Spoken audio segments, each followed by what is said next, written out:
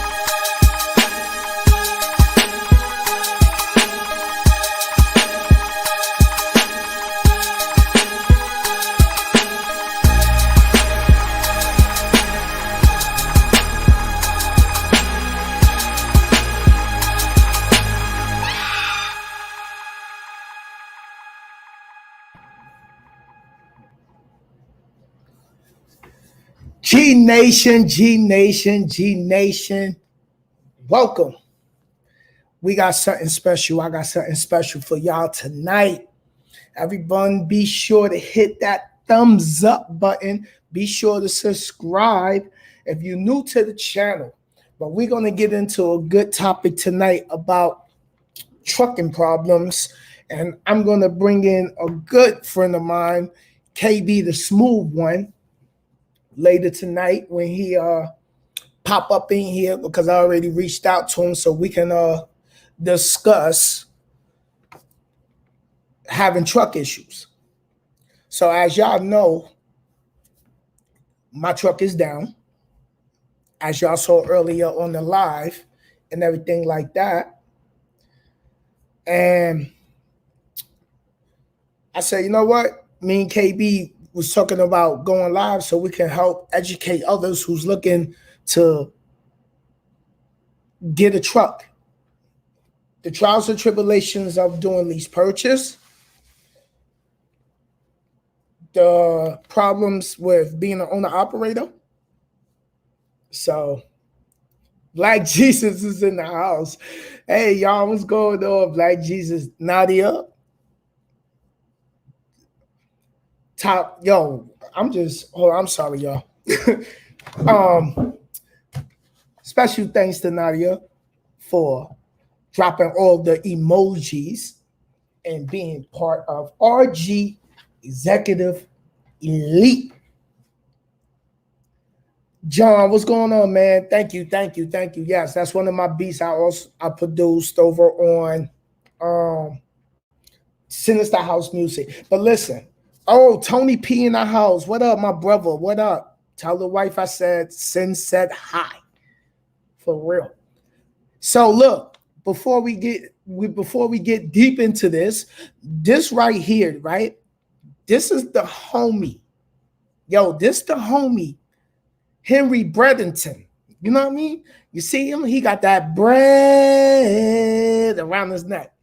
He don't know. He hitting the pavement, moving, right? Henry Bredenton. That's his name. That's why I named my New York City pigeon right here. Henry Bredenton.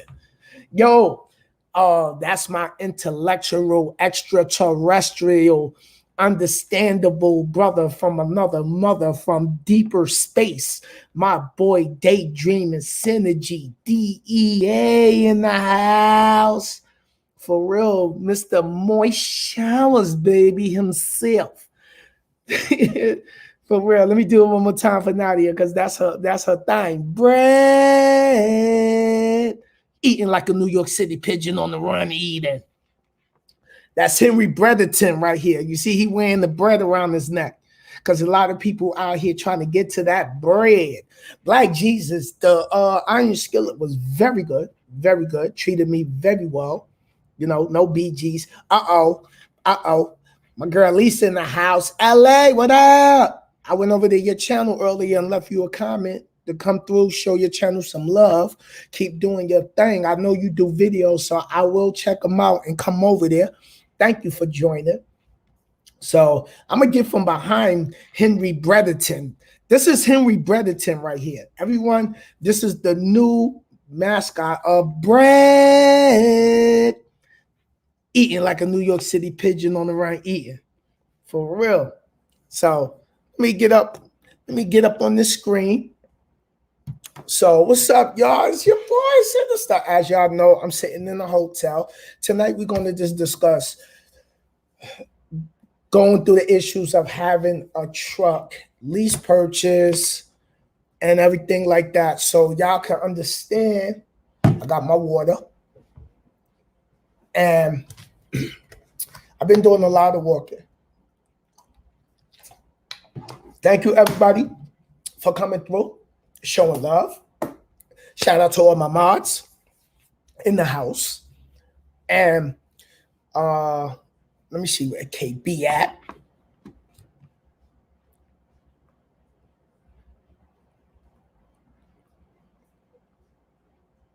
Okay. I'm waiting. You, KB.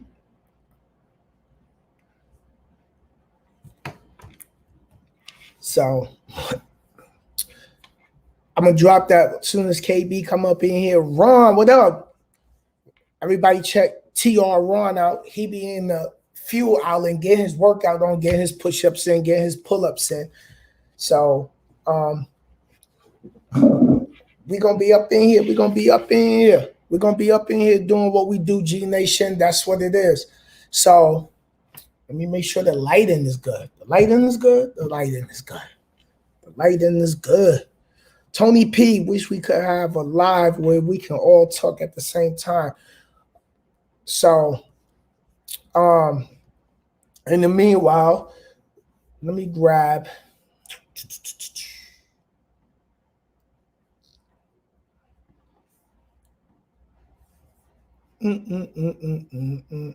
Okay, hold on.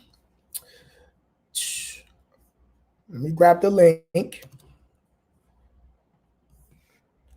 So, because Tony P said, wish we all could have a live where we can all talk at the same time.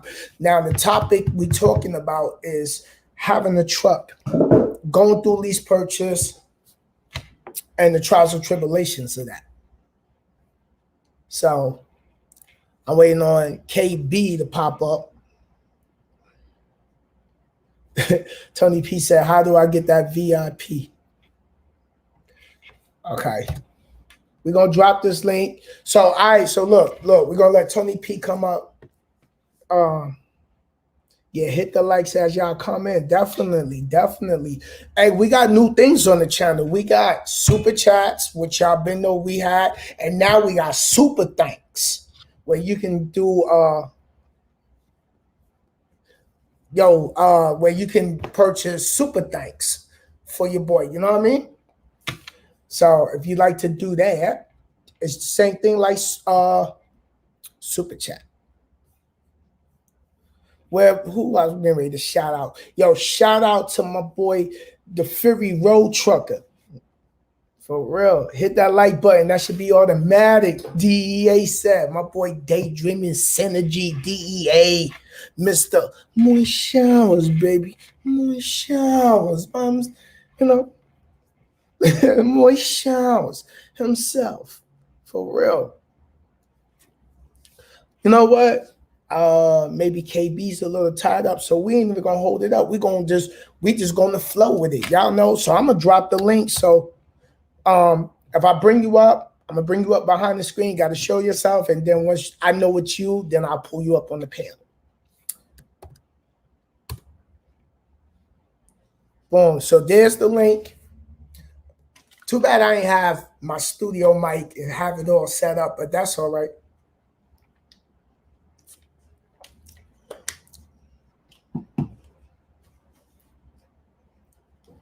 So LA said, been there before, would like to know what's different now.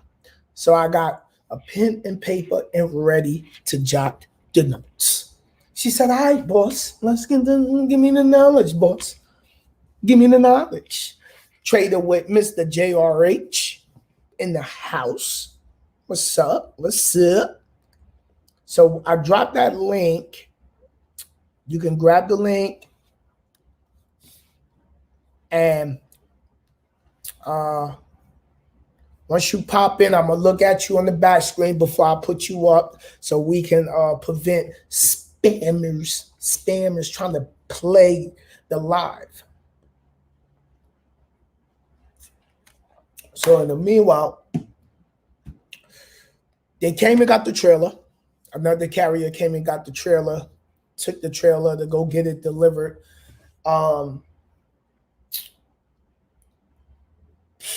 The wrecker lift my truck up, moved me from in front of the trailer and everything like that. Yo, Steven, what up? So the wrecker lift the truck up, moved me forward so the other driver could hook up under the trailer and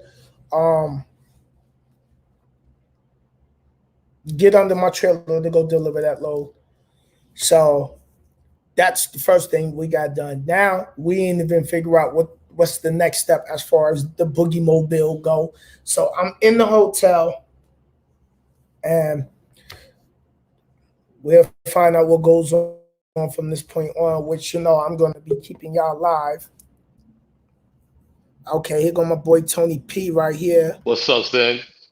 Yo, my brother. You know what it is. You know what it is. Over there. Trying to put it in motion. For real. Tell the wife I said hi. You tell her. Say hi to Sin. You going? Hey. Tell her she cutting. She cutting. Like she in there cooking. Yeah, she cooking. You know, she trying to put it in motion. You know what it is. Hey, this is what I was talking about right here, Sin. This right here. This is the pop right here where everybody.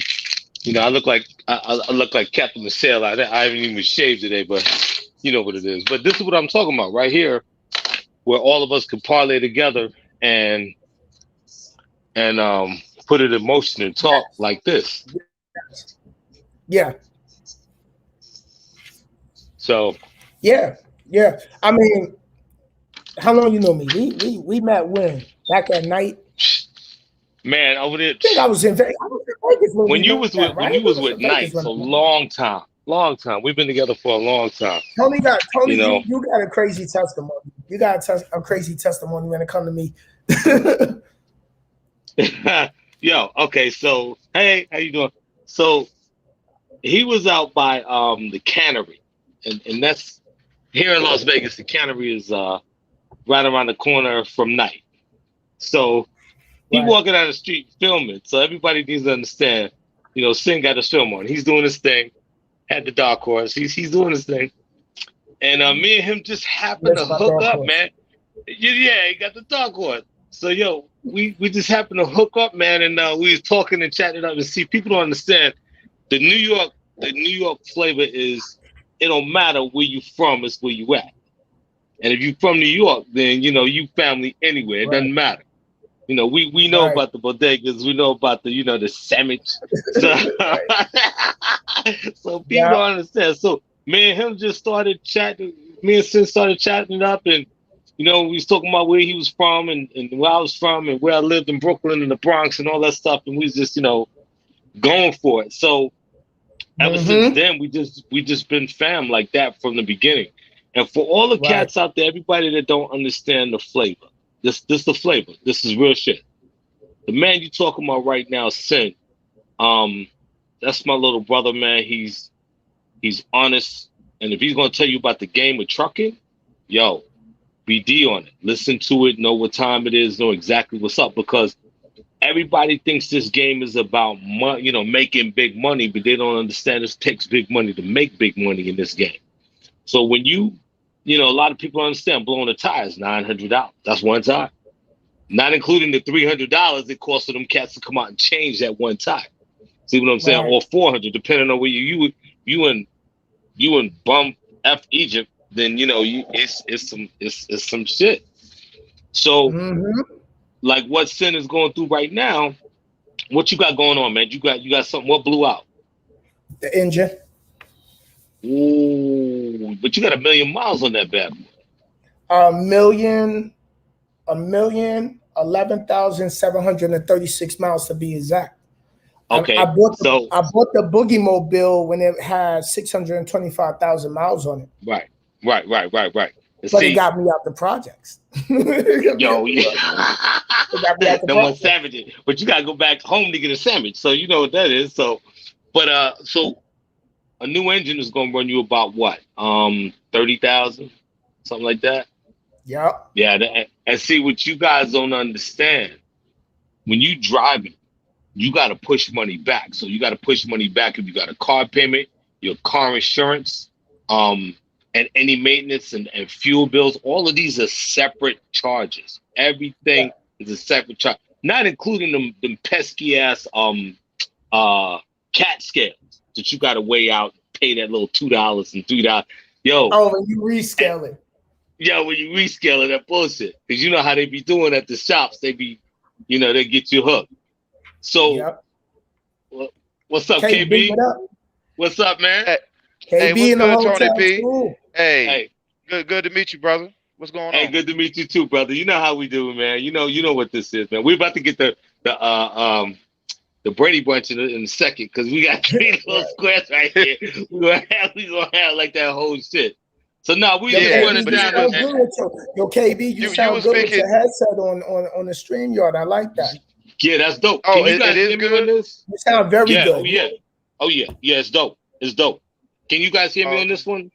I can hear you clearly, Tony. I bet. Y'all all clear. But you was speaking real junk, Tony. Like you was getting into. You got to put money back out here, especially if you're gonna do this owner-opera thing, man.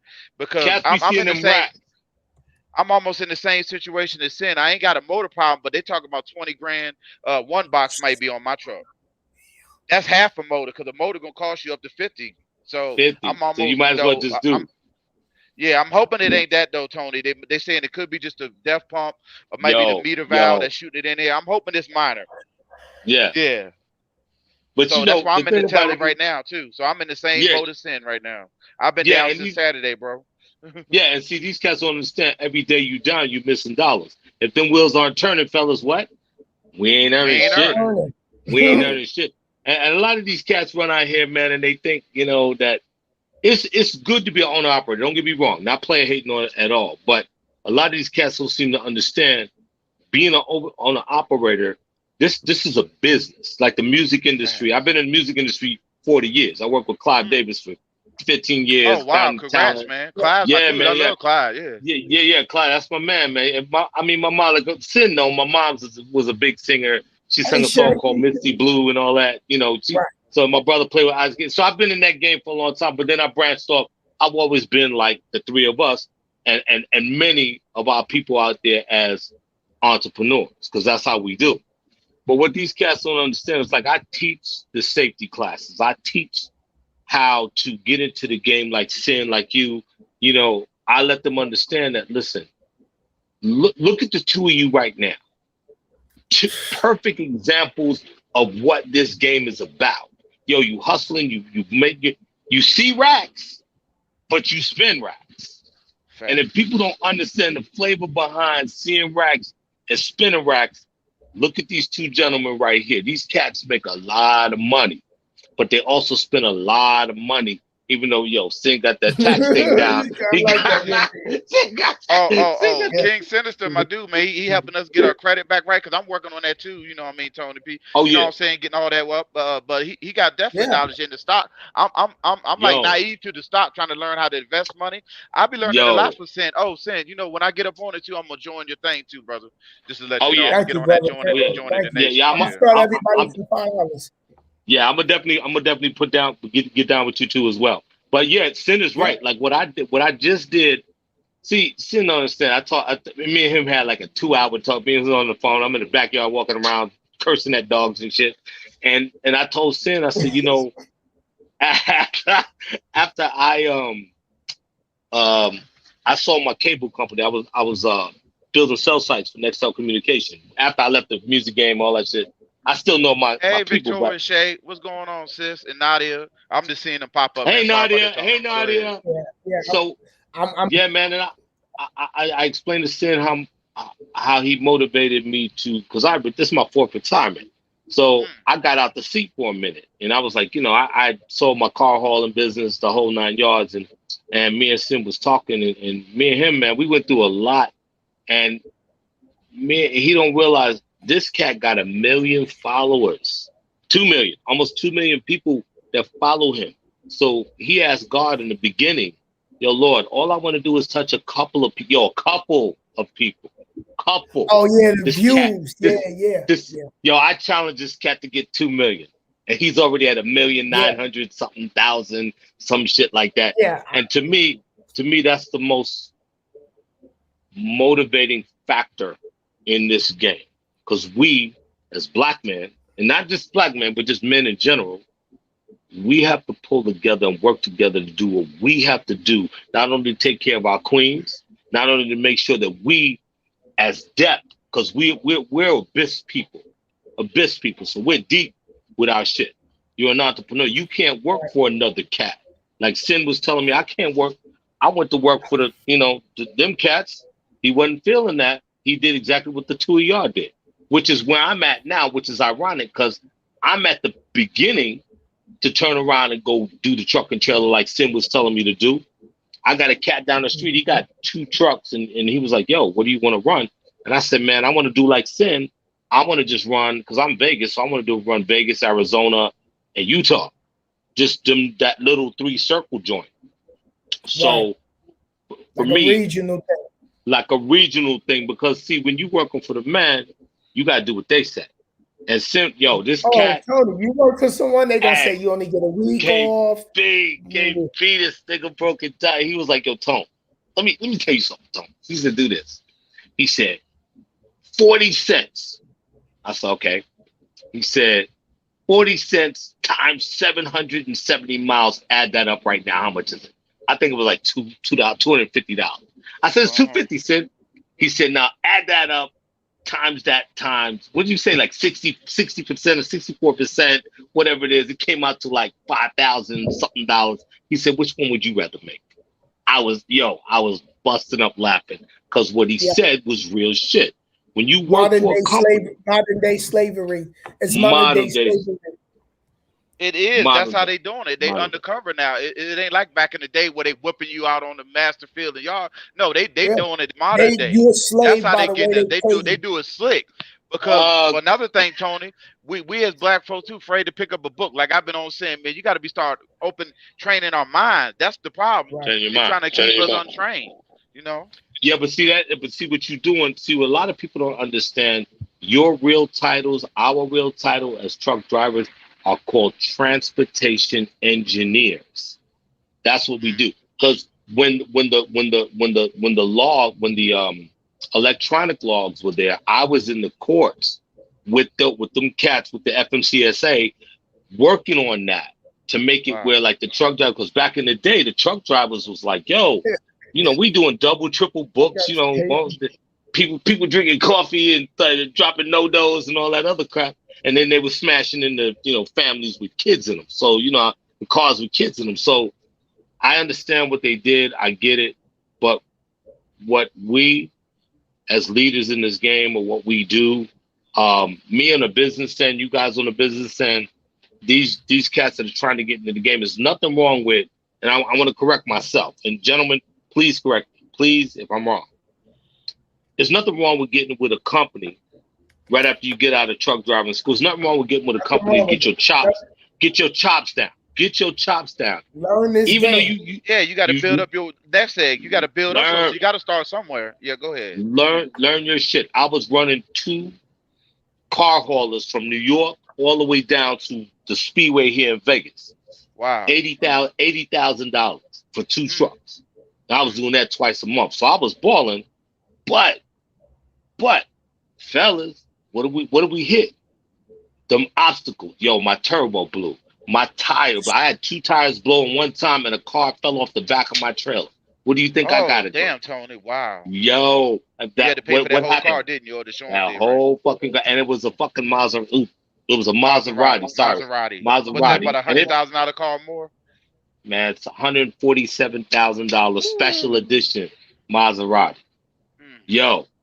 But your surety bond, people don't understand that $1 million surety bond, that has nothing to do with your car insurance, your truck insurance. That's your surety bond for your loads. Had nothing to do with the flip. Nothing. Then you got to deal with your IFTA tax. Like a lot of these cats don't even understand what IFTA means. IFTA tax is, whatever state you driving in, that's fuel. If you got to pull over and get $5 in fuel, $5 in a big rig, I don't care. You're passing through that state because when your taxes come up, they want to see that it's better for you to fuel in almost every area. A lot of people don't get that with the IFTA. Yeah. I learned that myself too, Tony. Still learning. Mm-hmm. Man, true story. My dumb ass. That's the 2290. Yeah. Yo, check this out. True story. I get me a hot shot. First rig was a hot shot, a 3500 Duramax diesel with a 53-foot Kaufman trailer, so 4-car trailer. Because I saw this guy I was with Creek. And we was pulled over to the truck stop, and I'm with my trainer. I saw this guy, and he got golf carts on a 53-foot trailer. I'm like, yo, man, I'm asking questions. This cat was like, yo, this load is like $10,500. I said, for you? He's like, yeah. And I got to go back and get 4 more. I do that, So he's making $40,000 for them 4 runs on a hot shot. So yo, I was like, ding. Now. Right. Rewind the history. Now, working for a company is good when you start, but also bad. Here's why. So my training was over. Creed is in Milwaukee or one of them snow town, whatever it is. KB, you still there? Is he still there? Yeah. I'm listening. Okay, I'm still here. Got you. So, yo, it was December 23rd. They told me I'll get home by December 25th for Christmas, right? Yo, they gave me a Freightliner. Freightliner had electrical problems. I started it up. I was warming it up. It was snow, like thick-ass snow. Yo, it caught fire. Wow. So, yo, it's the 23rd of December. I'm stuck in Milwaukee somewhere. The snow is, like, crazy fat. Never saw that before in New York. Not like what, them drifts we got. And I ended up getting in a hotel. So I stayed in the hotel for 4 days. It was Christmas time by then. So I said, you know what? Let me rent a car, go home. Yo, this is how they dogged me out. I came home waiting. Now my home base is in Arizona. I'm in Vegas. Right. They moved the home base. Didn't tell me the numbers, no nothing. So I'm calling my trainer like, yo, man, what's up? What's the deal? A big ups to Sin's trainer, man. Big ups. Oh yeah. I'm calling like trying to, man. Yeah. Yeah, rest in peace, brother. I'm calling saying, yo, when am I gonna get my truck back? Blah blah blah blah blah. They said I abandoned them. So they 86 me from ever being on the platform of Creek. So I'm like, deuces, man. I didn't want to run your shit anyway. You trying to pay me 30 back in my day it was 25 cents a mile. Yeah. So I mean, when I came in the game, Stevens was paying 26. When I went to Warner, I made 29 for real at 17. Been in the game since 17. Right. So we all know the flavor. So my message to anybody on Sin's platform, on K's track platform, listen to these guys, man, because what you guys don't understand, yeah, it's cool to get with a company to get your chops. Beat up their shit. Beat up their stuff. You know what I'm saying? If you're going to crash their trailer, crash their trailer. If you're going to hit their shit, hit their shit. Not your shit. Get all your learning, your major mistakes out with the carrier while you're under that umbrella. Yeah. Okay, tell them. All the truckers that's in the chat, what was your starting pay for all the truckers in the chat? What was y'all starting pay? I see my boy Ron he made 25 cents per mile. Yep. Big Tim's, he made 29 cents a mile. Yeah. That was me. 70% or more is way better. So he's on percentage. Yeah. But wait, everybody don't know right now, like everybody, 29. Everybody don't know now. I got like, when I went to Warner, they gave me, what was it, with the safety bonus, I think it was like 32 cents. They doing, now watch this, they doing for, like he did 30 cents. Daydreaming Synergy DEA said he got 32 cents at CFI. 32 cents. Shit, 32 cents. Yeah. So that's another thing the carrier's doing. They're doing that safety incentive if you do get a certain amount of mileage, fuel, keep and your that's fuel a bunch down of bullshit. That's a bunch of bullshit. They'll give you more like 34 cents. I know it is. Look, here's something I need y'all to remember, right?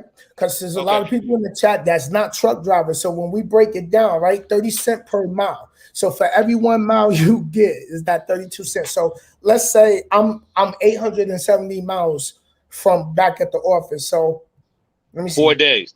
4 days. Times that by 32 cents. Let's do that.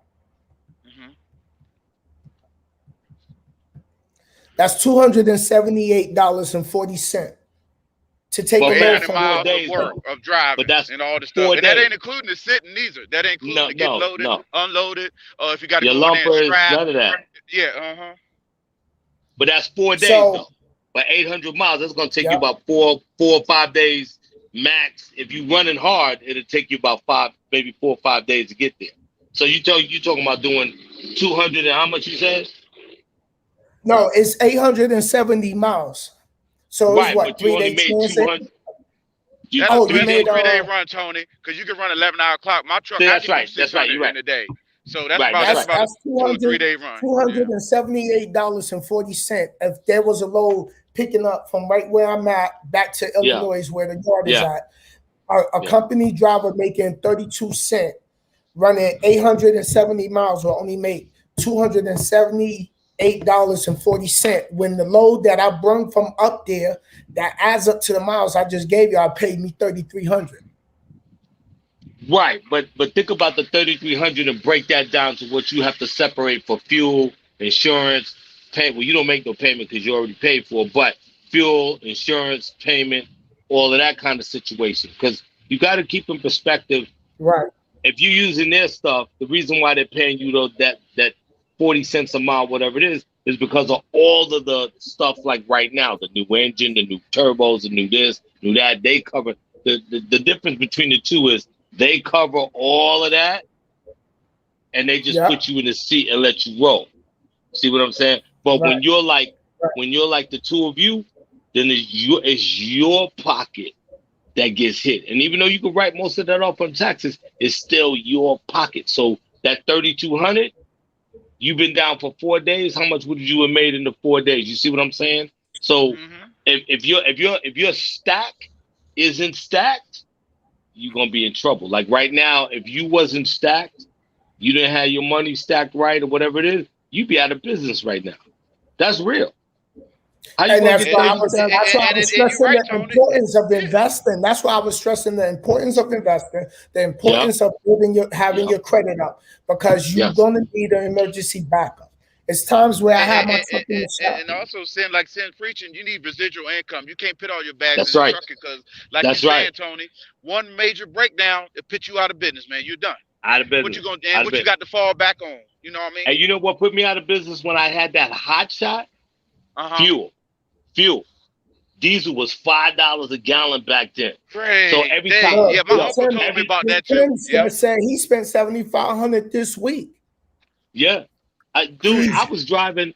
I'm driving. I got 4 cars on the back of that truck, and 1 car is free. Because every time I go get something, I'm always driving with fuel. So guess what? I'm burning a lot of gas in that diesel, going up and down them hills and whatever it is. And guess what? Car haulers, y'all always overweight. My man runs car hauler. Y'all always almost 100,000 pounds. If it's full 9-car rack, that's what he told me. That's why y'all skip the weight scale sometimes. He'd rather pay the ticket for them coming out there getting them than going through get their overweight ticket. I know. I got partners in the game too, Tony, that ran them cars. Yeah, man. Yeah. I couldn't. And that fuel will kill you. But Sin, you right. You 1,000% right. The diversity. And what's happening, like when me and you talk last, man, I just dropped 17 racks on paying off all my credit cards so I could make sure I got that clearness. So I got nothing. And right now I'm about to put my son on getting the car I bought for him so he can pay his own joint. So the thing about it is you're right. When you go out in this field, like a lot of people, they'll go get a car. Like they don't understand that a lot of these trucking places that are selling trucks, they got a different way to get you finance. And that different way that they get you finance, you can have the worst credit on the planet, but they're gonna get you with the interest rate, and then they're gonna also get you on the fact like your car payment to be $1,000. You'd be like, I don't care, I'll make that. No, bro, you don't understand. Getting to where these guys are right now, with Sin and KBR, and Big Tim, all them cats. Yeah, Big Tim just said he trying to pay off them credit cards. Yo, Tim, but Tim, that credit card came in handy, bro. That credit card came in handy. Yeah. But see, a lot of people don't understand this too, and I learned this really the hard way. Ooh. When you got a limit, when you got a $10,000 limit on your card, or $2,000 limit on your card. How much money? And this is a quiz, pop quiz for everybody out there. You got $2,000 on your credit card. How much should you be spending on that credit card? You shouldn't spend no more than 10% of that credit. I was about to say, because they gave you that limit, you don't want to overdo. Yeah. Now listen, you can spend and max it out, but before that reporting pay it off at the end of the month. Before that reporting date, see, it depends when your credit card company that you have is calling the 3 credit bureaus to report your credit utilization. So what you want to do is you want to pay it off before the reporting date, but leave maybe $50. So it's like out of that $2,000, you only use like maybe 5% of that credit line on that card. True, absolutely true. And that's what bumps your credit. That's what bumps your credit. You got to use 30% of your credit, period. Like 30% every month. So, for example, you got a $2,000 card. You shouldn't be spending no more than $300 on that card. Now, if you max it, make sure at the end of that month you pay that card off to avoid the interest charges. That will allow you to bump your credit up even more. If you got 1 credit card, 10 credit cards, it don't matter. Make sure you pay it off. Never carry a balance. You carry a balance. What that balance is going to do is cripple you. Because guess what? Why you giving away free money? Why would you give away free money? These are facts. Tell them, Tony. Yo, honestly, If you got $2,000 and you turn around and you spend $2,000 on a big gym, I understand it's about the score. The score is very important. It sure is. But the thing about it is a lot of people don't understand the score ratio and how it actually works. If you spend 30% or whatever you your history, how long you had your credit card, if you got any closed account, if you don't never close your credit cards, that'll hit you too. Because that goes against your years of having that card. What I've adopted is this. I've got like maybe 10 different credit cards, all high limits. So what I do is I take one card a month and I'll spend, like, I got one card that's got 8,000 on it. I'll spend $200. I go to dinner, take mama to dinner, whatever it is. If I see a flat screen I like or something like that, I'll make sure that the money is in the bank. So when that bill comes, I'm going, bang, here you go. Here you go. Look, I just want to add something Tony just said. That's how a lot of us, especially as black folks, they get us with this credit. They don't go out there and spend what you don't have that you know you ain't gonna pay by that due date. That's what a lot of black folks get caught up in. Why they all got their credit card maxed out and their credit jacked up? Because the agenda, the man, the system want us to go. Oh yeah, they offer you all kind of credit, but go out there and max it all out. Now where you at? That's where they want you. But see, you know what? It's not even all about black or white. It's not all about any of that. Us as a people, we get hit harder because guess what? A lot of us don't have the capital, and we see others balling out of control. Like when I used to tell cats in the music industry, man, these cats run around seeing these cats with all this gold and jewelry. And Jacob the jeweler was a good friend, was a dude I knew, and his brother handled the other side of it with the fake jewelry.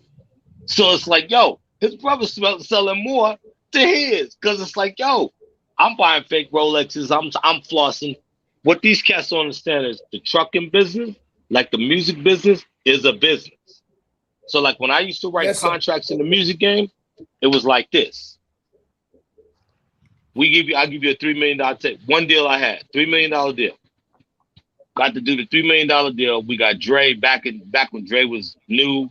We got Dre, we got Pharrell. Pharrell wasn't even there yet, but we got all of them cats for a pretty good amount of money going through Sony. Yo, $3 million deal. Guess what happened?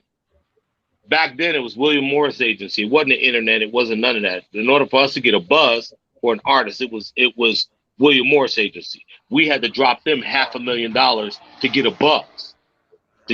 Put you on different radio stations, all that. Guess who's paying for that? You. So when you got your whole entourage and you chilling and everything is all good, yo, that bill come in, it's $2,000, $3,000. But you Moetting and everything else, right? Who paid for that? You. Because guess what? Your road manager's sitting there going, oh yeah, okay, you want that? Oh, okay. You want that? Oh, okay. Yeah, you want that? Oh, okay. By the end of the trip, yo, you owe the record label money, and guess what? The tax people, you in a 6% tax bracket.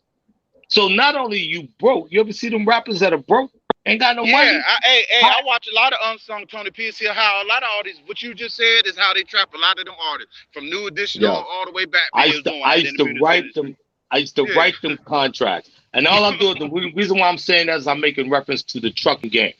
The trucking game is a contractual game. When you guys are contracting your shit out to other people, guess what? Read that shit. Our trucks onto all these other carriers. Like, I got a boy, he bought a truck, a tractor and a trailer, and he hitched on to Walmart. And then he hitched on to Amazon. And I'm like, okay, so they doing you right? He said, man, I feel like a company driver. I said, you are. You are. You signed on with them. They're using your truck. They're paying you like $1.25, $1.30. You think you getting over, but you're not. Because guess what? Exactly. You still, no matter what you do, you still got to pay for that $900 tire. You still got to pay for that. What did you pay for $4,300 the other day, Sin? What was that? Oh, $4,700. That was I had the $4,700. Yeah, I had to get the chassis harness replaced, which was the wiring that I showed in the live. Yeah, you showed me. Because that's what was making my acceleration go out going down the road. Then I also needed a PM. My PM was due. And when you get an older truck, you got to do your PMs. I started doing my PMs. Tell them what a PM is. Hey, a lot of them no more than 20 on my truck. I try to do it at 18, 20, no more. They talking about they got this new oil. They want you to go up to 50,000. No, they want you to blow your shit up. No. No. Tell them what the PMs are, because I'm sure a lot of so the PM is when you take your truck in the shop to get the oil change, you get your fuel filters changed, you get a grease job, and all of that. So it was already the 3-mark month. And when you get older, when your truck start getting up in miles, you start doing PMs more frequently. Than you do in the beginning. Because that oil, that system needs that new oil. So I had to get the chassis harness replaced, a PM service done. Come to find out, I had my brakes was cracked on the stair axle, and I had bad brake drums because my brake drums had heat cracks. So I had to get brand new drums for the stair axle, brand new brakes, because I kept hearing some grunting sound with the brakes in the front. The brake shoe was broke. Right. Yeah. But tell them, but see, they don't understand what that is. They don't know that maintenance shit, that's real shit. That's real. Yeah, if you don't change the oil up in your truck, that oil gets old. It starts getting clumpy. It breaks down velocity quicker. And the older, the more miles on it, the older the engine gets, it breaks that oil down quicker. I don't care what kind of high performance oil you put in that bitch. And then talk about that depth and how expensive that depth is. That's what I'm going through right now, Tony. That's what I'm letting y'all talk. That's what I got going on with my truck. That's exactly why I got KB up here. That's exactly why I got KB up here. So KB, go ahead. Tell us your situation on what's going on with your truck. All right, y'all can hear me clearly. I am walking outside trying to get this exercise to win. But all right, so I just like Sin just spent $4,700. I just spent almost $3,900. Just got out the shop, was down 20 days last month. So I'm back out here running. I'll go out here to Colorado. Truck ran good, everything good. Get up to the shipper. The def light cut on, just wanted a Regen. I'm like, the little Regen light. I got a Freightliner. I got a 2016 Freightliner. And what a Regen is, explain to people that don't know, is the system has to burn the soot out. That's what the def system is supposed to do. It's like a catalytic, and the filters in there, and it shoots the def in there to clean out. So when it comes out the exhaust pipe, after that, it's clean air. It's not the black soot you used to see back in the day with the black smoke and all that. No, they got rid of that. So I let my truck do the Regen. Then all the other lights cut on, the red engine light, all that. Sin's seen my pictures and stuff. He's seen it already. Yeah, everything cut on, the stop light. So my engine kept cutting off. It derated all. It won't even let me move. I'm like, Jesus, what's going on, man? So I get out there. I'm checking all my sensors because I can get to my one box. I'm looking at everything, and I'm like, all right, so I got to call the mans in them out there.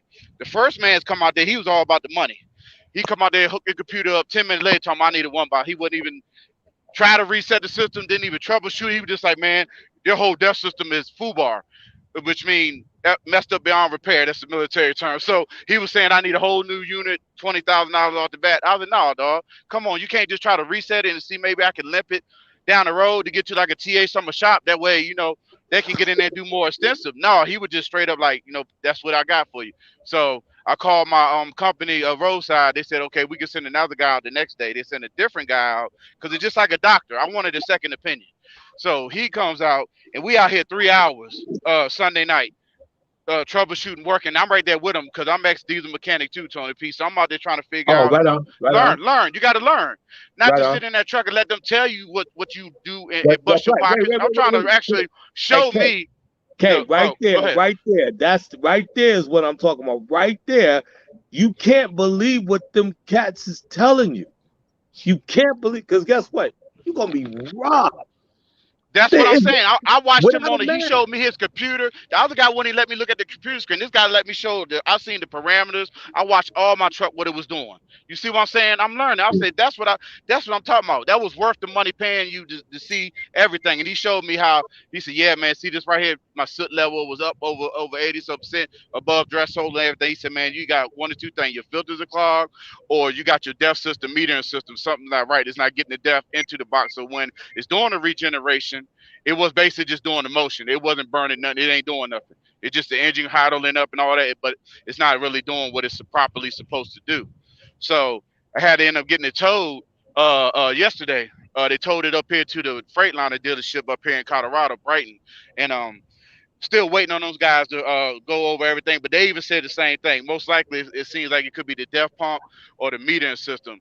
But see, from learning and getting out there and him showing me, still some guy that's telling me he hooked the computer up and talking about, hey, this is what's wrong. No.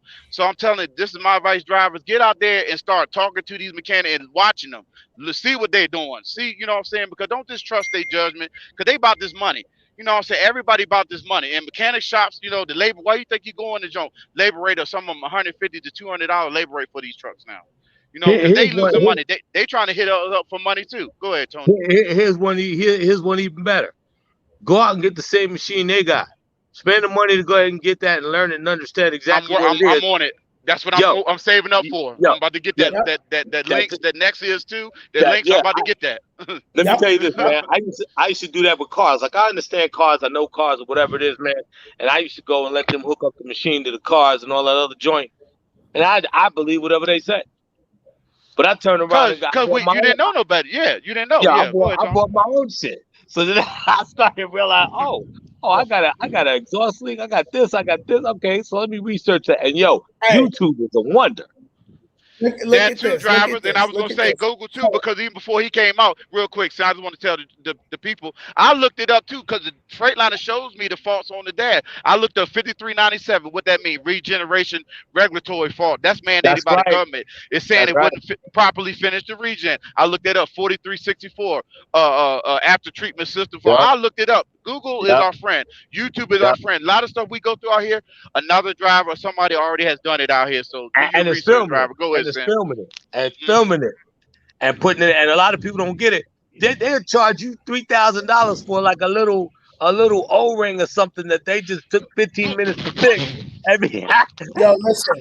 And some of the stuff you can get out here and get a tool set to do yourself. Sam, no, he got tools too. Yeah, go ahead, Sam. My bad. Yo, KB, let me tell you and Tone what happened. Remember, I said that the Petro had to call Volvo to get that gasket in the screws. Yeah. $224. Wow. For 4 screws and a gasket. Wow. Because you was talking about the intake thing you showed yesterday on your live. Yeah, the intake thing with the boat. So they tried to charge all of that. Yeah. Wow. Yo, they got and as open that was, Sin, any normal-minded person could do that. Even a female driver could do that. Take them boats off and do that with the right Curtis, man, I appreciate it, man. Shout out to Curtis, man. Definitely. Yo, KB. Yes. You know, some people want to know about Lease, right? Because they was asking me about Lease. And hold up, who was this? Margarita said delete 2016 Cascadia as well. It runs awesome now. All right, there you go. You know, you got to keep that on the low. You got to keep that on the low with the delete. And you know, they're coming out with laws too, because you know, California, New Jersey cracking down on it. My brother drives truck. Let me give you his partner got caught up in Jersey, and they looked up his van, and they went down there and seen his system deleted. Guess how much fine that boy had to pay? Damn, as much as it cost him to delete it or more. Okay, so for all of y'all cats out there, sorry about this. Let me say this. For all of y'all cats out there, yo, your boy Tony P, the traveling man, me right here, I was the guy coming out and checking for you. I was the guy coming out there with my little badge. I was the inspector. I was the cat going, you trying to cheat the system, huh? Oh, I was that cat. So what I'm trying to tell you is, when I say I was at the courthouse when they were doing the actual thing for the electronic logs, I was there when they were making the law for that. So I studied the FMCSA regulations. I know all that foundation shit, and I'm telling y'all right now, everybody understand this. They are not joking. Why do you think California is so hard to go through? You can't go through California unless your shit is like 2012, 13 and up, unless you skipping around and flipping around and doing some stuff. And they got so many. In California, you're not in California. Tony, let me ask you a question. When you was up there with the lawmakers and all that, who lobbied to get all that stuff done? Wasn't it mostly Cali, West Coast? Yeah, Cali did that. Cali, because the thing about it is Cali was like, California's like their own country. They're right. That's what I was about to say. Their own entity. Yep, damn there. Texas on that shit too. Florida too. So the thing about it is Cali's a no-go zone. That's right. A lot of people don't even want to go to California because I don't even go. Right out of Vegas, Sin, you've been on this side where you going out of Vegas, and right there by the state line, they got that highway patrol shit right there. And the way that they made the freeway now, you got to go right past. You got to go right. There ain't no getting past. There's no avoiding it. No, you got to go right there. They're not playing. And then you got Eric said he had a $10,000 on his DEF repair. Yeah. Eric, I'm feeling you, man. I'm hoping mine ain't running that high. I feel you, Eric. Go ahead. And then that brings us back to full circle. In this game, it's not all about watching the stacks somebody else is making, because you don't know what this situation is. Everybody's making the stacks. Everybody's showing you, yo, I got bad stacks. I'm doing the damn thing. Yeah, right. Let's talk about your real numbers. Let's talk about what's going on with your maintenance. Let's talk about what's going on with your truck payment. I want to see a consistent. Let me show me the last 3 months of your statement. They ain't showing none of that out here on this internet, this YouTube, Tony. It's a lot of illusion, man. A lot of smoke and mirrors. And I wish one of my other drivers was in here, because she would really need to hear something like this, because she's going through something like that. They got too many David Copperfields out there. And it's they watching too much of this social media. And they trying to be like that next person. Don't be like that person, like you just saying, Tony. Don't count that other man in a woman pocket. Be you. Do you. Right. Yo, look, I know some cats making big stacks running illegal shit, but I'm not trying to ever get them. I mean, I see cats with suitcases full of money, but guess what? Eventually, the shit will catch up with you. I don't care who you are, what you do. What's done in the dark will come to the light one day. Hey, KP, I've been a Mason for 40 years, so yeah, what's done in the dark will come out in the light. Okay, yeah. Look, yo, KB, the spinoff of what you were saying, right? Because your truck is down, I'm down. Even the other driver that came from the carrier I'm pulling for, he's down. Now, earlier, I ran into the other driver because he texted me, was at home, and he was going to treat me to lunch. But I was already at the Iron Skillet earlier today. So anyway, people out here, they got trucks and they don't put no money up. Their priorities is not straight. They budget their money. They don't budget their money. Spending it as fast as they're coming in, sending them $3,000-$4,000 check. They ain't putting out a dime up. They're not paying for their taxes or nothing. They're not taking the 20%. I'm from Virginia. I ain't because y'all say, I just want to reiterate real quick.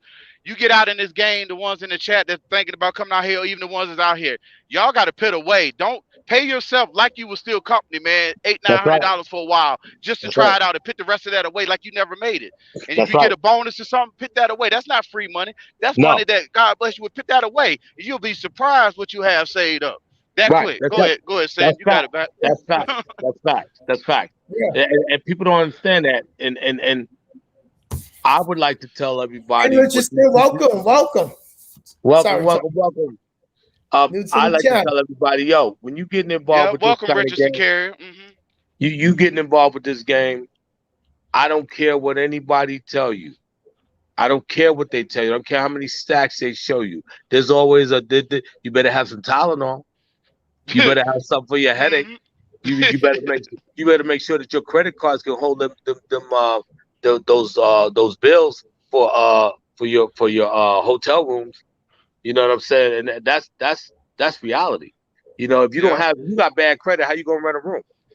Thank you. Like me and Sin right now, we both sitting in the room. I'm just walking around outside, but sitting in this room. I got my room over there. And guess what? But KB, because you got to pay for that. Company not gonna pay for that because you own operator now. You not no company driver. They're not paying for that. $98 a day right now. I'm sitting there, Tony. $98 a day for this room. KB, you took the words right out my mouth. Yep, go ahead, Sinnizter. You took the words right out my mouth, KB. You was reading. You was on the same thing. I was getting ready to say. Same level, yeah.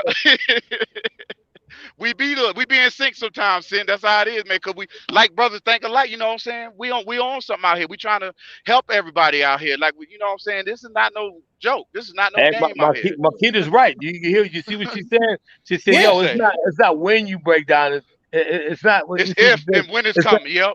Yeah. It will come. You got the brand new truck fresh off the dealership floor. She drove for 17 years. Hold on, let me find where she put that comment. Okay, go ahead. Let me highlight her because she it's not if, it's here when. Here we go. Look. That's a good term. She said she been 17 years in trucking. Been there, done that. That's knowledge right there. That's 17 remarkable. Years of knowledge. Marquita Rod, that's remarkable. Huh? And congratulations to sis. And congratulations. Congratulations. Back in the day, women wasn't driving trucks. And I'm so happy that they are now. Women were not.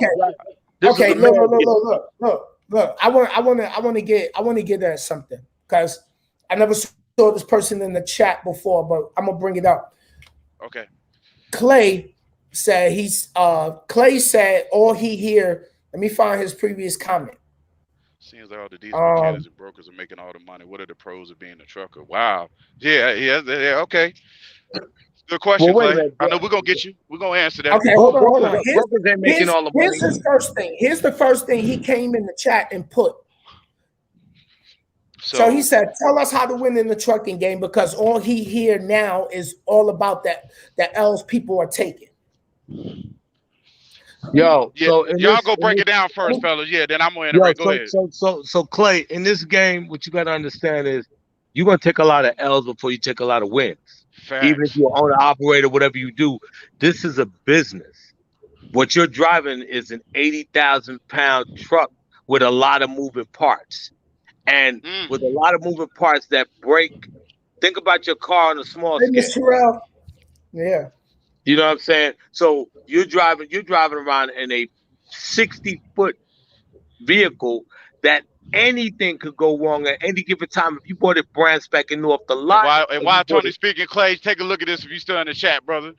That's what we go up and down the road every day. That's a pretty ass Pete right there. But yeah, go ahead, Tony. Keep on speaking. So what you gotta understand is the pros about driving a trucking game, you're independent, you do your thing, you handle your business. The goal when you're working with a company. Oh, look at that bad boy. That's beautiful. My God. Love it. I know. Ain't it sweet? I ain't mean to interrupt you, Tony. Go finish. I just want to show them. But right there, that's the reward right there. Right there. That's it. That's the end game reward truck. Yeah, that motherfucker's nice. That's all paid for in this trailer. That's it. So Clay, I don't want you to get the wrong idea that all three of us are sitting here just bashing trucking. We not. What we're just trying to give you the real. Yeah, go ahead, Tony. Yeah. We're just trying to give you the straight knowledge because a lot of these cats that do go out here, like both Sin and KB are saying, and I'm saying, they go out here and they see the 3,000, the 4,000, the 5,000, but they blow it so fast that when something comes up, they do not have the opportunity to keep themselves alive in this game.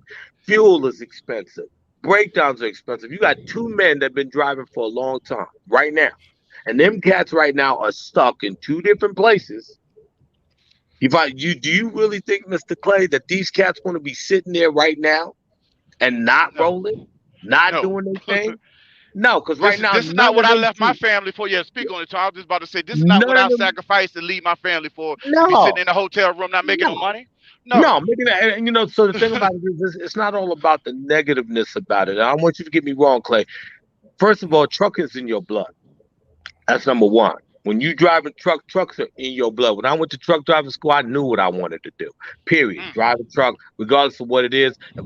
My whole goal was work for a company, get my chops in, work my stuff, buy my own rig, which is the ultimate goal. Sin did it, KB did it, I did it, and that's what the deal is. But it's the other end of that game that you have to understand the solidification of exactly what you do. So, for example, when you go into that end game, make sure that you go into that end game with about 30, 40 racks in your pocket for anything that happens to go. Like you're gonna get a loan from any trucking company. You could lease on to a company. You could buy a truck from a company you work for.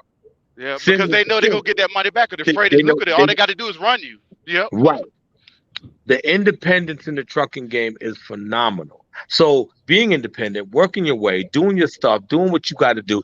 Yeah, man, that's where it really makes sense to be in the trucking game. But don't be in the trucking game to stack racks and I'm going to be rich and nah, man. Because if you don't solidify your money and separate your dough and pay your taxes and make sure you have a budget set aside for any breakdowns, any hotels, anything you want to do. Eating is expensive out there. Doing all that stuff. And then health. Let's talk about your health. If you ain't walking around, I was going to get on that. Yeah, go ahead, Tony. You walking around and and then all of a sudden you don't realize how you got high blood pressure, diabetes, all that stuff. Yo, man, it's a give and take game. You gotta love the trucking game or you gotta hate the trucking game. And if you hate the trucking game, this ain't the game for you. If you love the trucking game, then all that other crap that we're talking about right now is worth the sacrifices. It's worth the pain and headache to get there. Yeah, the grind. As we say, we grind every day. Get up. Right. I call it rise and grind. Let's get it done, baby. Rise and grind. And like I remember when Sim was telling us, I remember that one live you did. You talking about, man, I did 5,300 on something, or I forget what you were saying, and you were like, yo, this is love. This is love. But then you had the breakdown. But you were prepared for the breakdown. You follow what I'm saying? You're prepared. Exactly, Tony. When it's great, it's great. But when it's bad, it gets real bad. And Clay, all we're trying to tell you is to show you the other side of the truck. And most of these guys and gals on YouTube, no offense, 70 to 60%, they're going to show you the limelight. Just like Tony was saying about the music industry. It's kind of the same aspect. They're going to show you the flashiness, show you all the money. They're not showing you the bad weeks without a paycheck. People didn't manage their money right. That's one thing too. You got to be disciplined out here to be an owner operator. You got to be willing to be disciplined yourself. Hey, should I be spending this right now because I know a rainy day coming? You got to calculate. You got to look towards the future. My truck got 600,000 miles on it. I know what's coming up for my truck. I know it's going to need a rebuild. I know a clutch need to be done. I'm preparing for that. I'm putting away for that. I'm not going to wait till it happens and then I'm asked out. Yeah, you know what I'm saying? I'm not going to wait till it comes and then, oh, shoot, now I'm asked out. Excuse my language. That's what we're trying to show you, Clay. It is a lot of lucrative in trucking. It's a lot of success in trucking, but we just try to show you the other side that you need to prepare for, too. It's both sides of the ball fence of this. Mm-hmm. They don't show. Like, see, Clay is new to the Clay might be. I never seen him in the chat, so he probably just been watching me in the bushes. But if you've been on my channel, first of all, I don't go into doing, I made this, I made that, for the simple fact, because then if you run out here, I ain't never showed my pay on here at all. And if you run out here, if you run out here and you be like, I heard Sin say he made $3,000 this week, and you run out here, you go get a truck, don't know your running lanes, don't put no money up for repairs when it come to your truck. Have a blowout. You out here with a truck. You out here with a truck. Look, you out here with a truck, and you running like a company driver, and you running every 3 weeks, and you running right back home. Where you going? When you trying to have your own business, but you running like you got your own truck, but you got a company's mentality, and you running with a company's mindset when it comes to not paying, just throwing fuel in there, not calculating that per load, not knowing what lanes stuff. And like you said, you're responsible for so many things out here. Yep, go ahead, Sin. And also, running the load board, and also like you saying, Sin, what money do you have in case something major happens? Can I get home? What if emergency happened at home? I'm gonna put that out there, y'all. You got $1,000 for a plane flight when you over in Cali trying to get back to Virginia, East Coast. Y'all got to think about that. And you think about this right now. We got COVID and the Delta virus right now. Facts. Your family member gets sick. Your family member gets sick. You got to park your truck somewhere. Exactly. If you are owner operator, it's not pulling into somebody's yard. You got to drop it. You got to drop it in the truck. Man, where you gonna put that? So then you got to fly home, protect yourself. Clay, what you got to understand, man, is what we're trying to say is the unexpected is always expected when you are trying to run your own game. The unexpected, like Big Tim just said, $3,500 on the clutch, a couple months. Come on, man. Understand this.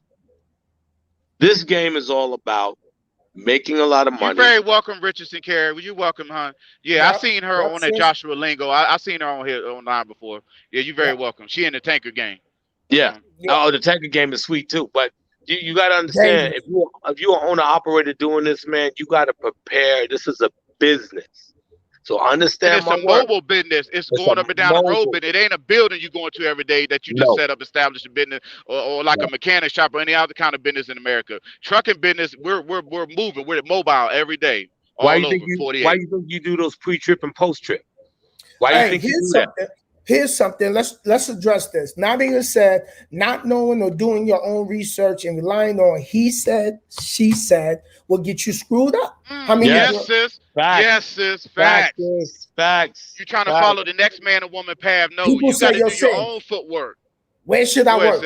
Where should I go? What you think about this? I don't tell them no. Yeah, go ahead. I don't recommend no companies. Yeah. Well, the reason why you can't say that is because guess what, Sin? Your experience with Night and them other companies and your experience it's not going to be the same. Like, yeah, Tony, you could go to Night and not going to have the same experience as Sin. I go to Night. Y'all could come over here to where I'm at or went to Rail and not had the same experience. Every experience is different. Every person is going to be different. You got to make your own path. But no, don't get us wrong. You can go in there, listen to us, get tips and stuff, but you got to take that and dice that up and make that, apply that, implement it in your own space and make it work for you. Don't out here listening to everybody. He say this, that, and that, the third. No, you're going to be set up for failure every time out here. Yo, hey, Sin, you just see what Big Tim said? Big Tim said, look at that. I average $45,000 a year in maintenance alone. Hey, Big Tim, I 11 grand already, and it's only halfway through 21. I did a video coming on YouTube, y'all. It's taking forever to post because I've been walking around and moving. I do it off my phone, but I got a video coming on my channel showing y'all the receipts of what I've spent on this truck just this year alone. Already over 11,000. That's not including what's right now. What's going on right now? Can we be honest? Tim spent $45,000 on maintenance this year. That's some people's salary for the whole year. Thank you. The whole year. Some people don't even make $45,000. They had $20,000, $30,000 a year. Right. KB, you know why they don't make that? Because the discipline is not there. So they want to run and do what they got to do and then go home and chill out and play Nintendo and all that other crap, or play Nintendo in the truck or oversleep or all that other crap. See, this is a discipline game too. I watch Sin do his studio stuff. He go right to sleep. He ain't worried about nothing because he know he got to get up and move that business in the morning. Same here. I'm not out here on. We do our thing right now, but I'm not like, say if I was driving tonight, I probably would have cut this short drive because I'm gonna get my Lease 6 in, in the sleeper because I got to get up and move. You got to discipline yourself out here. You can't be out here parlaying in the truck stop and on YouTube and Snapchat and social media all night long. And then now you got to call your dispatch. So, man, I'm gonna be late, man. I'm running behind. I done overslept 12 hours in the sleeper. See, that's excuses, man. You can't have that out here neither. You can't have that lazy mentality neither. Yeah, and if you get them, the messed up brokers. A lot of people think brokers make a lot of money. They don't, because guess what? A broker got big responsibilities. Because if your butt ain't there on time, guess who get the hit? And I'm gonna tell you something too, Tony, about trucking. The number one thing is sold in trucking. What can you sell? What can you guarantee in trucking? It's service. Saying that I got this truck. You need your freight here at this time. I got a driver, or I got drivers to get there. That's what these carriers sell. So when you out here effing up, that messes up their reputation, their report. Now they got to go to someone else because there's another carrier waiting at the door. I can get it there. They can relay. I can relay truck. I make sure you're freight there. You see what I'm saying? So drivers, you gotta be responsible. When you get that load and they assign that load if you're a company driver. Make it your due diligence. Now, things do happen. You can get delayed, traffic, blowout, stuff is going to happen out here. But do your due diligence to leave earlier. And that's another thing I'm going to say real quick. Plan ahead. It's called pre-planning, not just pre-planning. Pre-trip, trip planning. Look at the weather. Look out here right now, y'all. They're calling for a bad storm tonight. Look out here. Oh, you in Denver? That's wacky weather. That's wacky weather. Yeah, but what I'm saying, look at the weather, not just looking at your route. Also look at the weather ahead in the States, especially when winter coming, driver. You got to plan for that, and that way you can get a broker or your company a heads up, like, hey, I look like this going on. I see I-80 closed. Network with drivers, man. They up in Ohio. What's looking? Oh man, they just had a bad wreck. 70 closed down for like 2 hours. You can cover yourself. That's what these companies want. These brokers want you to tell them ahead of time so they can get with the customer and let it. It's better than you telling them after the fact. Now they got to go and say, "Oh, we're sorry," and it looks bad, and they're not gonna fool with you no more. They only gonna give you maybe 1 or 2 chances. They're not drop you like a hot rock. Drop you like a hot rock. How you gonna make your money then? You know what I'm saying? When you got a bad name out here. That driver, because you're a one truck operation. No, don't give him nothing. He ain't about nothing. He ain't on time no more. We ain't gonna give him nothing. No, and you know what? That's facts, KB. Like when you talk about plan your trips, can you control traffic? Can you control weather? Can you control? You got to factor that in though each day when you leave. Yeah, go ahead, Tony. Go ahead. Every single day, K. I apologize. I got a train coming. Go ahead, Tony. Now, every single day, you got to plan that. You got to think in your mind, yo, okay, first and foremost, if you got to be there at 11 o'clock, what time should you be leaving if you're like 100 and 200 miles away? Like drive 3 o'clock in the morning to make sure that you can bypass any morning traffic or anything else. This is my philosophy, Tony. What you just mentioned, I'm glad you mentioned that. You got to be there at 11. What time do you think you should pre-leave? I would say, yeah, like you say, no later than 3. Because I'm gonna tell you, on time to me is late. Early is on time. I try to get to every place if I can. Don't get me wrong, drivers. I'm not perfect, but I try to get there an hour to almost 2 hours early. Even if they don't take me in, I'm here because some of these gates, y'all tell them, "Saying you a reefer driver." I'm a drive box driver, but I done reefer. Get to some of them meat warehouse early at 2 in the morning. Walmart. I was at Walmart 3 hours at the gate, and by the time I got up to the transportation office, they talking about I'm late. I said, "No, my ELD. I was out there." Y'all, she said, "Don't worry, we know it's backed up today." But if you didn't plan for that and get there early, what you gonna say now? You arriving right on time, 10 minutes earlier, right at the gate, 1 minute early. Go ahead. Listen, the foundation of truck driving is this: get your load there on time, drop it, go get the next one. Even if you got to shut down, let's just say you rolling, you got your 11 hours, whatever you rolling. Let's just say you spend 5 hours, you knock that one out, go grab your other one. Ride as long as you can to get to that next destination. Park it out, even though if that thing is, you got to be there at 1 o'clock in the afternoon. And you shut down, get your sleep in, and get up the next day and get ghost. Don't sit there. And Tony, I'm gonna say something else to piggyback off of what you just said. You on 1,000-some mile, let's say 1,000-some mile load. They give you 4 days to get there. Let's just be reasonable, 4 days or whatever. Get most of them miles out because you don't know what's going to happen in that leg of that road. Don't lollygag and pussyfoot around till the last minute. Oh, I got 3 days, so I got time to fuck around, excuse my language, mess around, and then leave late. No, get it out there first. That way, if something does happen, say your truck blow a tire, or traffic or something, and hinders you. Now you can tell the broker they're gonna look at you too. Most of these places you got Adobe app. They trying to follow you now on your phone. They want you to link up, so they know when you ain't moved. So they're gonna say, "Why did you wait? Why didn't you just go ahead and go?" Oh, what you gonna tell them then? You ain't got no excuse. After your 10-hour break is up. Right. Yeah. So besides they monitoring that shit. Yeah, go ahead, Sin. Listen, I wanna address something because I just realized that Clay is from New York City and Clay. He's from where y'all at? Yeah, go ahead. He's from where we at, where me and Tony's from. He said he had his Class A since 2004, but never went over the road. Now he's working for MTA up there in New York City, but he wanted to leave and get in the trucking game. He just tired of the city, the city life. Because y'all can handle that. Yes, go and get it. I'm from the Bronx. I'm from the Bronx. And I'm from Brooklyn. So yeah, we know exactly what you're talking about. Yeah. And I understand what you're saying because the cost of living is high up there. And me being out here trucking, for my future, I'm working on my exit plan in maybe 2 more years to get out of trucking. It's other things I want to do. You know what I mean? It's other things I want to do. I want the family, everything. You know what I mean? And I don't want to truck forever. I don't want to die in my truck either. I don't want to die. We were talking about the sacrifice, Sin. You sacrifice, Clay. We sacrifice so much time, especially being OTR, dog. I stay out minimum 4 weeks. What, Sin? You just said you've been out since what? You've been out a good minute. Most of us stay out months at a time. Somebody did almost a year out here, just straight. Never coming home. I did the year. Oh, you did it. Yeah, so commend you, Sin. Commend you. The most I stayed out here at one time was almost 6 months. But I don't know about a year, God dog. But I done military, so I could do it. I've been doing it longer than that. But KB, I want more. I deserve. I know. You did deserve it. I know why you grinded that hard, and I commend you for that. A lot of drivers can't do that. That's another thing. Drivers want to run home a lot too, and they still want the same money. Go ahead. It's not for me to gloat. It's not about trying to say, showing off. It's about my list of goals that I have for my life. Exactly. You didn't do that for no kind of pedestal or nothing. I know, Sin. Yeah. I've been on. For all the new people that's in the chat, welcome and thank you for joining this live.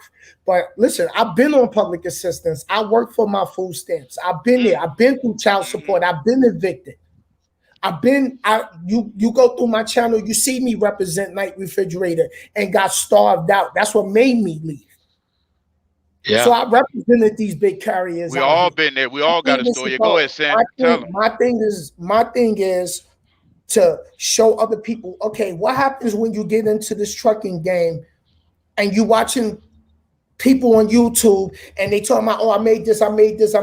It's a setup for failure, because what if you don't get to that?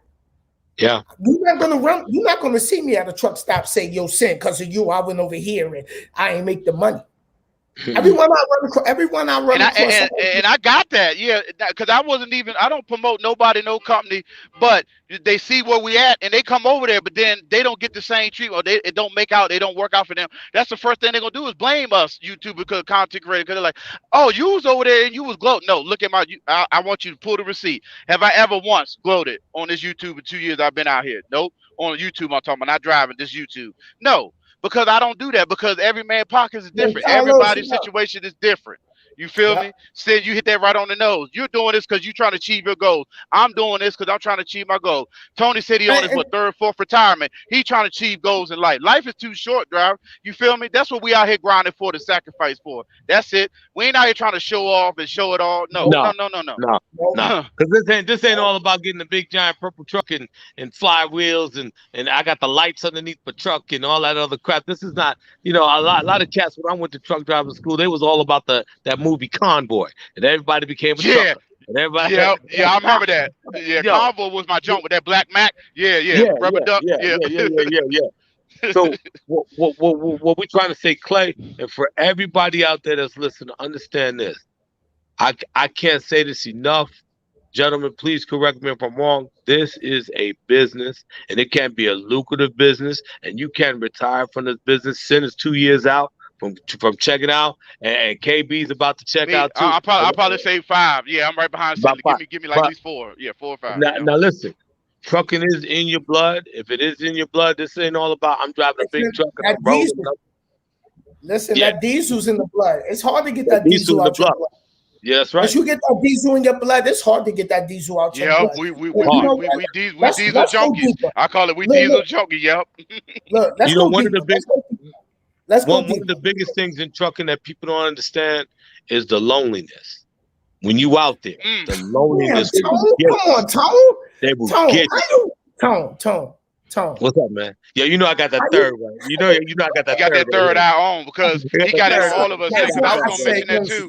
And the truck and depression, I was gonna get into that too. I didn't know we wanted to take the lie that way. I thought we just want to keep it on the Lease side. Listen, wait. Listen, we gonna be transparent tonight. That's what this is about. Yeah, we're gonna talk about relationships, being men on the road. Relationships, having wives, having girlfriends, trying to find the right woman. Yeah. Every day. I know what you're saying. Let's get the whole aspect of it. Yeah. For all of y'all that don't know, want to jump up in here, I'm gonna drop this link.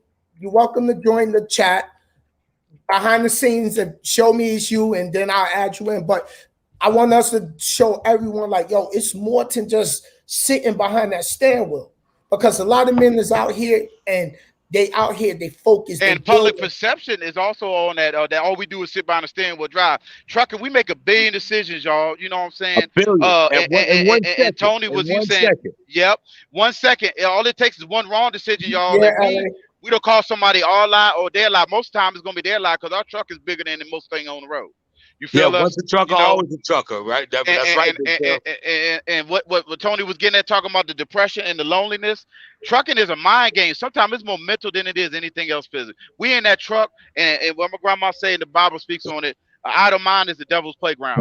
We sit in that truck, and all we got is time going down the road. And if you ain't got your mental strong enough out here to endure times where you stuck in the middle of nowhere, you ain't got no bath, no restaurant, you barely got any food, stuff like that. You got lonely. Piss in the bottle. You want that. You got human piss in beings, the bottle. Yeah, piss in the bottle, or female. Sorry, you might have to go outside and do something. But you know what I mean? It's times you're going to go through that out here. You're going to sit at a shipper or something for 9 hours, 10 hours. Sometimes I sat at a Walmart over 27 hours one time. Hey, you feel me? I'm going to tell all of y'all out there right now. Y'all out here to get some ass, stay home. Y'all, because there's a lot of blacktop iguanas and lot lizards out there you can get that booty from. I'm telling you now, stay home. It's digital now, Tony. You can get it. Would you do it on the phone, the app? They'll come to you. They come. You pay for them to come. Pay for them to go. Don't ask me. I know a friend of mine told me about that.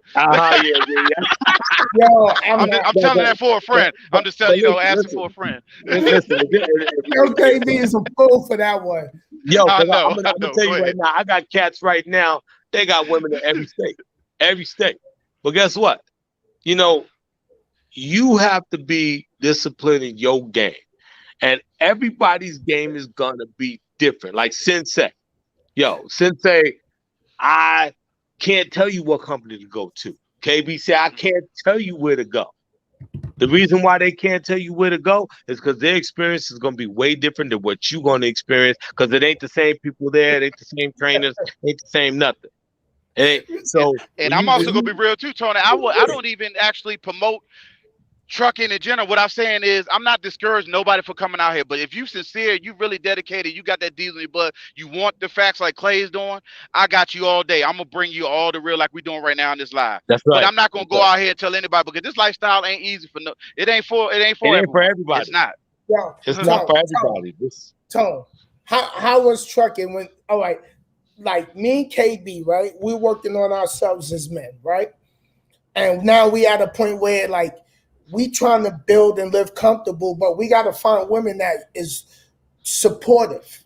Like Nicole. That's going to hold us accountable. Like, hey, did you go get this done? Right. Because if you in trucking, just take this trucking, being over the road. Yeah, you see me motivating and going down the road playing music and feeling good, but my smiling, trying to stay happy all the time. Yep, go ahead, Sin. Yeah. You know, we wake up by ourselves. We go to sleep by ourselves. We eat breakfast, lunch, dinner by ourselves. Lonely heart by ourselves, right? But this is the sacrifice. I even describe it sometimes an 8x8 on wheels. It's almost like a jail cell sometimes, but you do got the freedom to get out in the yard and walk around when you stop. So here's what I would say. For all the queens out there that are supporting the men at the men in their lives that are rolling. Nadia, you a fool. Sorry, Tony. She's stupid. Since you a fool for that one. Girls be holding booty cheeks like girls. What is like Postmates and all that? Yeah, they holding booty like that. Yeah, go ahead. It ain't Postmates, it's Hosemates. Hosemates, damn it, boy. Y'all fool for that one. Since you good or that one. But yeah, go ahead, Tony. I mean to cut you. I just see that comment. For all you queens out there that are holding these men down, understand that their job is not an easy one. It's not easy. Yo, they're in that truck 24/7. They rolling. They deal with people cutting them off. They deal with bad weather. They deal with flats, all kind of stuff. So the job is stressful in itself. So when you have a man like Sin, like KB, they're happy, they're motivated, they do things to try to make people understand, realize what their hearts are really saying, man. They lonely. They tired. They want to come home. But guess what? They got to get their grind on and do their business, because guess what? Their motivational factor is where they came from. Sin came from the projects like me. You understand what I'm saying? Yeah. Hey, I'm sure. And I came from the slums in Richmond and in the country. You know what I'm saying? Yeah. We was asked out wearing the welfare clothes. We've been there. We all been through the struggle. That's why we're trying to grind it out now, so we can live that paradise. Get to that land of milk and honey before this ride is over. And also that woman too. And that woman got to be strong enough to hold it down while we on the road, because that's the hardest part too. It ain't just us. It's if you got that lady and stuff. And I know some people in the chat that's probably husband, wife, or they got their spouse at home. I want to see people talk about that. How hard it is for you to stay at home while we out here grinding. Hey, are you willing to stay faithful while we out here grinding? Right. You gonna go get that piece of leg or that knee while we gone. Faithful is the number one word that, you know, like people don't understand. Being a truck driver, if you don't have a strong foundation, is a relationship killer. Regardless of what anybody say, it's like having coke. It's worse than the military sometimes, Tony. I'm 10 years ex-military veteran. It's worse than that out here trucking. Service, brother. Thank you very welcome. I appreciate you, man. That trust factor got to be number one key out here, because you know, like you just said earlier, Tony. You said these guys got a woman in every state. What Ludacris said? I got a hoe in every area code. No. First of all, the queen is the queen. I don't care. Exactly. I was born in Naples, Italy, and then I moved to Brooklyn, grew up in Brooklyn. Yo, this is all about respecting your queen. But your queen also got to respect you and understand. If you are holding down the whole entire factor, and queen got a little job and she making money, whatever the circumstance would be, if she can't motivate you and put you on deck and make sure that she got your back, And you don't have to worry about, your neighbor dipping in. Your best friend, hear that? Your best friend coming and sliding up talking about, yo, he ain't here. The bottom line is, understand what these fellas are going through on the road. They are by themselves. They got to worry about all the stuff that they got to worry about with that 80,000-pound vehicle rolling down the road. Safely navigating that sucker between the lines. I call it the man is to point A to point B every day. Then I got to worry about a home, somebody, up in my lady stuff, up in my sweetness. Yeah, Man. And see, if I got to do that, I'm done. I got to let you go. There's no way we got to be focused out here. Y'all know there's no way if I had to worry about you gonna be with Tom, Dick, and Harry. We call it Jody in the military. If you gonna be home with Jody, I got to go. Right. You got to go. You fired. You got to go. And the bottom line is this: if you ladies, for the ladies that are home, this ain't about the ladies who trucking, because the ladies who trucking, they're on deck, they doing their thing, and it goes for them too. They got a man at home. They got a man at home, and they're doing what they got to do, and that man's sneaking around and getting with the best friend and all that other crap. I think that's bullshit. Excuse my French, but the bottom line is that queen's out there busting her ass too and going through the same thing we go through when we roll. So understand the foundation of what I'm talking about. When it comes down to, if you love that man, you love that woman, then guess what? First of all, he got to be real with you in the beginning, or she got to be real with you. This is what I do. This is what it entails. Come with me on the road so you can understand, even if you travel with me for a month. Come with me. That way she get a feel of what we do, knowing what the sacrifice is out here. Yeah. This is what my life is like, King. This is what my life is like, King. This is what I do. And once you do that, you've given them the foundation to understand that, hey, I'm busting my ass for us. Everybody don't seem to understand that the trucking industry, the trucking job, driving a truck is the most dangerous job on the list. It is. Look it up. Google it. All the dangerous jobs in the United States. It is. We can go to jail at the end of the day. We kills our job. We're not guaranteed to make it back home to that queen out here when we're going thousands of miles away every day. Yeah, go ahead. It's like going to Afghanistan. It's like being a police officer. It's like being in a situation where you can't get, like, people, do you realize how long it takes to stop a truck at 55 miles an hour? How a football field and a half to slow that bad boy down. So a football field and a half, and if you loaded, you better be lucky. If you're coming down a steep grade, 6%, whatever it is, and you got to try to avoid black ice. People don't understand about black ice. You don't understand what black ice is? It'd be right out here. Look, I'm walking on it. Look just like a regular ground. It'd be just ice. Like that. It'd be ice. And people don't realize that we're not in no four-wheel drives. We're in a vehicle that is not only top heavy, it's wind heavy. It's also, also got a higher center of gravity too. That wind, like you just said, wind heavy. That wind could push you over going across the Midwest like I am now. Get a good cushion wind. You laying it down. You laying it down. Better be lucky that you get out of that a lot. So, amen. To answer your question, Clay, and I know we're not trying to pick on you, brother, but you know what, man, I dig what you're saying. But to answer your question, brother, you got to really love this game and respect this game and understand that there's factuals in this game. If you're going over on an operator, people that drive for a company, they don't give a damn about none of that. But you got to also realize there's a lot of drivers out here for that money, like we talking about. That's all they trying to do. They don't give a damn about learning their craft, caring about other drivers on the road, keeping their phone. They don't care about none of that. Keeping their equipment maintained. They just out here trying to get that bag, like everybody promotes now on this damn social media. Bag. Go ahead, Sam. Listen. Here's another thing. Some people got trucks and still don't learn their craft. They sure don't. They get eaten up. They get eaten up in that game. And then when you try to give them knowledge or some type of help, they quick to write you off. Oh no. Yeah, you don't know what you're talking about. You don't know. And don't be pocket watching other people's money.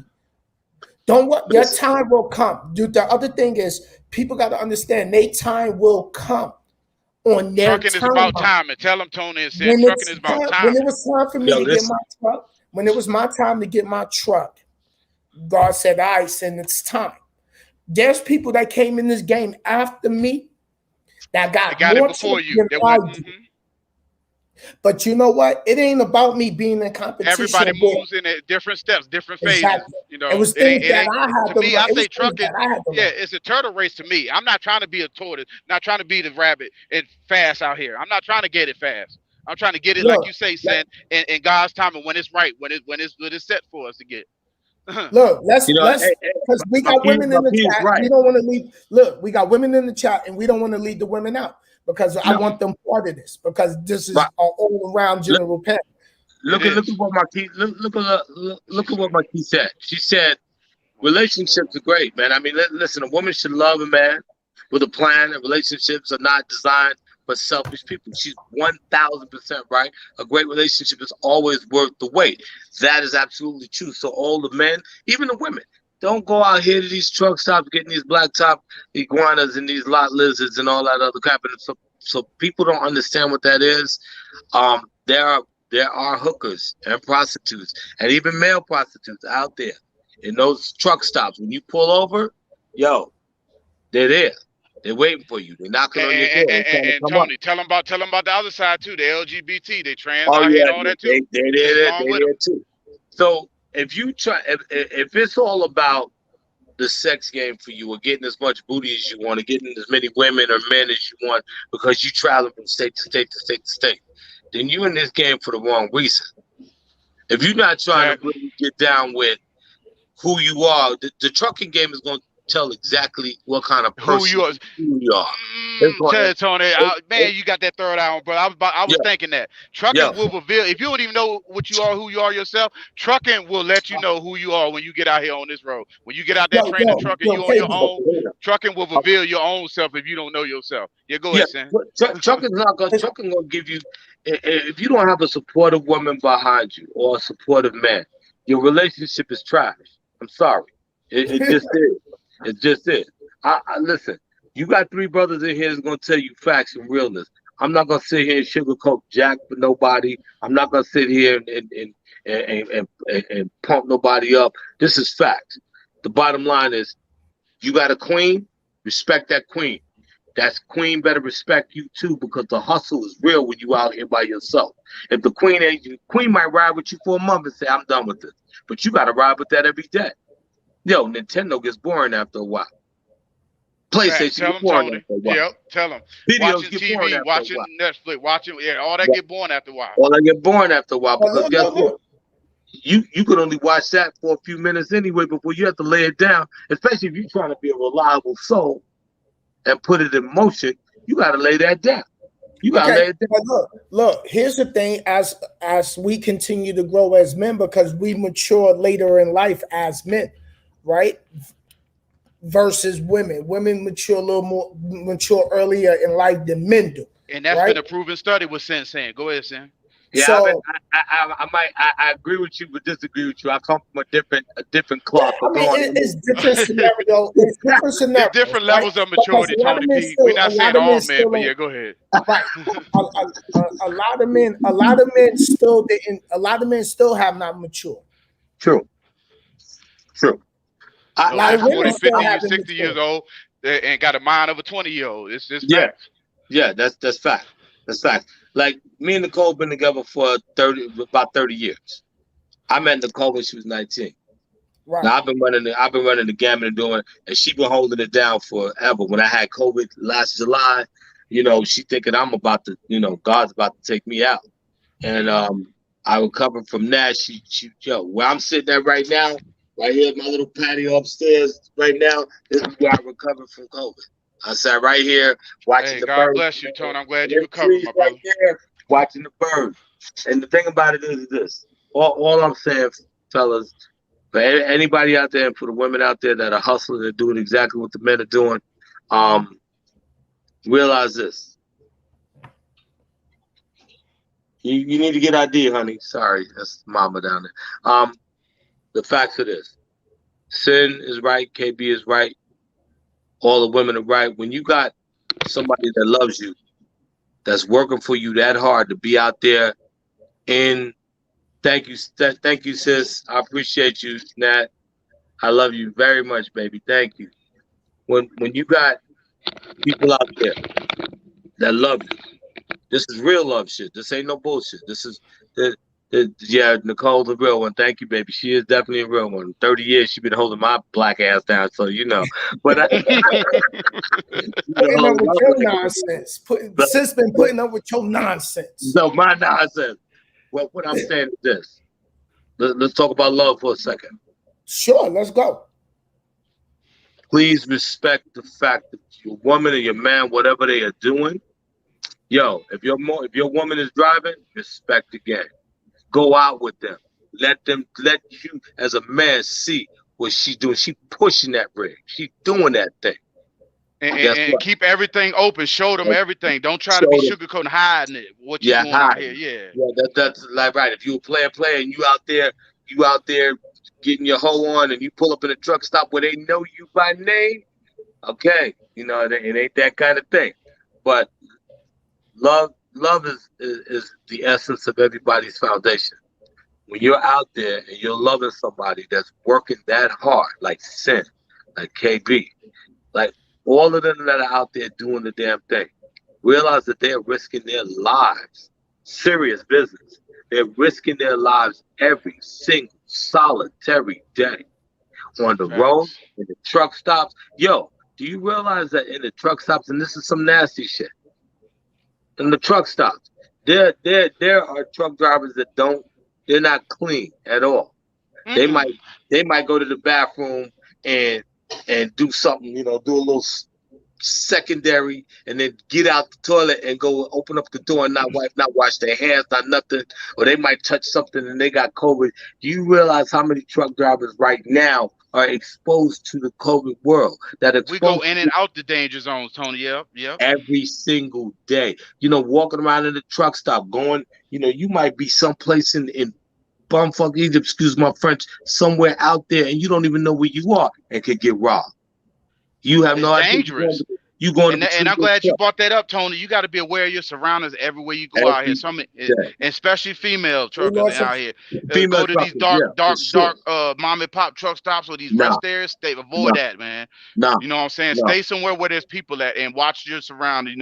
Just keep an eye when you get out your truck. What you doing? Because people will run up on. Because the perception is us truckers, we balling out. We got all this money and this and that and the third. No, we don't. We struggling just like the next American. We actually get paid less than most Americans. If you calculate all the time we out here in this truck, we are actually making less than most Americans, be honest. Hey, B, I got a question. Yeah, go ahead. For those that don't really know, how many hours we work a week?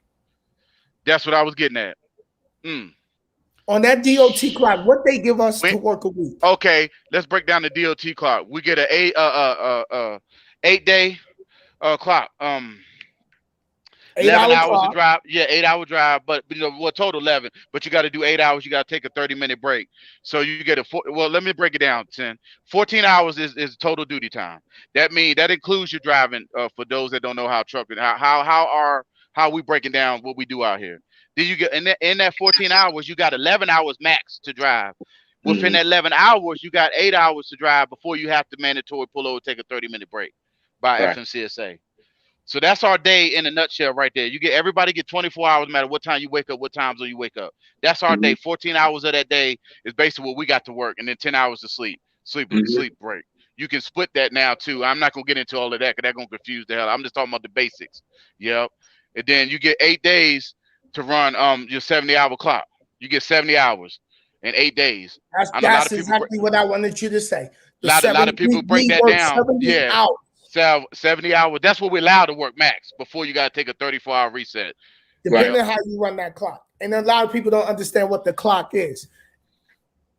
Well, they don't. Well, not only did they not understand what the clock is. And Tony, you can speak on that because you was there when all this started, the ELD and how this clock. I mean, the basic hour's been around forever, pretty much, right? But the ELD has changed a little bit. But the basic hour, just like on paper law, is supposed to run the same way we doing it now, right? You know what I used to do? Yeah, same thing. Yeah, you're right. But let me tell you this. What I used to do as an inspector is I would sit with 50 on the freeway at them highway patrol stops, and I would wait for you to come through, and I would look for anything to mess with you. That's what we were told to do. In other words, you got a light out? Let me see what else I can find. That's like the gateway to open up to find. Yeah, it's like probable cause. Go ahead, Tony, like a police that gives y'all probable cause to do a level 1 to check us all out, basically. And a lot of people don't understand when you're going down to 6, 7, or 8%, 9% grades, and you riding your brakes and the brakes set on fire, or the cops smell that. Yo, they pulling you over because guess what you're doing? You're a danger. You're a hazard. You're a hazard. I'm glad you said the smell, Tony, because I heard that before. It ain't just about the smoke. If they smell, our brakes have a chemical in it. We can smell. Sin, no, we all heated our brakes up before. You said you had to crack rotors and had to change your drums. Sin, we all done that. I heated it up. We had to learn rookie. You know, we didn't know going down grade. I was taught with rail. That's the first thing they did. Taught me down 9%, 10% grade. You know, we was running over there, going through the mountains because they wanted to train us new drivers how to drive it, not ride your brakes. Put it in the right gear. Put it in the right gear before you hit that. You know what I'm saying? Jake brakes. Had the engine brakes at the right speed. Yep. That's right. Yep. You know, you did a whole video on this. You stopped at I remember you stopped at the mountain, showed the mountain. I remember Sin did a whole video on this. Yeah, go ahead. Yeah. Now let's take a minute, right? So let's show them this video real quick. I'm gonna do a solo, so check it out. Right? This is actually a video of a truck coming down the hill. Let me make it bigger. Okay. Now, I don't know where this is actually at when they did this. Yeah, I can't. Oh, yeah, he's on fire. Mm-hmm. He's on fire. He's coming down somewhere where it's like it's a steep mountain. That's a 10%. That's 10%. Easy. Yep. Mm-hmm. Yeah, he's done. He's on fire. Yeah, them brakes is gone. They melted. Yeah, he done. He done. He ran up the while. That was nice though. That's your former company though, Cent. Yeah, go ahead. No, that's not test. Yeah, we did this. We did this. Look.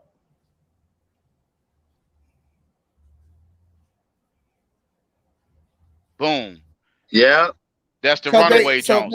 Speak on that. That's the runaway jump. That's a runaway ramp. I could have found a better video, but it's just to show them like trucks coming down the mountain. How dangerous it is. Yep. That's how dangerous we do out here. Like Tony's speaking on.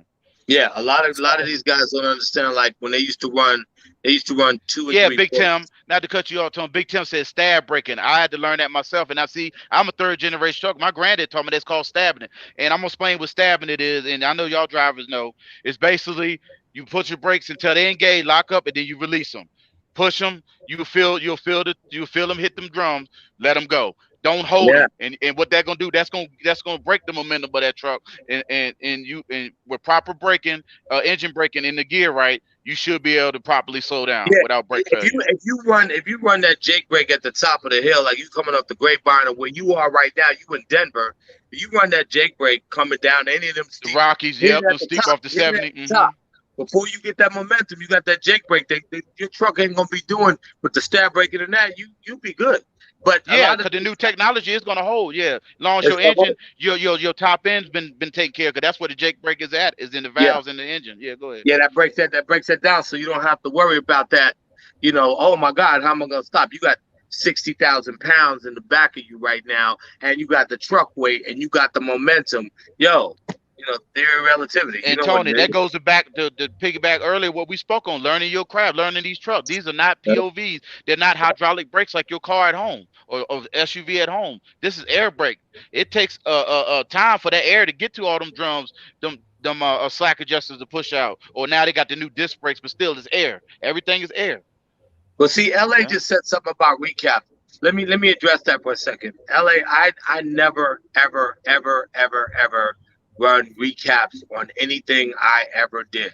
If I had to buy a new tire, then it was a damn new tire. All right, but remember, you gotta break down what the recap is. Yeah, to explain to some people don't know what a recap is. Tell them, Tony, what a recap tire is.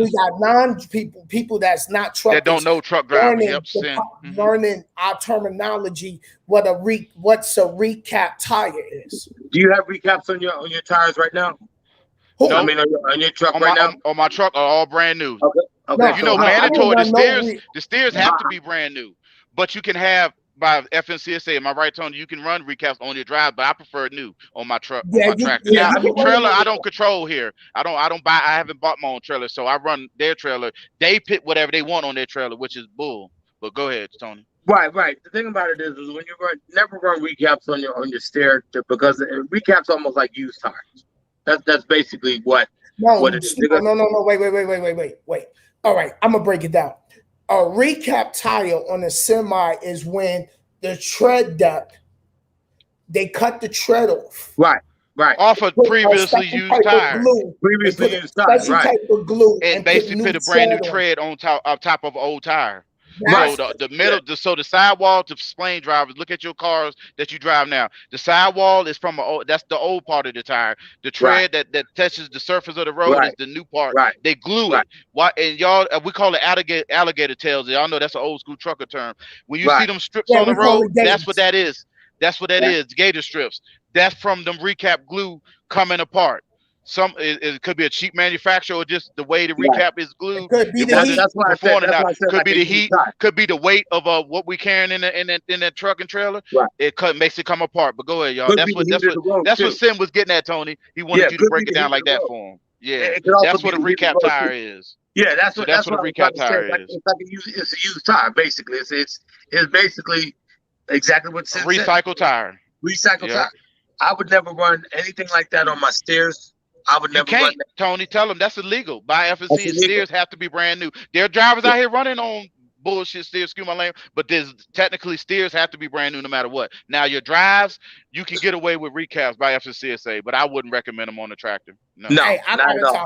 Listen. Now not even on that.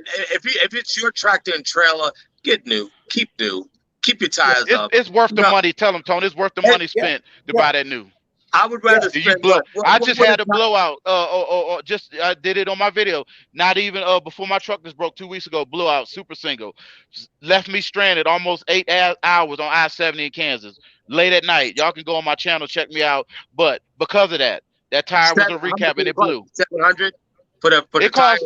No, see, I'm not responsible for the trailer. Thank God, it was their trailer tire. But it cost Dart almost $3,000. It busted the rim, the auto inflate rim air thing, the ABS sensor, and the mud flat. It cost them almost $3,000. Okay, so for all you guys out there, again, it's all about saving your pennies and understanding, pushing the money back for the maintenance.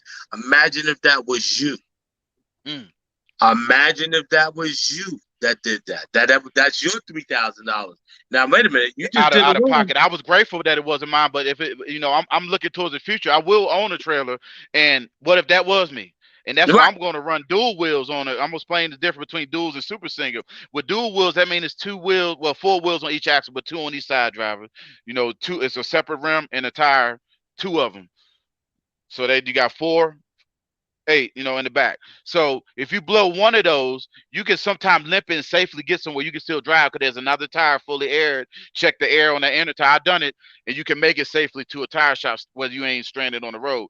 These new called super single. There's a single tire. It's wider. It's called the super single.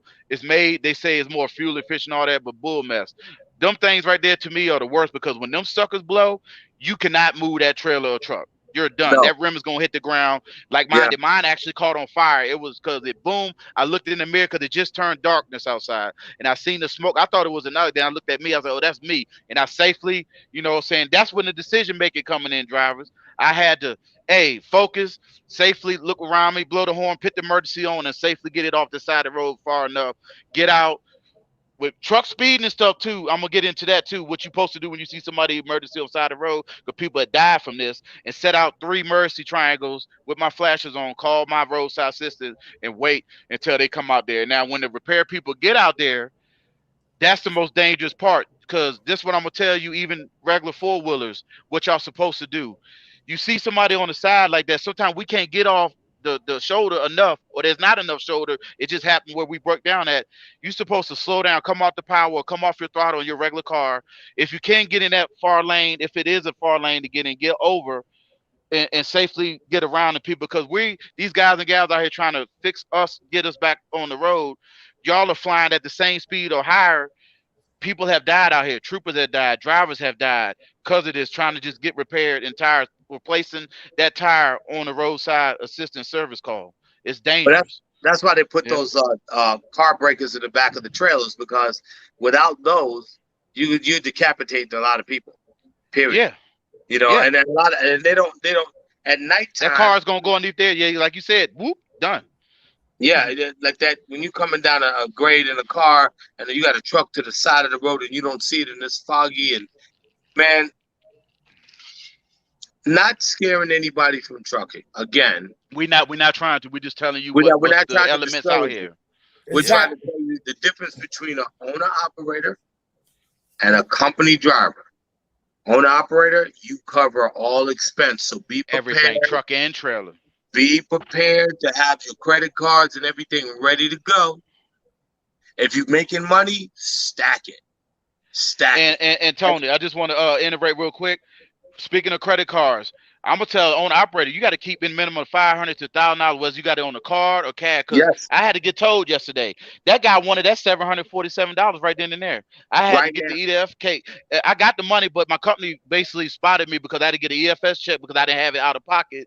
They got him taken care of, but I got to repay that back, drivers. So what Tony's saying, as an owner operator, you got to have credit card money on deck. Don't just be out here, I ain't got no kind of money for nothing, because when these guys and gals come out here service call, sometimes they're not gonna wait for later or EFS code com check. They're gonna want money right now or some kind of credit card to run swipe right now before they do anything to you. Exactly. Here's the breakdown of money. You want to be an owner operator? Okay, so the ideal situation is to be able to buy your truck and trailer. If you can't afford the trailer, buy the tractor and buy it and pay it cash. So you have work on the trailer like I'm doing. Buy the tractor for it, work on the trailer. Yeah. Right. Buy as new as you possibly can with as much warranties, because the warranties will save your ass. Warranties will save your ass. So you and Tony, while you speaking on that too, just tell them about the trailers now. Most of these shipper and receivers, the trailer can't be no more than 10 years old. That's why you're saying get the equipment more newer. Go ahead. That's right. You got to have 2015, 16 and up. With respects to the lowest mileage, I would touch a truck at maybe 200,000 if it's used. If it's brand new, I'm not worried about it. I'm getting every warranty. Yes, and get that extended too. Get it extended if you can. I'm getting extended warranties. Matter of fact, I'm getting gap insurance. If in fact something happens, the gap insurance will pay my shit. For you guys don't know what gap insurance is, let me explain how this works. You get into an accident, you owe, let's just say you owe $50,000 on your truck. Your truck loses value every second of the day, like a car. When you drive a car off the lot, you pay, let's just say you pay $40,000 for your car. The second you hit the ground in the street, that car is worth about $35,000, and it keeps going. Okay, same thing with your truck. So you get a brand new, let's just say you get a truck for $50,000. That's a used truck. It'll probably have about 400,000 to 600,000 miles on the truck. You better make sure that you have every kind of warranty, factory warranty, everything related to that. Okay. Exactly. Hey, I just want to say something real quick. I want one of the members in the chat, Chris Brooks. I got to go with the locks, man. I rock with Dipset too, Jules and them, but I got to go with Jada Style P, the locks on that versus battle tonight. I just want to say it. Go ahead. I'm sorry, I know y'all from New York, but I rock with that. That ain't even no battle night. The locks gonna have that. The locks got that. I know send y'all up there from New York, but I mess with Jada and them. Styles P, none other, man. Second to none, man. Don't get me wrong. Killer Cam, Jules, all right. We not switching the topic to music. I know. I'm sorry. He put it in the comments. And my bad. Right now. No. My bad. So back to the flavor. So let's just go ahead. The topic at hand. Go ahead. What your gap insurance does is this: if you get into an accident with that car, that truck, you bought the truck for 50. The truck is only worth 30.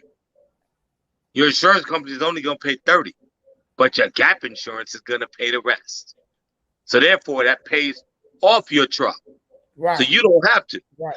Anybody who doesn't get gap insurance is an idiot. No offense, I don't care what you say, because it just happened to me. When I got in, remember, Sin, I told you I got in that car accident, that lady hit me and messed up my back. Yo, I had to pay $21,000. My car owed $21,000 on my low car. The gap insurance covered $19,000 and change. Who do you think would have had to pay the $3,000 what I owe?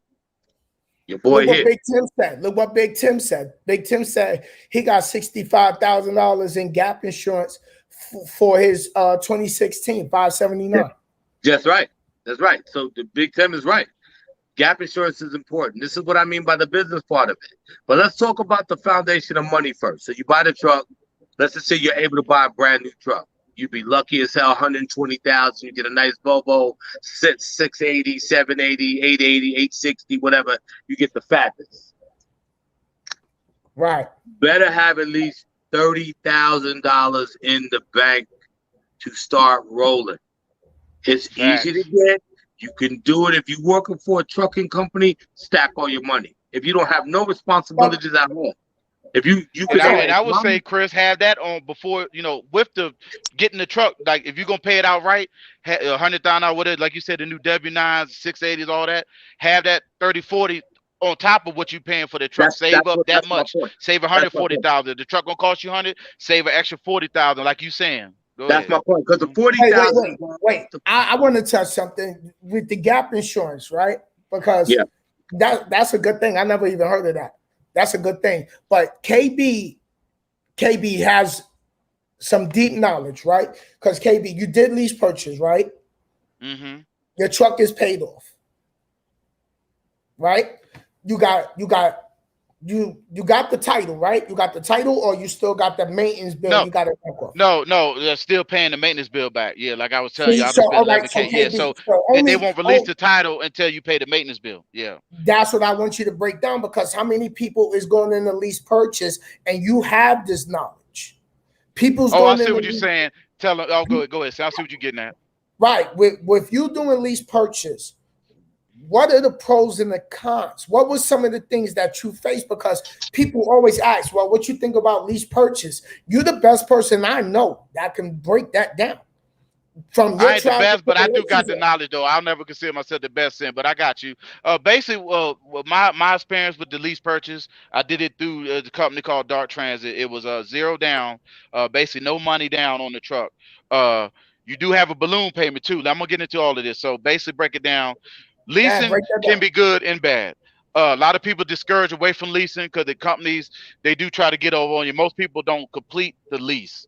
They fail at it because they don't understand the breakdown of what leasing is. Leasing is to help you, those that have bad credit, don't have the money up front to get you a truck at the right company. But you got to be aware of all the breakdown of all the fees of what these companies going to charge you under the lease. So my truck was zero down, right?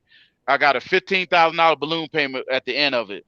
The principal on the truck, they charged me around about, I think it was 65,000 with the interest. So there was 80,000 from the jump to start a 16 Freightliner. Okay, my payments were $460 a week, equal up to $1,999 a month, $1,900 a month. That was the contract. So that's the truck payment. Now you got fixed costs after that. So the truck payment, that's that. Then you got to break down. I got bobtail insurance. That's your insurance on your tractor. Then you got your satellite insurance. That's for your ELD. You got your coverage. What is it called, y'all? The other insurance. There's another insurance that they take out.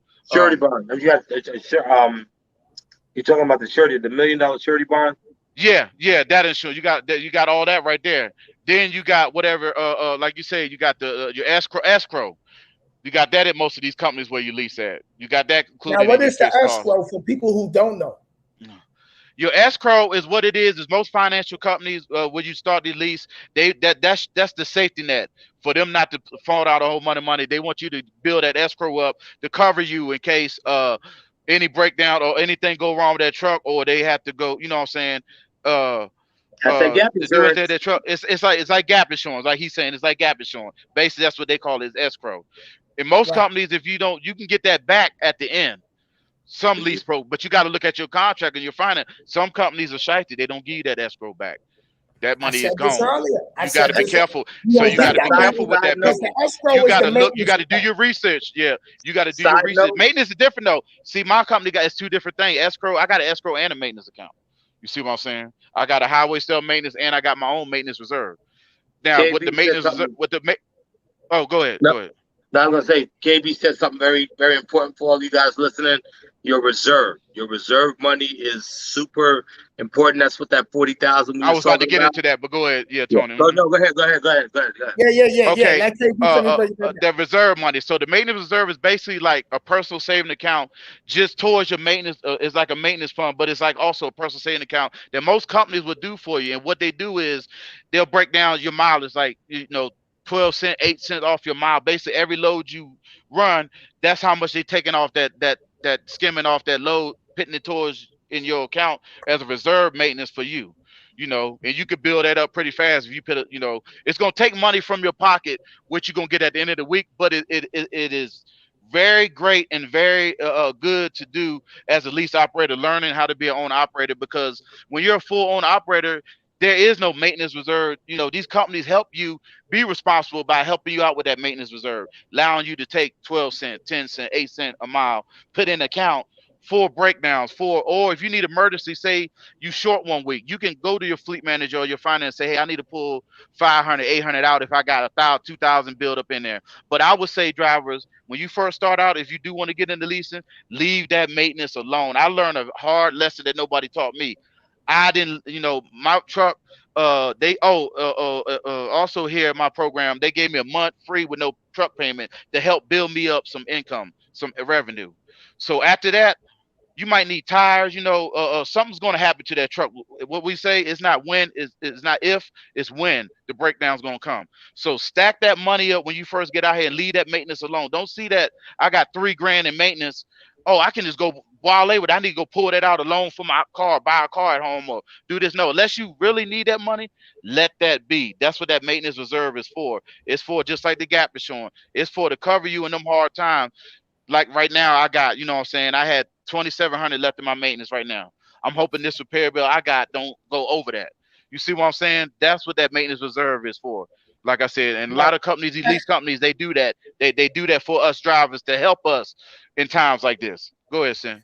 If you want to throw something else on top of that.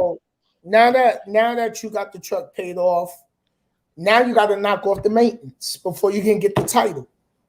Yeah, because I was getting into that. So the maintenance at the end. So when you get done with the principal of the truck, what you owe, what they charge you for the truck. Now you get the balloon payment out of the way. Once that's done, you got to pay back what you owe on the maintenance. That means all the maintenance you had done that was covered by the company, that they say that your maintenance count negative $9,000. Like I said, you have to cover that before they release that title. They want all that money back. Now, once that's done, I'll get the title. I can go down to my DMV and I can do what I got to do, transfer over tags, do all I want, and the truck is mine. I'm free to take it wherever I want. It's my truck. But till then, you're still on the hook for that maintenance. And a lot of people fail at the end. They pay that whole truck off, but they fail at that maintenance part and lose all that money and lose that truck. It has been done, drivers. That's what that discipline comes in. Yeah. You got to be disciplined in the game. Country Ghetto, what's up, CG? Hold on. Yo, Country Ghetto, what's going on, man? I'm dropping. He got a $1 too. Let Country get up in here. You just got to show your face behind. I'm gonna be real with y'all, chat. Country, I knew Country for a long time. Back on, we had this group called the Stoop. I met Country Ghetto personally in real life. That dude got a lot of knowledge on this stuff too. He can come in here and give y'all some game. Yeah, Country Ghetto is you're welcome to come up. Who was asking? He flatbed gang over there at TMC. Got that nice black you just behind the scenes so I can see you to make sure you're not a troll and you can come Richardson up and Carrot. No, longest Sin know who you are. You can come in here, sis. He can let you in there. Richardson good peeps. Right. She got knowledge too. She got a husband too. I think they team sometime, but they be out here together. But I remember Richardson talking on Joshua Lingo jump. So she can come in here and get some owner female. She can get that female owner operator perspective too. Sure can. Listen, but like y'all was saying, like you were saying, Tony, on that maintenance, so you got to be disciplined at the end of that league because you can mess around and lose it all right at the end. Drivers have done it. Yeah, right at the end, you'd have paid all that 80,000 or whatever thousand, all that money, and now you done at the end of your lease. You don't move on at the end. Yeah, that's there he is, CG Country. What's good, man? Been a long time. Been a long time, man. Yo, me and CG been on other platforms dropping jewels, and it just go over people's head.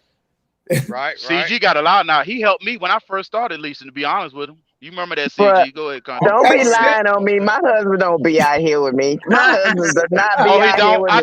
Don't be lying on me. Don't I'm be sorry. lying Sis, how on you me doing, now. I sis? thought you said Sis, that how in you Joshua. doing? I'm sorry, Richardson. How No, you doing, sis? you don't read the com. I said solo since 2006, brother. Check them, sis. Okay. Check them. Sis, go I was ahead, speaking. check I was them. speaking out of turn, Richardson. Forgive me, Yes. sis. I'm sorry. How y'all Go, Richardson, go. doing? Hey, I'm Go, doing thank you Richardson, for good. go. coming up. Thank you for coming up. Good, I good. definitely appreciate it. We just want to educate a lot of people with how this trucking is. Like, you know, I'm having an issue with my engine and everything is down. So Uh-oh. just Oh, giving everybody a different perspective on coming into trucking, going lease purchase, what it's like being an owner operator, what it's like being a company driver, putting money up, educating yourself out here, eating healthy, relationships. We could touch it all. oh We could touch yeah. it. Well, Because I can't sin. type that. I couldn't type that fast. I want to comment I on know, no, but everything. thank you I for coming couldn't. up. You're always welcome. You're I always couldn't welcome. type Now, that fast. First now, and sin. foremost. First and You. foremost, how is everybody doing? I'm doing okay. Good. Thank I've God. been out here Thank since God. 2006. I'm a tanker driver. I've been married for 28 years, got 2 kids, 1 grandbaby, and I Right. love it. I Right. love it out here. I love it out here, but I'm going to retire pretty soon. So I'm chucking up the deuces. About to get in an RV. Good Oh, you job, can get sis. it, Good brother. I job, just looked sis. at one today. I just looked at an RV today. I'm ready. Wait, Yeah, so how yeah. long you been driving, sis? 2006. Mm. Wow. Wow. I pretty So much been from in a female driving. perspective, what could you tell other females out here that might be out here doing lease purchase or they got a truck and they struggling? I will tell them to, if you have the mindset to do it, then just do it. Discipline. If you have the mindset to do it, then just do it. I mean, when I got out here, I was scared. I started at driving a city bus myself. So when I went from that, I went to trucking school, got in it, did my little thing, and like, hey, if you love to drive and you love to travel, just get out here and do it. Right. But on that on the road thing, I had to get off the road though because I have a husband at home. So he was like, "Baby, could you come home?" Right. That's Right, why I right. got confused. Yeah, but yep. Go ahead, sis. Wait, so sis, you was on the road doing the trucking and your husband was back home. Right. See, that's My husband is at home. Yes, my husband at home. He's never been on the truck with me. He only rode one time, and that was it. he said, "No, I can't do this." The husband said, "I can't do this. I don't know how you do this." No, it wasn't him. It was me. It was like, we Oh, you can't said, do "Oh this. no, I can't do you. You gotta go home." It was me. Wow. We can't do this. Wow. We can't do yeah, this. yeah. Said, "Oh And the no, thing with, oh and I guess the thing with him, I guess with you drive with someone, you want to stop all the time. I don't Nah. like stopping all the time. I like to go. I like to do my 8 hours, take my 30, then get back rolling. People right, can't right. handle Basically, that. sis, So get it out the way, get it done, get down the get road, it get it done, out the get it way. out the way. Right, right. Woo! Get it done, get it out the way. But I encourage the women to get on here, do your thing. Don't be afraid of it. I mean, it's experience. It's something new. Challenge yourself. That's all you're doing, just challenging yourself. Get out here and get it done. Yeah. Cut you ghetto. Be careful out there, man. It's dark where you at, brother. I'm at home. What you talking about? Oh shit, you at home? Oh, Yeah. I thought you. Wait, I saw the truck. I was like, oh shoot. I'm parked my truck at home. Right on, baby. I That's told what you it you had a is. pretty. Didn't I tell you you had a pretty truck, y'all? Yeah, CG Hey, ain't country, playing. gotta show your truck. Show your truck for the chat. There you go. Nice. Nice. There you go. Yo, country Flatbed ghetto, gang. you know I appreciate you. You know that, right? Oh man, most definitely, man. See, this is the thing that I want to tell everybody that gets into lease purchase or Come on, want to come on. become I'll an give you a owner solo. Go operator ahead. You got the floor is is yours. learn how to work on your truck. Because there may come a point in time to where you can't make it to no shop. That's You out in right. the Tell them, middle of CG. nowhere. Tell them, That's country. right. Better have a Drop basic that set of knowledge. tools on the truck. Learn how to do something. Right.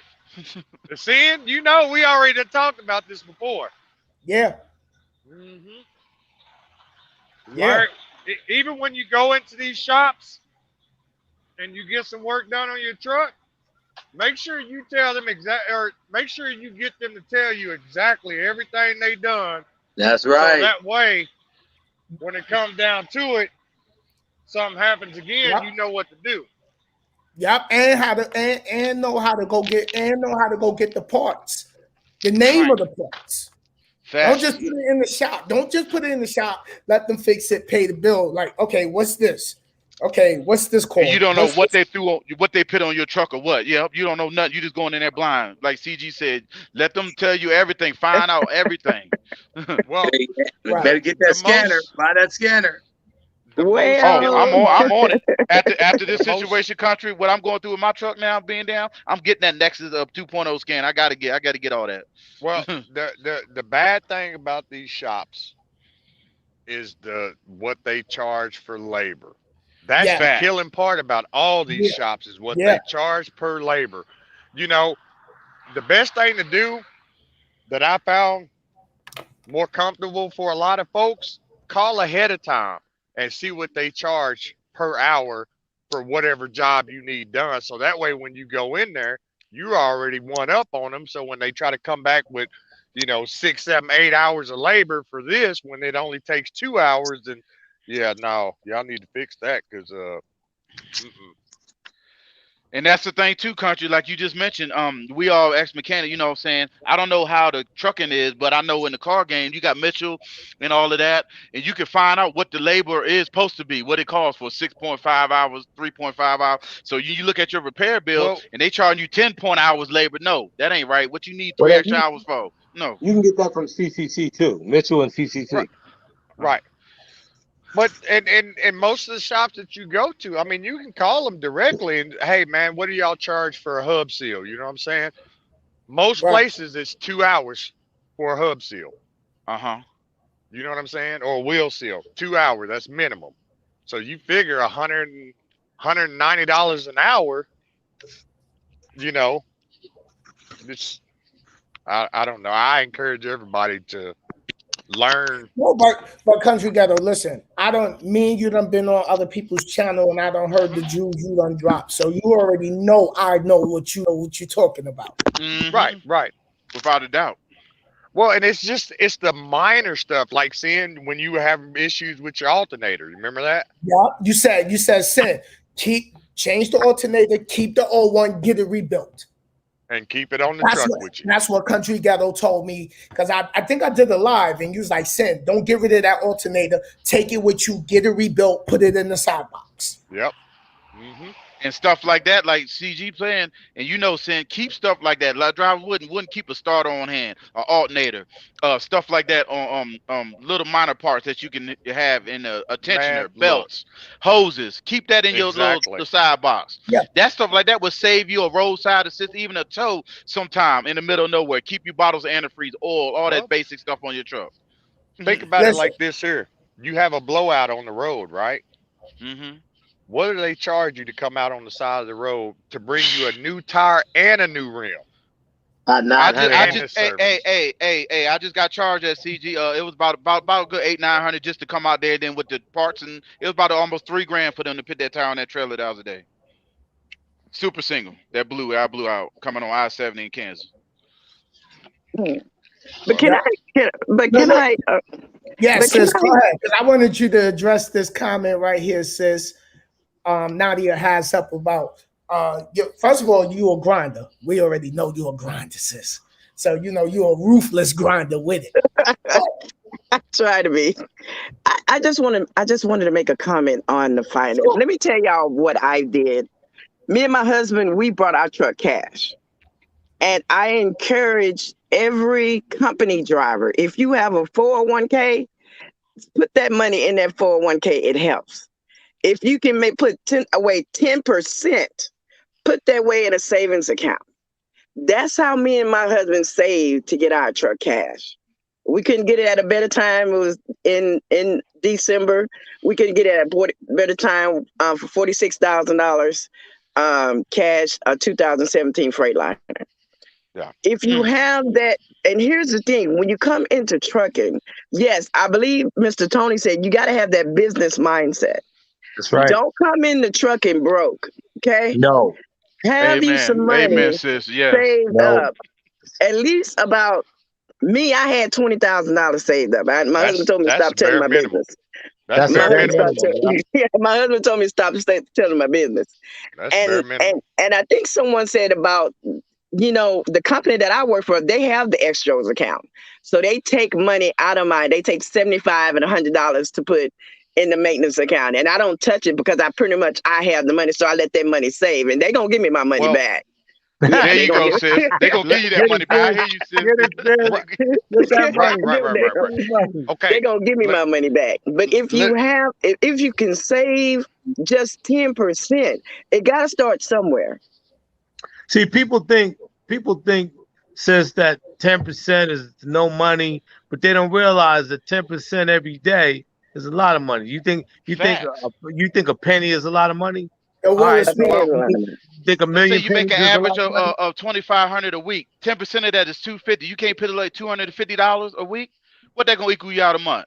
$1,000, right? I would say, listen. I would say stop going in the truck stops and buying all kinds of garbage you don't need. Hey, listen. How about you out here with your own truck? You ain't got no money to get nothing fixed, and you taking off. And you taking off. You dead in the water. You go bankrupt. Right, you bankrupt. One major breakdown and you ain't got no nest egg, no savings will put you straight out of this game. I remember. Let me interject real quick. Yo, CG, go ahead, CG. Go ahead. CG, I remember when my AC went out on my Volvo. I was in Georgia. You want to talk about being in the truck hot? Listen, oh my God. Drop it like it's hot. Listen, I can't wait to get the Volvo to go get that blower motor. I'm telling you, hurry up and let me interject on this on the maintenance side of it, right? Okay, yeah, a lot of these companies that you lease onto, yeah, they do have a maintenance program, but make sure you have your own maintenance account because there's a lot of these companies that don't deal with a lot of shops out there. So you go into this country. I'm glad you mentioned that. That's why I meant before you and Sis came in the chat. Sim, we was talking about the maintenance. I forgot to mention that these companies dictate because they putting that maintenance aside for you. You got to go to the shop they want you to. Hey, damn, Willis, I'm glad you mentioned that, country. Show me it's you behind the scenes. But I mean, you know, KB, you got to come back up. I see. Oh, I got you. But my thing is like I closed. Willis. What's up, Will?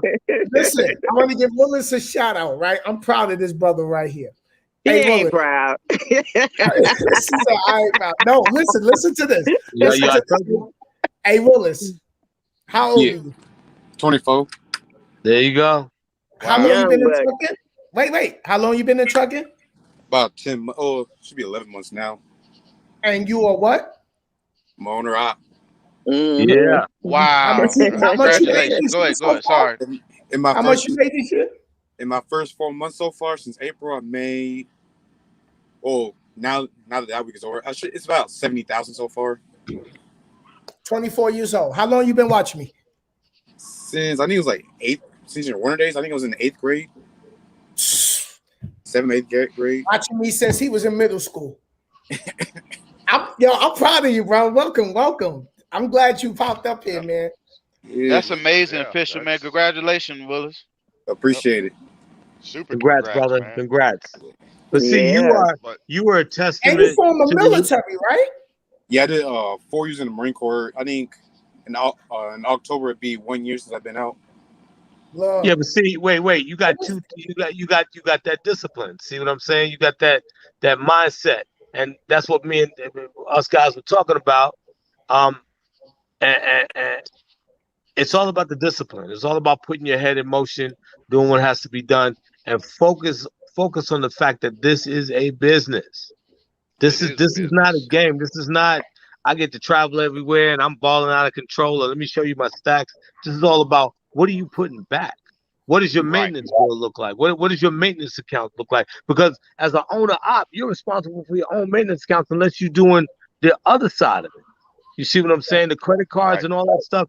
Have one credit card for your maintenance that's got a high limit so you know that no matter what happens, if you cash for it, at least you got that credit card that you're going to pay off at the end of the month. But you can do that in state of emergency. You see what I'm saying? Yeah. Like look at Richardson. What she did was she came in. You said you came in with 40 or 20.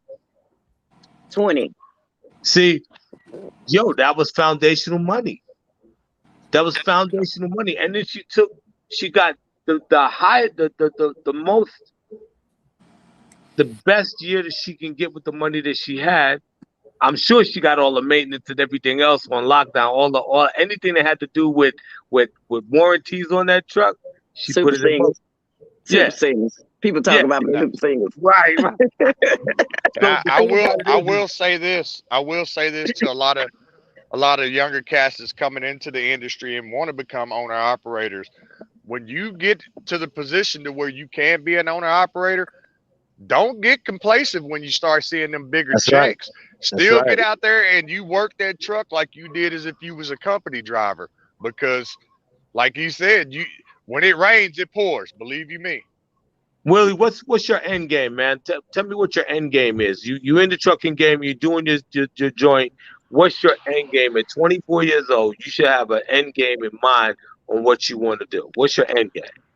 Well, first, I want to go ahead and pay off this truck first, and then I think I gave myself like a 5-year time span of trying to start my own fleet. So as soon as I pay this truck off, I'm looking at buying another truck, and then just go on from there. And like right now, like before hopping this call, I was working on my business. I have my own LLC now, so I'm working on getting my Duns and Bradstreet numbers. Oh, good. See how much it would be, like potentially in the future. How much would it be for my insurance and all that stuff? Right. And I've also been booking loads while I've been sitting here. Well, see, your mindset is what a lot of people need to understand. Now, how the foundation of what you're doing right now is the precipice of excellence. You took the mold of what Sin was doing, motivated you to do what you're doing, and now not only should that man be very proud to see that this young man is doing what he's doing, but I've been in the game. I say I'm 60 now. I've been in the game for maybe 30 years. And I would say that I'm proud of you too, man, to see a young brother like that do his thing. Look, my son is 22. Okay, so he ain't doing half of what you doing. Look at it like this here. Look at it like this here. I'm trying to get my son to take his car payment from me. You over here making moves. I dig it. Out of all the owner operators you see out on the road, look at it like this here. We're in the 3%. Yeah. Because everybody knows becoming an owner operator has a 97% failure rate. That's right. 100%. He's 100 on that. CG is 100 on that. When you come out in this game, if you don't have your mentalness together, your foundation together, and your plan, your long-term goal on what you want to do, get a house, do whatever the circumstance may be, and you don't have the ability to stack money and put your stuff aside, you don't have your maintenance budget, nothing. Yo, right now, Sin's sitting in a hotel. He need a new engine for his truck. You feel me? What? Yeah. Sin right now need a new engine for his truck right now. But Sin got a plan. If Sin didn't have a plan, guess what? Sin would be jumping on a plane right now and going back home. Period. Sin got a plan. You know what? But if I wasn't mentally strong, then all right, what happened to the people who has this situation that ain't mentally strong? Mm-hmm. Now they in the hotel like this. Mm-hmm. Going crazy, drinking. So all the stuff they shouldn't do. One of the things that I did before I even got interested in buying a truck, is I got out there and I got to networking with people. Like, I got a friend that's not too far from the house has got a tire shop, so there's my connection on tires. I got 2 people over the next town over that owns a diesel mechanic shop. There's my avenue there if I need it. You know what I'm saying?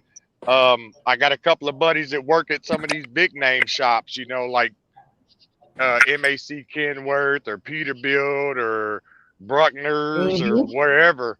You know, there's my other avenue. So when you get out here in this game, you network, you know, with the people that's around you. So that way, when you get in a situation like Sin is in, bam, there you go. Because Sin, the issue you in right now, I was in that issue last year. You know what I'm saying? Yeah. Mine went down. I made the call to the folks, you know, the two cats I know in the next town over. They like, hey man, Right. forget what they talking about trying to charge you. Get your truck towed over here to where we at. We'll get you done. We'll get you back Right. on the road. Because people CG, understand, like, you know, CG, you know how I love my boogie mobile. You know me. Oh yeah, yeah. You know, What I did, I'm like, I had my truck towed over there to their shop. I went and got in a rental truck and still got out there and was doing my thing while they were working on my truck. right, and see, right. when you network, like what CG saying, man, Willie, when you networking, and you know people like all of us in this little chat right now, everybody has something to bring to the table. Me, Yeah. I do all the legal stuff, the contract stuff. You got something going on, yo, Tone, I need you to check this contract out. I need you to whatever. What's the DOT regulation on this? How could I got a ticket, I got a cop trying to mess with me. Yo, Tone, could you tell me what about this? You understand what I'm saying? Sin, same thing with him. Same thing with Miss Rob. Everything that everybody comes to the table with is knowledge. And you're young, and you right now, everything that you got going for you, man, is amazing. Because they're young cats your age is not doing That's half watching. of what you're doing. Half of what you're doing. With the fleet stuff, what I would say is this: make as much money as you can doing your solo. If you're gonna branch out to a fleet, if you got people that are gonna drive for you, that you know have a good DAC, you know have a good record, you know have the same mindset and discipline that you have when you roll it, then yes, it's cool to do that. But trying to branch out and do that to extend the money capital could actually backfire. Because if you don't have somebody with a tight DAC, in other words, a driving record, and you got somebody with a little DUI that didn't tell you about it, and stuff like that, and they get into an accident for bad habits and stuff like that, yo, you as a company can get hit hardcore, Yeah, like serious. real So hardcore. you're real hardcore. Like when you stretching out to be a like a fleet owner, you got to be able Yeah. to trust the people that that are driving for you, or your insurance got to be so damn tight that if This is something one of the happens, you will cover, my brother, because you don't want that smoke, for real. You don't one of want the that smoke. things that you're gonna have to realize becoming a fleet owner is when you do become a fleet owner, you got to get out of the truck. Yeah, You can't run no fleet in the truck. You that's can't right. do it. Can't It's almost dispatch. next to impossible. That's right. He's right. He 100% right on that. You can't dispatch, do maintenance, find you got a guy stuck in Boise, Idaho somewhere with a flat tire. It's a mess. Realistically, being an owner operator is a single man's job. If you're gonna try to expand, like CG is saying, yo, you got to step back and really look at the big picture on the focal point of what you're trying to do. Because believe me, for every truck, take your truck and times your truck times 2 or 3, and then don't look at the money that you think you can make. Look at the money it's gonna cost you. It's gonna cost you the fuel. Something wrong with the truck. I don't care if you buy 2023. It doesn't matter. What is it going to cost you in the long run? All You right. see what I'm saying? Because if you go out there and you got, let's just say you got 3 trucks and you got payments on all 3 trucks, but you can't get drivers. Now what? Them trucks are sitting doing nothing, and you are All right. losing money. Right. All right. Hold on, Tone. Hold on. Let's get some more people in the circulation. Yo, Willis, since you new into the game, because there's someone that's sitting home that's your age that's watching and considering on if they want to come in the truck. And I want you to break down what you see in the game, how you feel about the game from your perspective. So what I see in the Because game they is heard from me and Tone already. I want other people to break it down from their perspective. Me and Tone already gave our perspective, but I want you to break it down. CG, I want you in from your perspective. We're going to take a backseat. All right. Okay. I think what I see in the game is like there's a lot of money to be made. I think because the carry I work for, I kind of pick up their low. I can only pick up their low board at the company I'm at.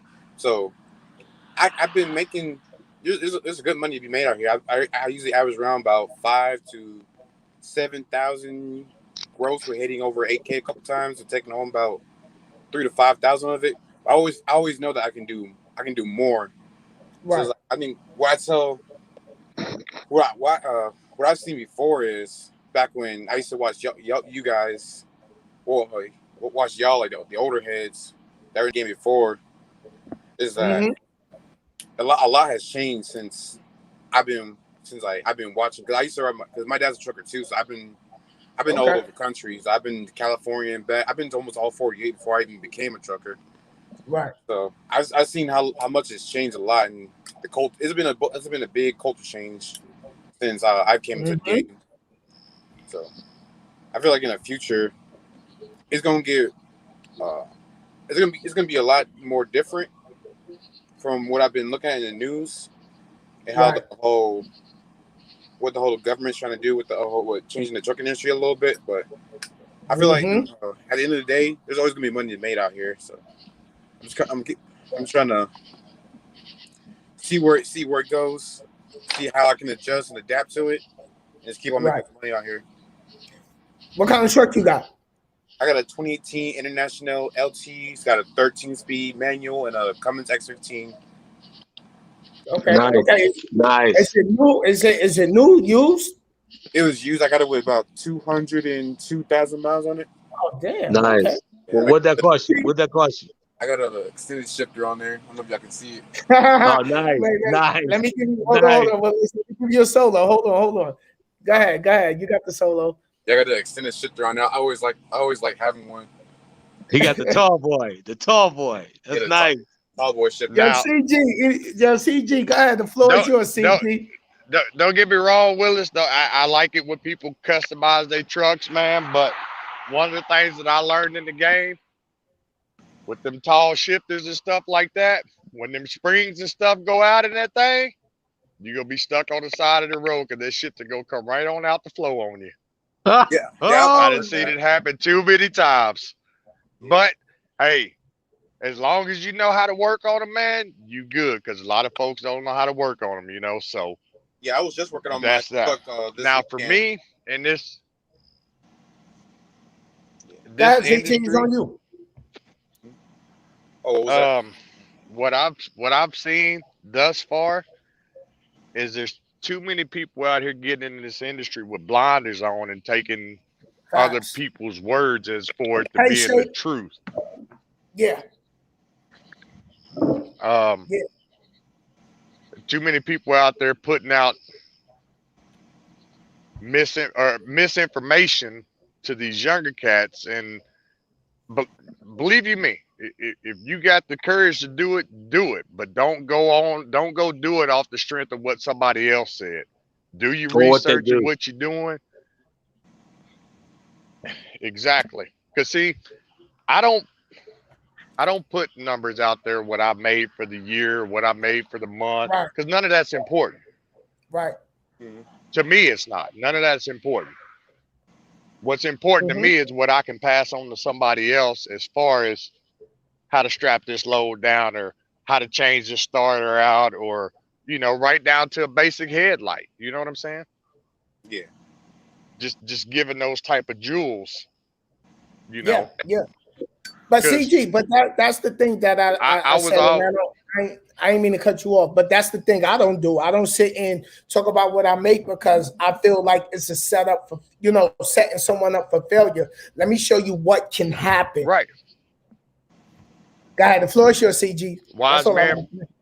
Wise man once told me a long time ago, chase the dream, not the money. Right. Yeah, I've sold a couple of out here since I've been here. He's like, he's like one of those like the whole just sitting here there in the truck stop. And he's like, I'm not making any money here and this and that. So I just asked him like, So when I first came here, I had a guy here. He's been here for about 20 years. He saw I just got an orientation, so he was asking me, have I booked any loads yet? I'm like, no, I haven't. I've been looking at the load board and stuff, but I haven't really booked anything. So he sat me down for like an hour or two, and he really broke down the load board for me. Right. And so the way I had it, like I was looking at it, I was gonna be making like I could have been making more than what I thought I could until he broke down how to set up on how I should book my loads for my maximum earning potential. And so ever since then, I've been doing real good. And then every time I see an owner up here that's been like struggling, like I ask him like, hey, how are you setting up on how you're putting up your loads? Like, what is your search radius? Are you looking at confirmed or are you looking at unconfirmed loads? Right. Are you looking at what's coming out of that area? Is it or where you're going to? Are you going into a good freight area? Yeah. So I was breaking it because he's been here. The majority of the guys have been here longer than I have, and so I try and help anybody out as anytime I can. It's just if they take it, that's on them. At least I help someone out. They don't take it, and that's on them. At least I know that I actually tried to help them out instead of turning your truck back in and just giving up on it. 90% of the people that look on the load boards is only looking at the dollar signs. They're not looking at anything else. Mm-hmm. You know, they see that load that's, $3,000, they see that, oh yeah, I'm gonna book that one. Well, they didn't realize it's a 400-mile bounce to go get that load. You know what I'm saying? 400-mile bounce to go get it, and it's a 1,200-mile run. Right. It's a 1,200-mile run, so you just did 1,600 miles for $3,000. You know what I'm saying? What sense does that make? Because everybody knows 1,600 miles, that's almost 3 days of your time. Yeah. That's 3 days of your time. You could have took, $1,000 load that only went 200 miles, and in those 3 days, you could have still made that $3,000. Yo, CG, I got a question because I'm glad you brought that up. So, what if you, like you said, you could have took $1,000 load that went 200 miles? So that means you still got hours on your clock left. You can still probably turn around and grab a load that day and run going the other direction, right? Let me put it to you like this here, Sin. What's today? Come on, Tuesday? break it down. Teach me. Okay, I started my clock. I started my clock yesterday at 5 a.m. Right. I'm on my 4th load since 5 a.m. yesterday. Wow. You know what I'm saying? My 4th load, and they've all paid anywhere between $1,000 to $1,500, and they've only been going 150 to 200 miles. CG, that's CG. Listen, and like I said, it's only Tuesday. CG. Listen, that's just planning smart. That's low board. That's watching. That's knowing how to work that low board. You don't gotta go. Yo, that's the one thing I learned. You don't gotta do these big miles no more. No, you don't. Short miles, big money. That's it. Right. Bounce. Me and my brother-in-law was looking at the low board. We was breaking it down. Boom, run a little short here, short here, short. The average driver is getting 3 trips in a week. CG, you said you already did how many loads in one day?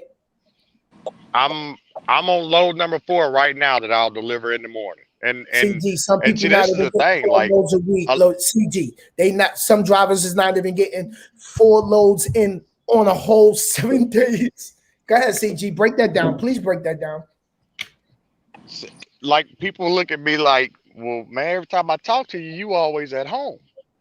Well, learning my freight lanes, learning where I can operate in. You know what I'm saying? Like, I live in Arkansas. You know what I'm saying? My freight lines is from Missouri to Texas. That's my major freight lines, from Missouri to Texas. I can do that all day long. You know what I'm saying? But it's all about looking at not only what the load is paying, how many miles I'm going to run, how much fuel I'm going to use, what route I need to take. You know what I'm saying? to maximize my time. That's like that dedicated. That's like being in a dedicated. Because you know exactly how many miles you run. You know exactly what you do. You know how much it's going to cost you to get from point A to point B. And that's how you maximize your time and your load. Yo, CG, KB said, because I know KB had the phone call from the shop updating him on his truck. So KB said, tell him you got to factor in fuel, deadhead miles, time on the load, booking open load boards, facts. That's what. Oh, that I thought it was a question. It's a statement. Short hauls. I mean, all that. Yep. All that is a factor in. That is a factor into what we're doing out here. You know what I'm saying? I mean, a lot of these places that you guys pick up and drop off at, you've been to them a million times. You know, there may be some places that you haven't been to. You know what I'm saying? Like me, I keep a little notepad. When I go to a particular place that I ain't never been at before, okay, man, I got here at such and such time. It took them 4 hours to load me up. So next time I see that load come across, okay, well, yeah, I don't think I'm going to do that because I don't think I can sacrifice 4 hours of my time. You know what I'm saying? And so I'll move on to the next one. But I don't put myself in areas, you know, everybody thinks, you know, they see them big dollar signs going out to the West Coast. If you from the Midwest or the East Coast, going out to the West Coast ain't going to benefit you at all. Right. And if you do go out there, plan on being out there for at least 3 weeks before you even get back anywhere close to where you're from. CG, I got something, right? Because, you know, I do refrigerated. You know, that's my lane. So my people, I'll look on the board. I see freight going into Florida, right? Now, I don't touch Florida because Florida always got good paying loads going in. But then you got a deadhead all the way back up to either Jacksonville or Georgia. Jacksonville all day long. See, that's it. Jacksonville the thing about it. That brewery, what's that? Budweiser. But then they want to load you heavy as hell. Listen, I don't touch Florida. Well, that's another thing too that I will have to let everybody know, especially the younger ones. Don't let them dictate to you how they're going to load your truck. You tell them how to load your truck. Once you figure out what weight needs to go where, you tell them how to, because I do flatbed. So, you know, they'll try to get us any chance they can. But if I'm sitting there watching them and I know what weight needs to go where, no, you can't put that there. You're going to have to move that. Don't be afraid to tell them what the business is. Right. Don't just go just because the forklift driver said, oh, I've been doing this for 15 years. I know what I'm doing. Well, apparently you don't because you got too much weight on my drives and I can't have that. Right. Yo, CG, you doing videos on your channel? I got some, but not, you know, I got a couple of informative videos, but not, I mean, when YouTube switched up the rules and stuff, man, it kind of put a damper on me. You know what I'm saying? Right. Because me, I like to do things how I want to do things, not by somebody else's guidelines. You know what I'm saying? Okay. I got especially you. On a platform that we created. You know, if it wasn't for us, YouTube would be where it's at today. Yo, KB said, never try to run east to west unless pays correctly. More wear and tear on equipment, burn fuel, etc. Yeah, that northeast, I stay out of the northeast. Crazy, it's told out. Man, CG, I tell you right now. I'm hard to put your channel up there, so we put you on the blast, CG. If I'm on the East Coast and they trying to give me, or I'm looking at a load that's going to the West Coast, it better be paying at least 10 to 15,000 for me to even consider it. And guess what, CG? There is loads. When I was in Vegas with Miss Diva Trucker, and we was on one load board, I seen the load coming from Vegas going to it was Philadelphia, Pennsylvania. 10 bands. Yeah. But see, then you also got to factor you got to factor in what's more important, the money or my time. Everybody knows time is money. Right. You know, we can only play with 70 hours a week. You know what I'm saying? You want 40 of those hours to be tied up in one load? Nah. Yeah. That's why those short runs are best runs. You know, I'd rather do the short runs, Tone. You know why? Because the short runs, you ain't driving 8 hours all day. You ain't tired. You know. Oh, hold on. Someone said, let's talk about fuel. CG. Let's talk about fuel. CG, what you think? Okay. What's y'all perspective on learning how to fuel your truck? How to calculate your fuel? Do you got fuel apps? Well, at the end of the day, regardless of what division you in, whether it's drive air, whether it's reefer, whether it's flatbed, whatever division you in, at the end of the day, that's the one commodity that you're going to need is fuel. Right. Now, what I do, and the thing that got me to be able to learn my truck that I operate, I filled it up just to see how many miles I can get on one fill up. Now, my truck, which is a 2014 Peterbilt 579, on a fill up, I can get roughly about 1,500 miles on a fill up. Right. So when you look at these, like what we were talking about, like these short runs, now you go back and you look at what the fuel surcharge is for that day. It may be 21 cents, it may be 23 cents, it may be 28 cents. But you already know, if you know your truck, this load's paying $1,000 with $150 fuel surcharge, and it's only going 200 miles. Well, I know I can put 40 gallons in my truck and go 200 miles. I can get 500 miles out of 40 gallons. You know what I'm saying? Yeah. Right, but you know what, CG, your first thing that you said was exactly right. That's how I used to run mine, which is I'd fill it up and I'd see exactly how far it can go, and then I do the short runs, because I could run a lot of short runs and make more money than trying to run a long run and just sitting down waiting for your time management is super important. So a lot of people don't know, quiet as it's kept, the secret of that is just like them short runs, 1,000 here, 1,200 here, 800 here. The mileage is small. You don't have to burn yourself out with driving on the road. And then you're able to manage your clock way better and get more out of that. So you're burning your clock and your fuel, and you're being not only fuel efficient, but you're also being cost efficient on your time, which time is money. You see what I'm saying? Like right now, see, he's running, you got 4 runs in. By the time he's ready to lay it down, he might have 6 runs in, and he's still doing the damn thing. And it's only what, Tuesday? You see what I'm saying? So Tuesday. That's the real trucker code, man. That short run stuff that's the pop. That long distance.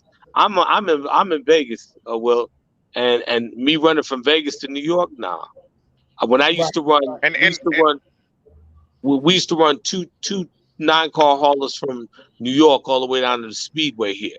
That's about 3,000 miles a pop, but it was $80,000 for both runs. So it was working for me, but the breakdown. And not to knock anybody in any other division, but like I said, you got to remember, I do flatbed. Yeah. So when I going to drop that load off or picking up a load, you got to remember, I still got to strap it down, secure it to the trailer, tarp it, get to where it's going, untarp it, unstrap it, get to the next place, strap it again, tarp it again, get to the next place, do the same, and that's just back. You know what I'm saying? So I especially for the ones that want to get in flatbed, is you really got to minimize your time. Well, you got to minimize that window. So if it took you an hour to tarp, on the next one, it better take you 30 minutes. Hey, listen, KB was saying in the chat right here, he was like, talk course of operation to move your truck. A lot of drivers forget or never cost move their truck per load? Yeah, and CG helped me out a lot at this at the beginning.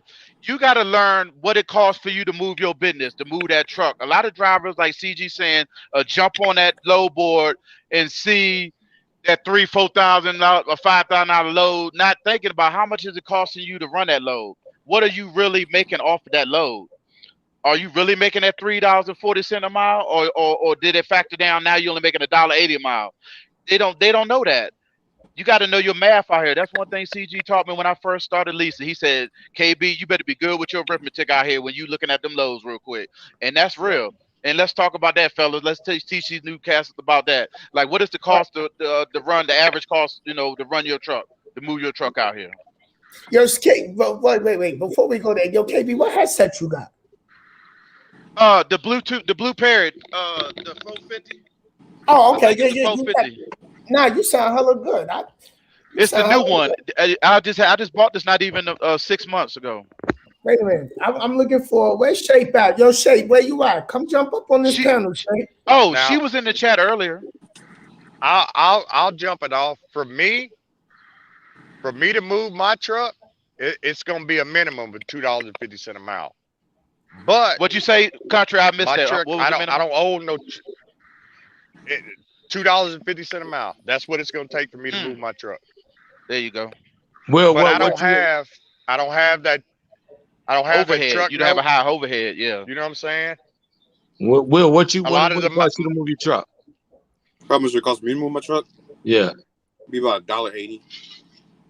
But I also don't book loads that low. I usually keep it around. I usually book loads around to about $2.50 a mile. What's your average, Will? Because I average around about, I'm gonna be honest, God honest, about 240, sometime up to 255 a mile. That's the average. That means averaging the whole loads per week. I'll try to average. How much I average dollars per mile? Yeah, just the average rate per mile that you getting your loads for. Yeah, it's about around usually it's around. Yeah. If I'm running from the Midwest to the Northeast, I'm usually doing, I can usually average around $1.90 to about $2.30 a mile. But right now I'm kind of running the Southeast. I gotta get home by Thursday, so right now I'm running about $1.70 to $2 a mile. And that's amazing for a young driver. My hat's off to you, Willis, for being 24 and an owner operator only out here, 6-8 months? That's amazing, man. I had to learn. It took me a long while to learn that. I ain't gonna lie, just to get that math down. I was struggling out here. I didn't know what the f I was doing, to be honest with you. As Country, I was asking all kind of questions and researching and trying to figure it out, because I was failing. I was about to jump out the lease truck after 6 months. I didn't know what I was doing. Yeah, but I'm still here in it now. 3 years later, and I'm paid off. I'm here in it with it. What made you keep going when you got to that point of frustration? Because I know this is what I know, sin in life. I never was a quitter. I joined the military. I've been through a lot in life. One thing I don't is give up. And I know this trucking game, you're gonna go through ups and downs. And your first year or two, especially leasing and paying on the truck, you're not gonna make that type of money you think you're gonna make anyway. You got to know that. But it's a learning process. I took a leap of faith to learn this owner operator, because I knew my end game was to eventually own my own truck. I wasn't trying to be no company driver forever. Ain't nothing wrong with that. Ain't nobody. I am not knocking nobody that's the company man or woman. I'm just saying, my goals was to get that truck. I wanted to be just to say I own that truck and do my own thing with a tractor trailer. Right. That's what I wanted to do. But I know it's the learning process. And the business side, I wasn't that business savvy and smart, to be honest with you. Not saying I'm a dummy. It's just, I had to learn. I was new to the game, and I'm always learning. We always learning out here every day. And I tweak my business on a weekly basis, because we know trucking changes, rates change, things change every day out here. Yeah, so you got to tweak your business to the trains or the change. Like right now, rates been up pretty good, but I have seen a little bit of decline on the low boards. So you got to get ready for that, and you got to start saving for that. A lot of these drivers don't know that. Old operators will tell you, while the rates are hot, you better be putting that away, because they will come down. They fluctuate like night, day, like the water, like the ocean. You feel me? This was actually like stocks. Trucking. Yeah, go up and down like stocks. Yep, exactly. I've been learning a lot in the 3 years. I feel like I've really matured in a lot, and I don't know it all. I far from never. I don't know it all either. I just continue to grow, and I love panels and forums like this where we can actually come in with not with the bullshit, excuse my language, and the drama, but no, we up here as men growing, men and women growing and helping each other and learning from each other, key points to succeed out here. We all going to make mistakes and fall, but we go, go ahead. The thing, KB, is to want to learn. Facts. You're right. And sit here and say, okay, CG said, yo, Sin, don't get rid of that alternator. Get that alternator rebuilt and put it in your side box. Right? You know what you could have did, Sin? You could say, CG, you full of crap. I ain't worried about that alternator. I'm throw that damn thing away. But no, what did you do? You took heed and you listened. You got to be willing to take constructive criticism. You got to be willing to open your eyes and listen. Close this sometime. And CG will tell you, I used to be real bad and I'm still working, but close this, open this more, and take it in like a sponge. But don't also, and also, right here on the phone is called Google search. Facts. That Google is that search engine is lifesaver if you use it right. Hold on. University. Go ahead, CG. Let me tell you this. Let me tell you this though about that. Come on, CG. You gotta know what you're talking about when you go to Google search. You just can't go punch in anything because then you're gonna get a whole variety of different things. That's true. See, you're right. You punch in the wrong thing, you're gonna get a flooded of all kind of information that's gonna steer you off to you right, CG. You gotta know exactly where you're looking for, But at the end of the day, it's all about what you're keeping out of what you're making.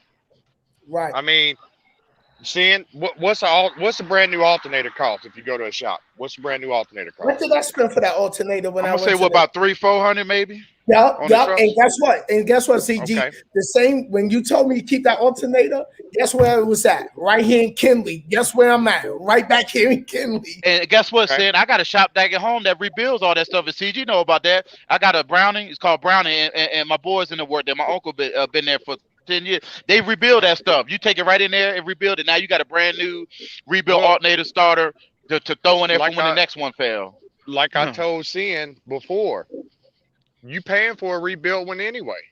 Exactly. The only difference is instead of spending $300 to $500 paying for a rebuilt one at one of these places, you go to that little local spot there to that starter alternator rebuild place, get it rebuilt for $100. Facts. With CG, brand new parts. You say thank you, and it's just the same as a brand because the only thing is old on the junk is the casing. They take all the inside and pick everything is new, just like you bought a brand new thing. CG, no, we mechanically inclined starters, alternators, all that stuff is just internal. The rotor stators, that's all you replace it. The outside, as long as it ain't cracked or damaged, that's just a shell. That's where the money at. So they charge you $400-500 for that shit. It's reman at these shops, like CG said. You can get you can save hundreds of dollars by doing that simple. You ain't got to be mechanically inclined and nothing. Just that simple. Any driver can do that. Let me ask you guys a question. Sorry, Sid. Let me ask you guys a question. For all of those that are trying to get into the game, like we are, to get into the game, to try to buy a truck or just get involved, what would your guys' best advice be to someone who doesn't have a truck, is thinking about it, trying to do? Because I've been watching a lot of the comments, and a lot of the people they're not where we are right now, like where everybody is right now. So what would be your best advice to that person that's trying to put it in motion and do what has to be done? I would say go grind at a company and save your money up and go ahead and buy stuff outright. Do your research, get that truck fully ready. Stay company, still run that company truck and already bought a truck, right?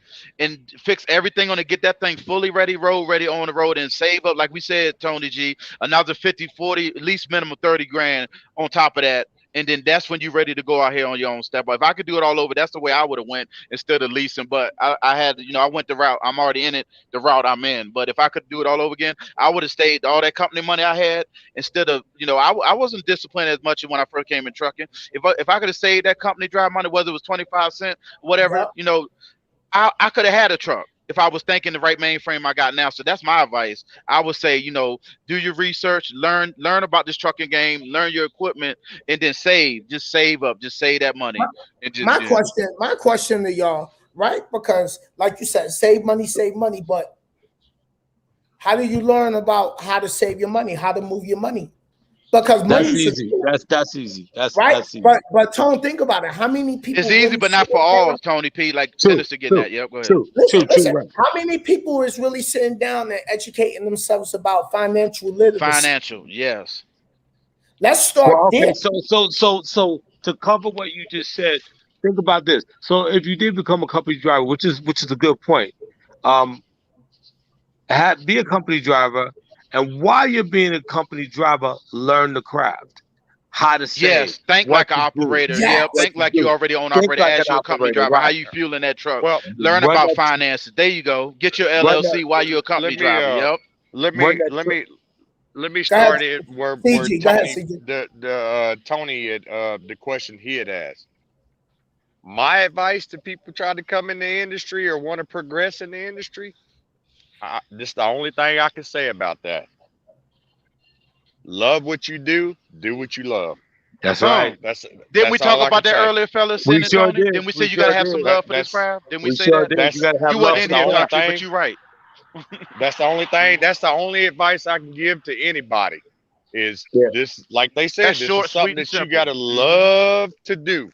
Because if you're not, CG, we was just talking about that earlier today. We were just saying, when you get in this game ain't all about flossing like what Sin was saying. You can't go out and see somebody. I don't care who's flossing or what they got, what's in their pocket, what they flashing on the internet. You know what my famous words is? I ball on the budget. You hear me? I ball on the budget. I do. When I first met CG, he said that shit, and I keep it in my mind. He right, ball on the budget. I say I'm a dollar store millionaire. You know, I live within my means, man. That's it. You really can't see it, but I got a semi here. I got my personal vehicle here. Another personal vehicle. You still got that another personal vehicle. 35s. I got 2 more personal vehicles right there. I got another personal vehicle in the garage. I ball on the budget. Hey, CG, you couldn't have said it better, man. You know, a lot of people don't like this young man, Mr. Will, right here. He's doing amazing things at such a young age. Like if I was doing something way different when I was his age. But to watch Mr. Will do what he's doing and handle his business and putting it in motion that way, and is off the charts, amazing and commendable. If we had this mind frame and doing what he's doing at our age, we'd be where we want to be at right now. But we getting there. We learning now from our mistake. Every day you learn till the day you go in the grave out here. Let me backtrack. Let me backtrack in the track. So it was coming off of what KB said. So here's one of it. Nadia said, to be able to take constructive criticism and truly receive a word, one must be humble. Absolutely, 1,000. Oh my God, sis, you hit that right on the nose. You have to humble yourself and able to receive. You hit that right on the nose. I love you. Enough said right there. You bomb. Here's another one. She's very deep with it. That's why we be. Yeah, go ahead. Here's another one. She said, "No one knows everything, but damn it, sure helps to know someone that's been through some shit." Yo, the queen has spoken. That's all I gotta say. The queen has spoken. Yo. Look, it starts with knowing priorities. That's right. Exactly. Have your priorities in order. Piggyback to Sin when you saying the advice for coming into trucking. There you go. I forgot about that. Have your priorities in order too before you think about getting out here. I will say, you know this. What I'm saying? you know the main reason why they want truck drivers to wear boots all the time, right? It ain't for safety purposes, because the crap's gonna get real deep. The crap's gonna get real deep. One of these days, you're gonna need to break them boots out to go walking in the crap. Mm-hmm. That crap will get deep, like CG said. Yep. Abdullah said, my opinion, save your money and do your own research. How many people out here not really doing their own research? But the thing about it is, a lot of people just relying off either YouTube or watching cats and getting led the wrong way. Like CG said, you gotta know what you gotta have the love, and then you gotta do your own footwork and really be focused out here. Don't just watch other people or go off of somebody else. You can't do that. You gotta implement your own way. Find your own way out here at the end of the day. Make your own decision. And be willing to fall too. Be willing to fail, because you're gonna fail numerous times in trucking to succeed. I'm just being real. We all have. We all stumbled and had to get back up. It goes hand in hand, KB. It goes hand in hand. Like you said earlier, Sin, you said, what was the reason for me to keep going? Because I know I can show people, like we said, this is the reason why we do this. I want to encourage people that you can fall, you can get almost knocked all the way down, but you keep struggling, you keep fighting. And you know what? If I can do it, you can do it. That's why I do what I do when we get on this YouTube. You know what? That's what I do. The thing that pushed me harder in trucker is there was this guy on YouTube that I used to follow, that I used to watch. And the thing that made me, there's something that he said that made me just want to push harder. Because he told me, if you're a company driver, you ain't nothing. And right then and there, when that was said, I'm like, oh, okay, no. I unsubscribed from that cat. And when when I took off, I shot off. You hear me? Hey, listen to this. Look at this, Tone. Look at this comment right here, Tone. Look at what Nadia said. Also speak positive over your journey. Negative output will manifest your reality. Say it, sis. Sis preaching too in there. Go ahead, Queen. Queen. She preaching. Queen. Nadia's the queen. That's the queen, baby. Go. Listen, it's all about this. Everybody's journey. Each one of you in this room is different from one another. The only guiding path that all of us have that is in one particular motion is we drive. And it doesn't matter where we drive or how we drive or what we do, that all stays the same. But each journey is going to be different. And it's going to end up landing in the same foundations of where we are right now. Right in this room, talking to one another, explaining our experiences and telling the world what we can do for them by explaining what we can do in our experiences of what we've done. So me, man, I'm blessed to know all of you and to be motivated to do the things I need to do to put myself back in motion, like me and Sim was talking before. Will, I'm proud of you, man. I'm very moved by your foundation. His story so far, just knowing the Marines, being an ex-soldier like myself, and for that young man to be where he's at in life, you're going to be way ahead of the crowd, man. Will, my hat's off to you, brother, man. All I can say to you, Will, keep that same drive, keep that same energy, man. In about 2.5, 3 years, you'll be able to retire. I'm telling you. Correct. You retired way before us, Will. You be retired in your 30s, man. Hey, Will, I'm 60 and this is my fourth retirement, bro. You way ahead of me right now. Cause that's the end game, y'all. Don't nobody want to sit behind this seat forever. We love this game, but you got to have an end game in this thing. Go ahead, CG. I can argue with you on that, KB, because I love to drive. You know what I'm saying? Right. Oh, you gonna be one? Oh, I know, CG. You one of those drivers that gonna be the 80, 90. I'm still driving. I don't give a damn. I know.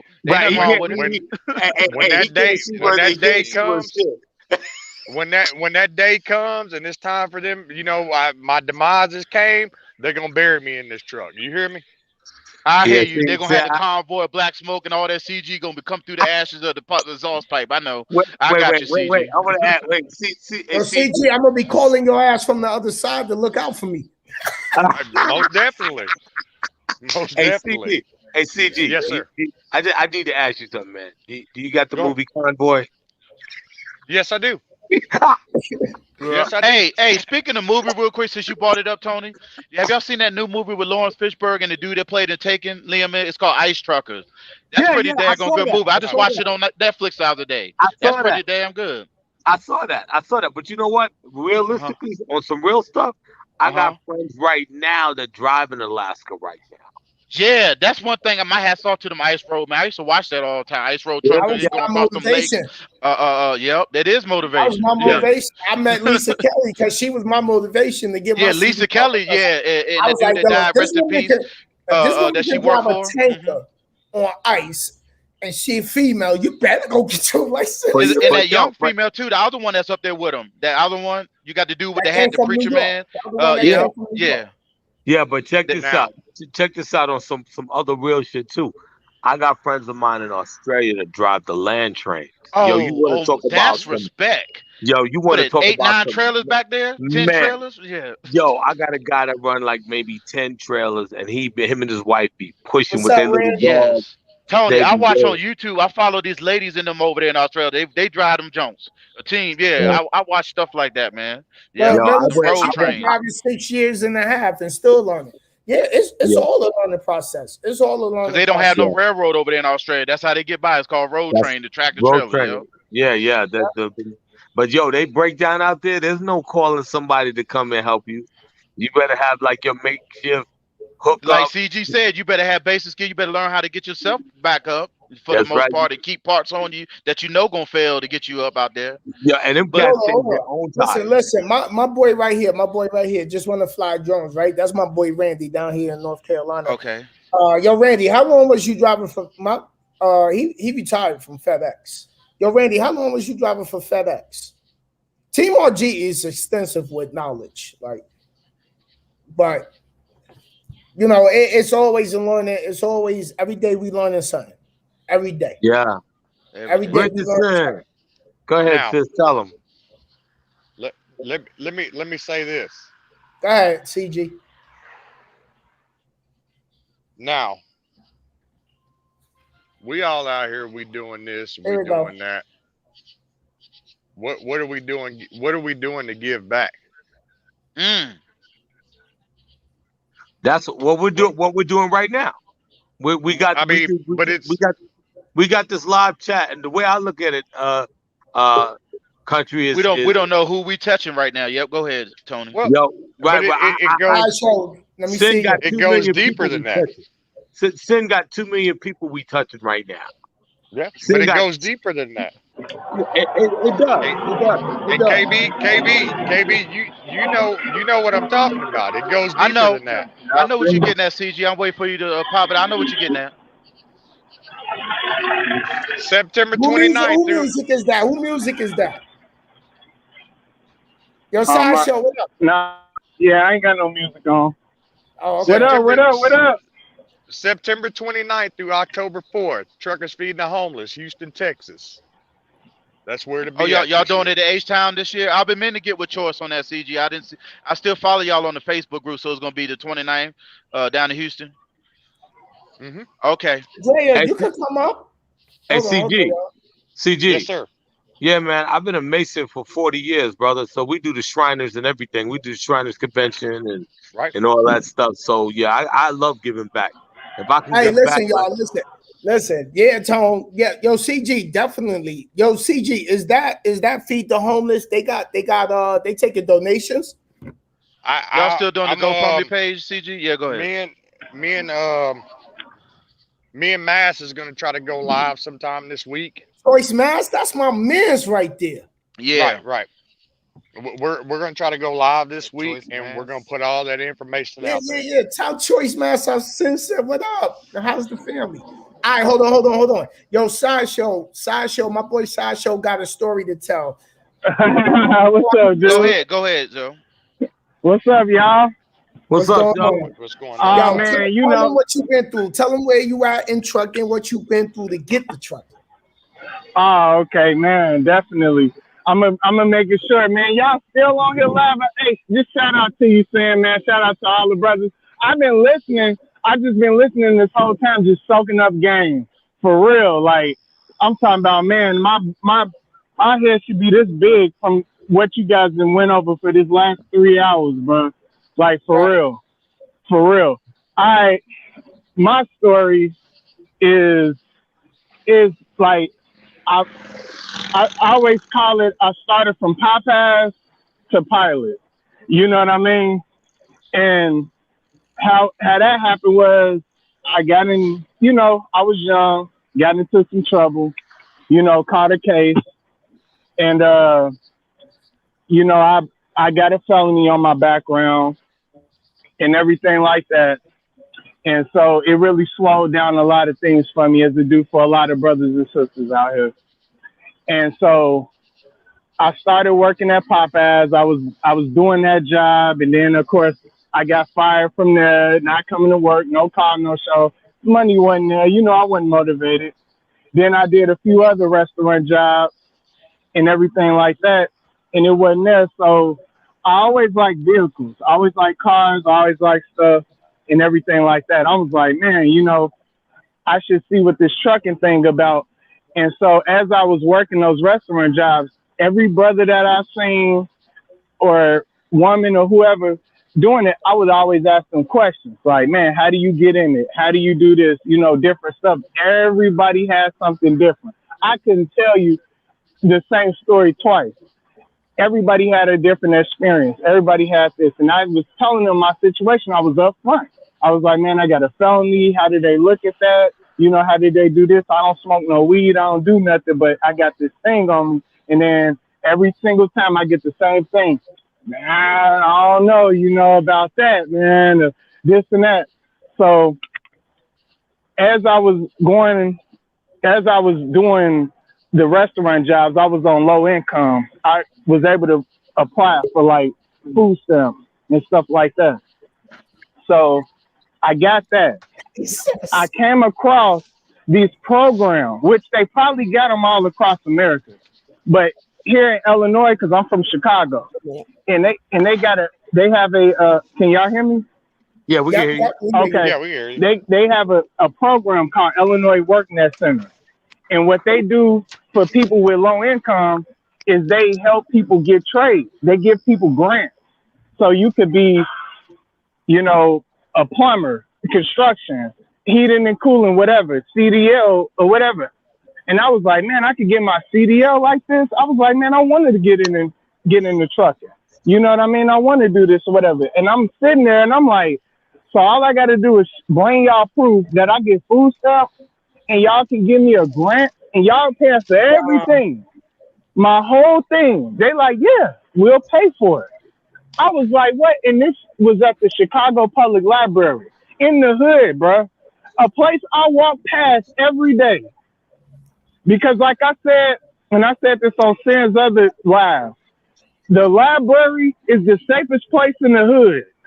You ain't gonna never run into no trouble in the library, bro. hey, I can contest to that too, Sideshow. I'm from the hood too. Yeah, man, you right. The library is always the safest. That in the church most times. Bruh, don't nothing happen at the library. Ain't nobody hanging out. And probably a few bums, some hobos or something, but nothing like that. So I'm like, okay.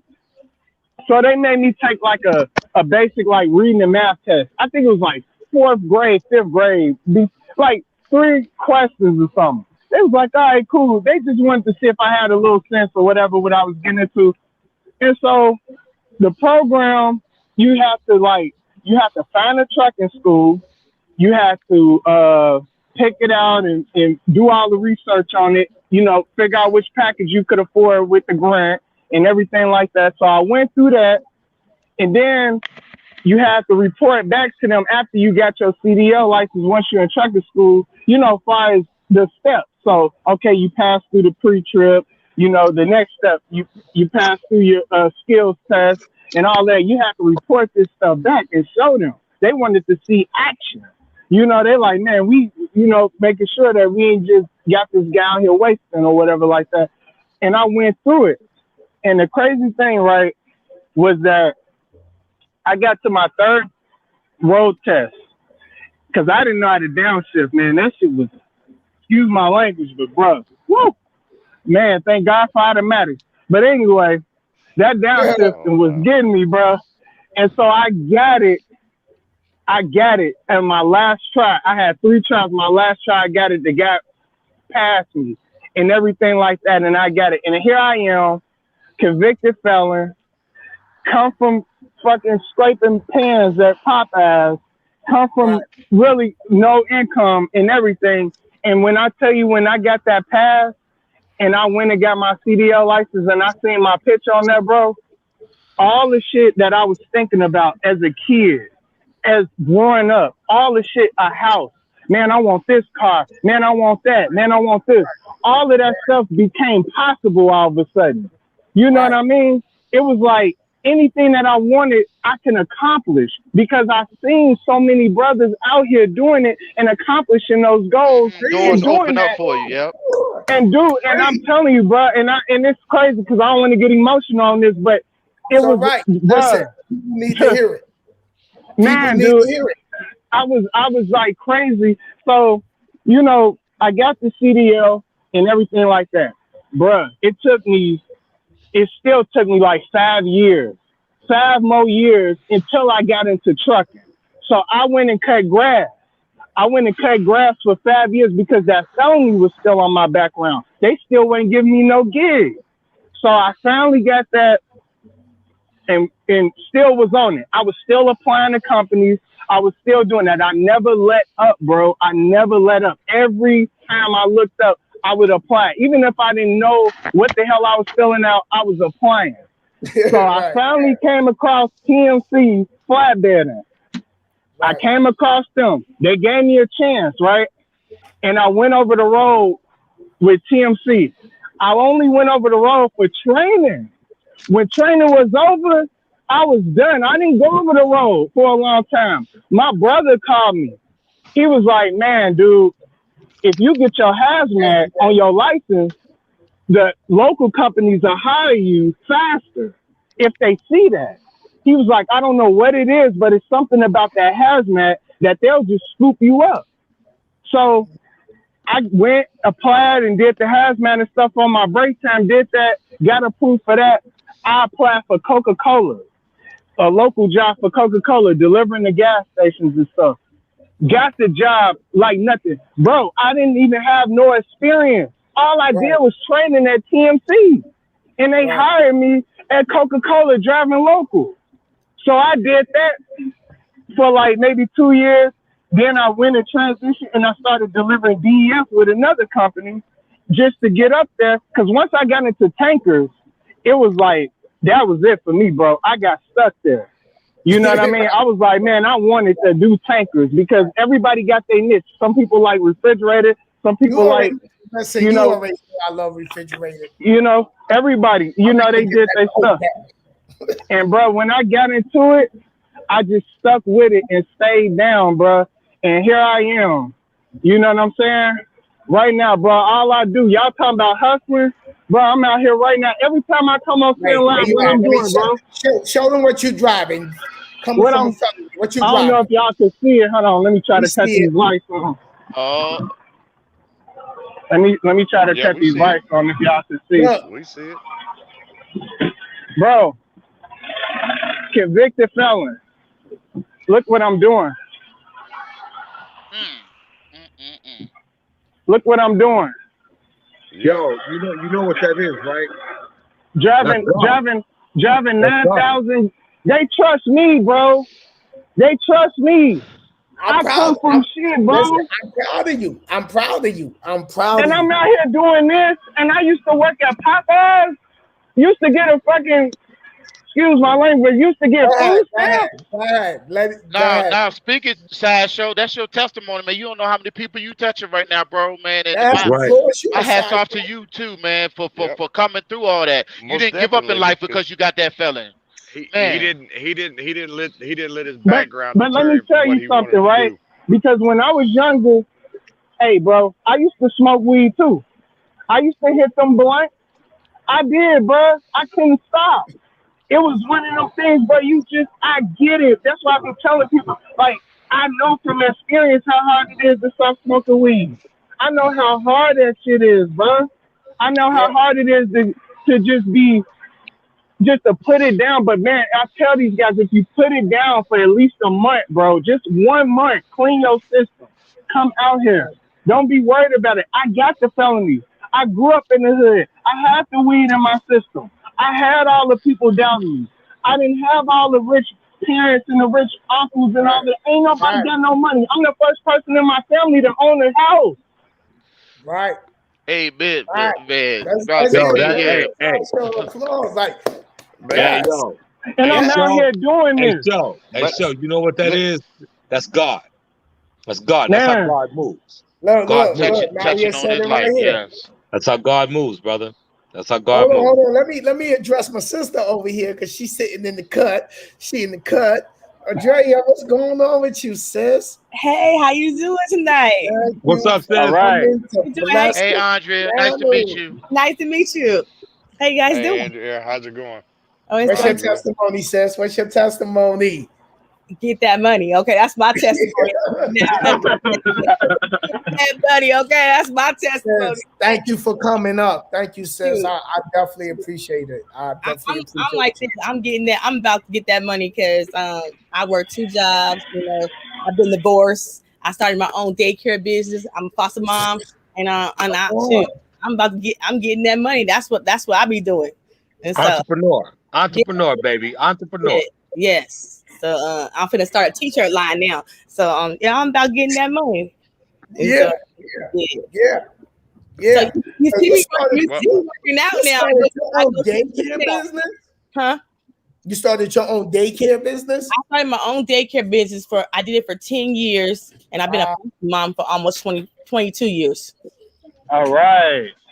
Come on. That daycare money now, that daycare, man, my sister used to do that. Mm-hmm. That's that bag talk right there now. Yes. Now, oh, yeah. Now, let me say this. California, too. California is high for daycare. They don't play when it comes to daycare. It's like $600 to $700 a month. Hey, sis, you in Cali right now? What part of Cali? Sacramento. Oh, okay, right on. I was in Orange County. Oh, okay, yeah. Sacktown. But to everybody that's in the chat that may be listening, if you're a convicted felon and you got a state ID because you done went and did a stretch somewhere, there's a government grant out there for you to go and get your CDL. Them folks ain't gonna tell you about it. Oh, it's a non-repayable government grant. That's what I did because I had my felony when I got it. I got it. They know that they know they're gonna get the money back. If they put you to work out here, they know they're gonna make their money back. That ain't no money. And see, that's why, fellas and ladies, that's why we do this. That's why I'm so blessed to be part of something like this. That's great. We don't even know how many people that's getting touched tonight. That testimony side show, that alone right there, somebody out there listening, out there smoking weed and got felon and thinking life they gave up on them, the world will shitted on them. That right there show that you can get out here and do it, man. That's just amazing what we're doing, y'all. I love all of y'all, man. Thank you, Sinnizter, and just being a part of this is great, man. That's it. Man, listen, it ain't always about Sinnizter because all of this is us leaving our legacy for those that's growing up, our nieces, our nephews, our daughters, our sons. Behind. Because, all right, when we no longer here, what did we leave behind for the next generation to just be able to sit and be like, listen, we all sitting up here from different backgrounds, from different parts of the country. I'm in North Carolina right now. Ron, where you at? I'm in Kansas. I'm in Ottawa, actually. Tone is in Vegas. Andrea, where you at? Sacramento. Look, CG, where you at? Arkansas. Where you at? Chicago, Illinois. Willis, where you at? Atlanta, Georgia. KB, where you at? Atlanta, Georgia. Right in Colorado, 50 miles north of Denver. There you go.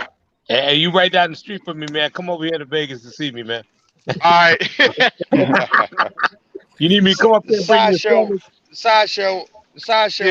What truck stop you at right now? Right now, I'm in the Chicagoland area. Right now, I'm at Bensenville, Illinois. I mean, not Bensenville, Carroll Stream, Illinois, at Pilot over here. Now, this is these are one of like they new joints y'all probably came across. These are like the Pilot Express. So they don't have like the showers and the stuff. So hey, I'm gonna tell you this.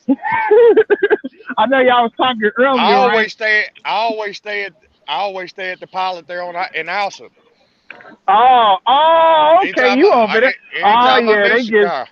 They get busy over there. Hey, bro, what's so funny? And I'm gonna tell y'all a quick story because I know y'all was talking about lot lizards and the OnlyFans, the girls and all that.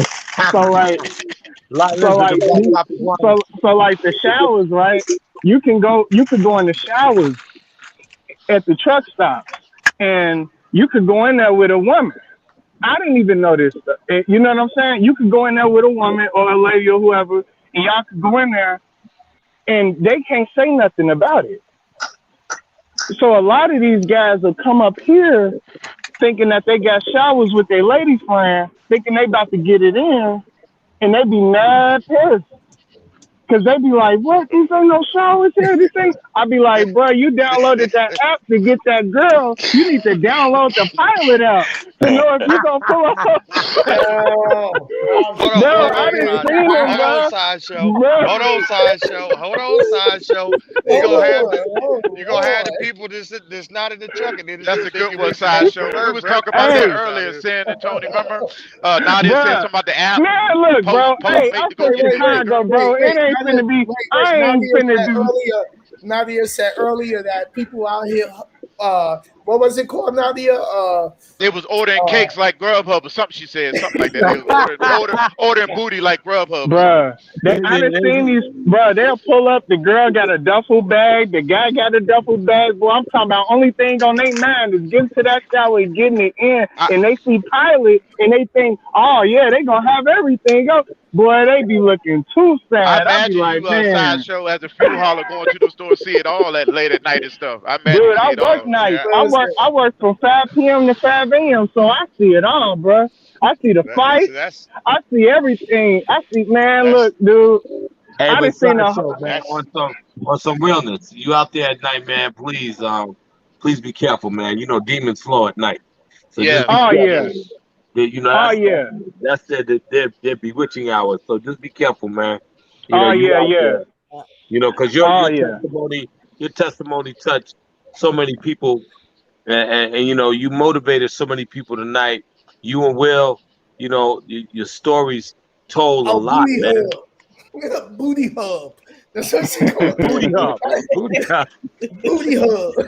Yeah, and that's one thing that I'm gonna tell people, like, man, if you get low income, like you got Section 8 or you get a link card, any type of government assistance, bro, try to go to the library, try to look it up on Google and see what grants you can get to get into these trades. You ain't got to get into trucking. You can get into many other trades. They will pay for this stuff, bro. They will pay for this stuff. Felony or no felony, they will pay for this stuff, and you will get into an industry that'll change your life, man. I'm telling you. Mm-hmm. Listen, Andrea, you want to add something in there? Testimony. That's how I ended up getting my daycare license. I was on welfare, and I ended up getting my daycare license because they paid for that shit. And after I paid for it, I took off. 10 years I did daycare, and I did foster care. I'm doing foster care almost 21 years now.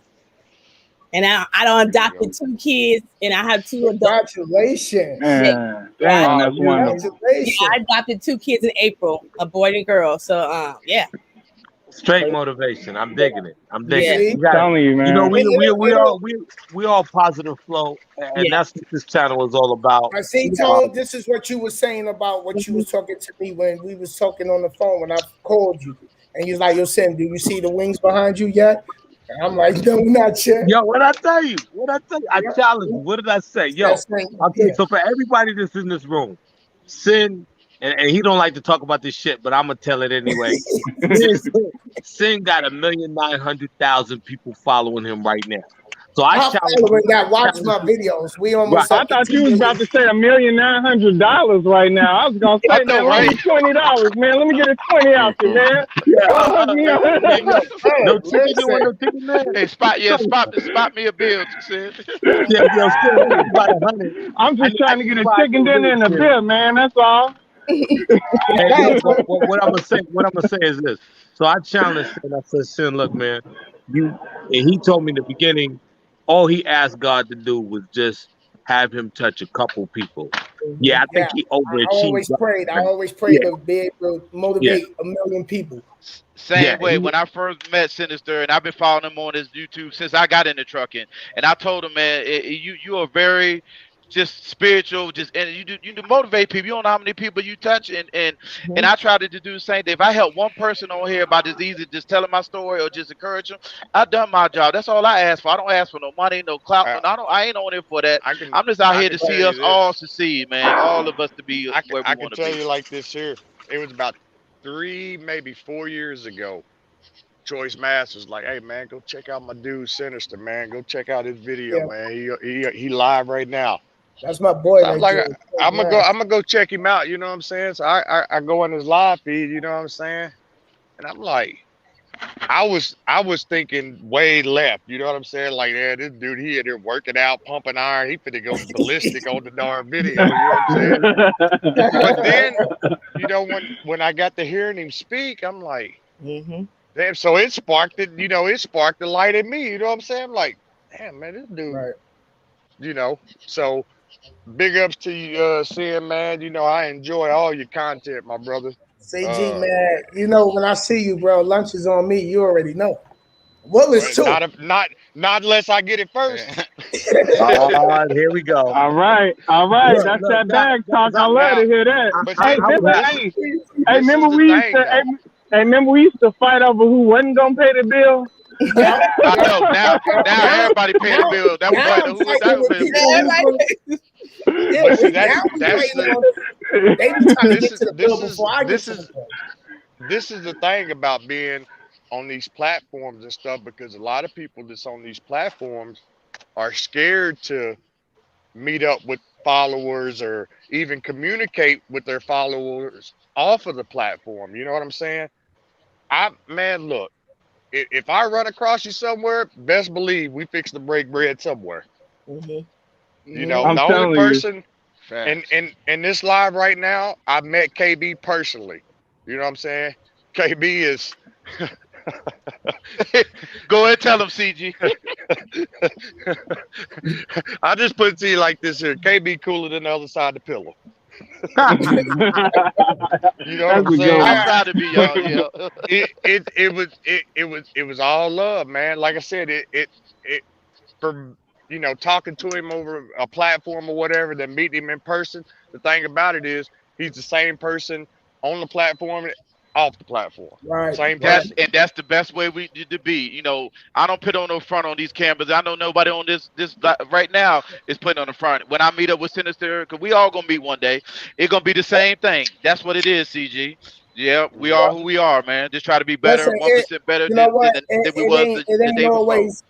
It ain't always about me.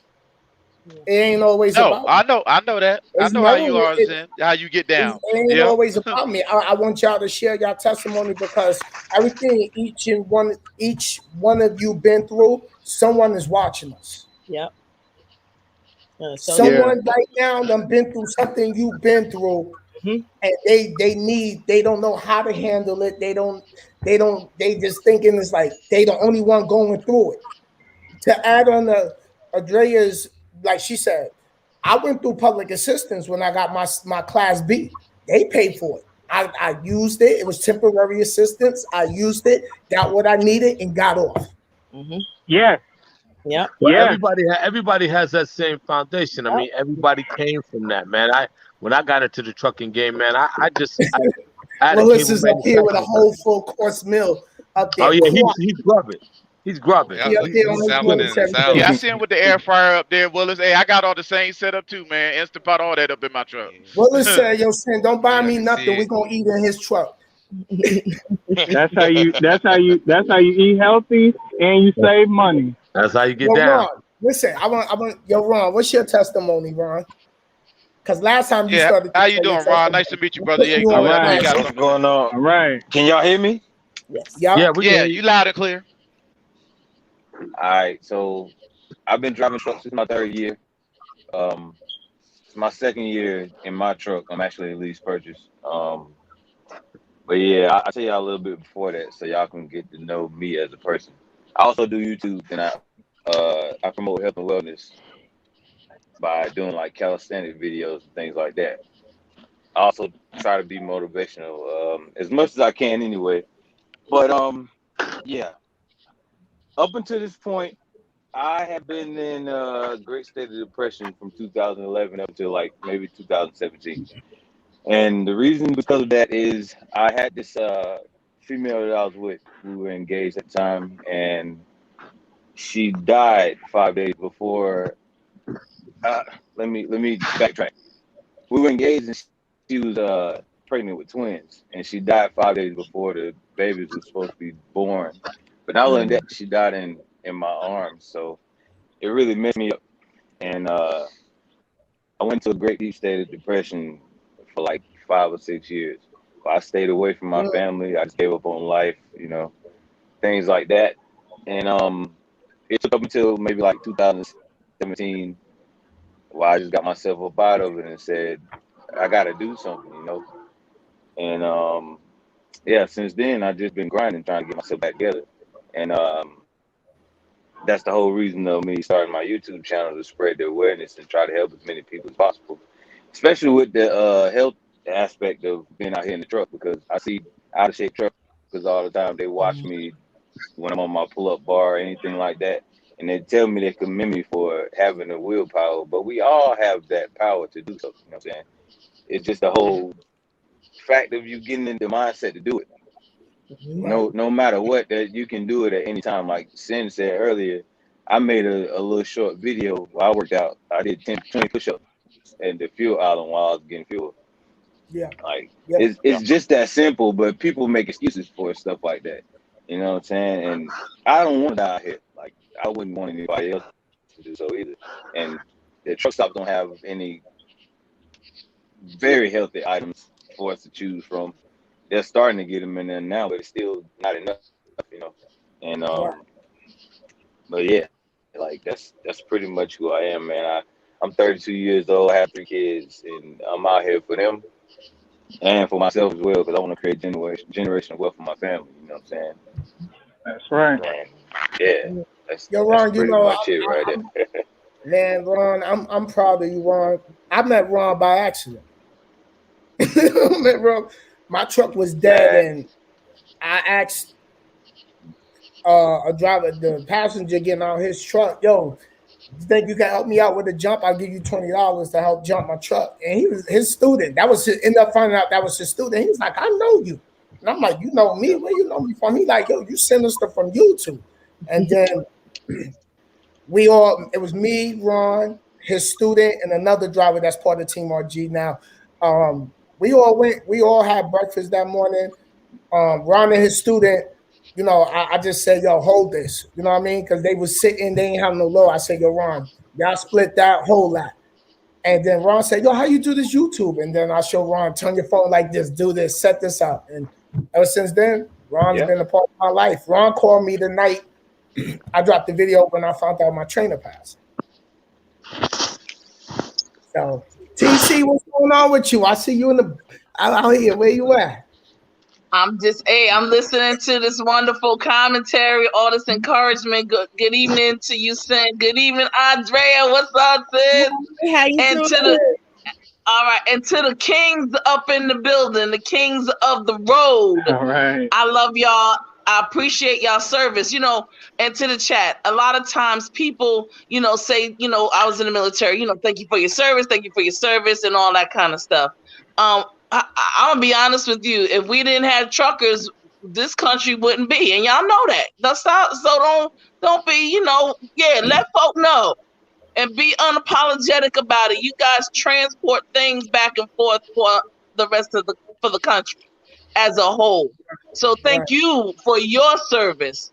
And y'all better thank me, because I support the fuel. Yeah, you just started the whole thing, guys. So you riches and care. Y'all thank us though, because if it wasn't for y'all, we wouldn't be mobile. We wouldn't have nothing to take. That's what I'm saying. That's exactly where I'm coming from. That you acknowledge that. A lot of Americans, you know, like you say, I'm ex-military you know too, that. but they acknowledge our military service, but truckers they don't give us as much respect as we deserve. But I appreciate you, TC, acknowledging that. Thank you, sis.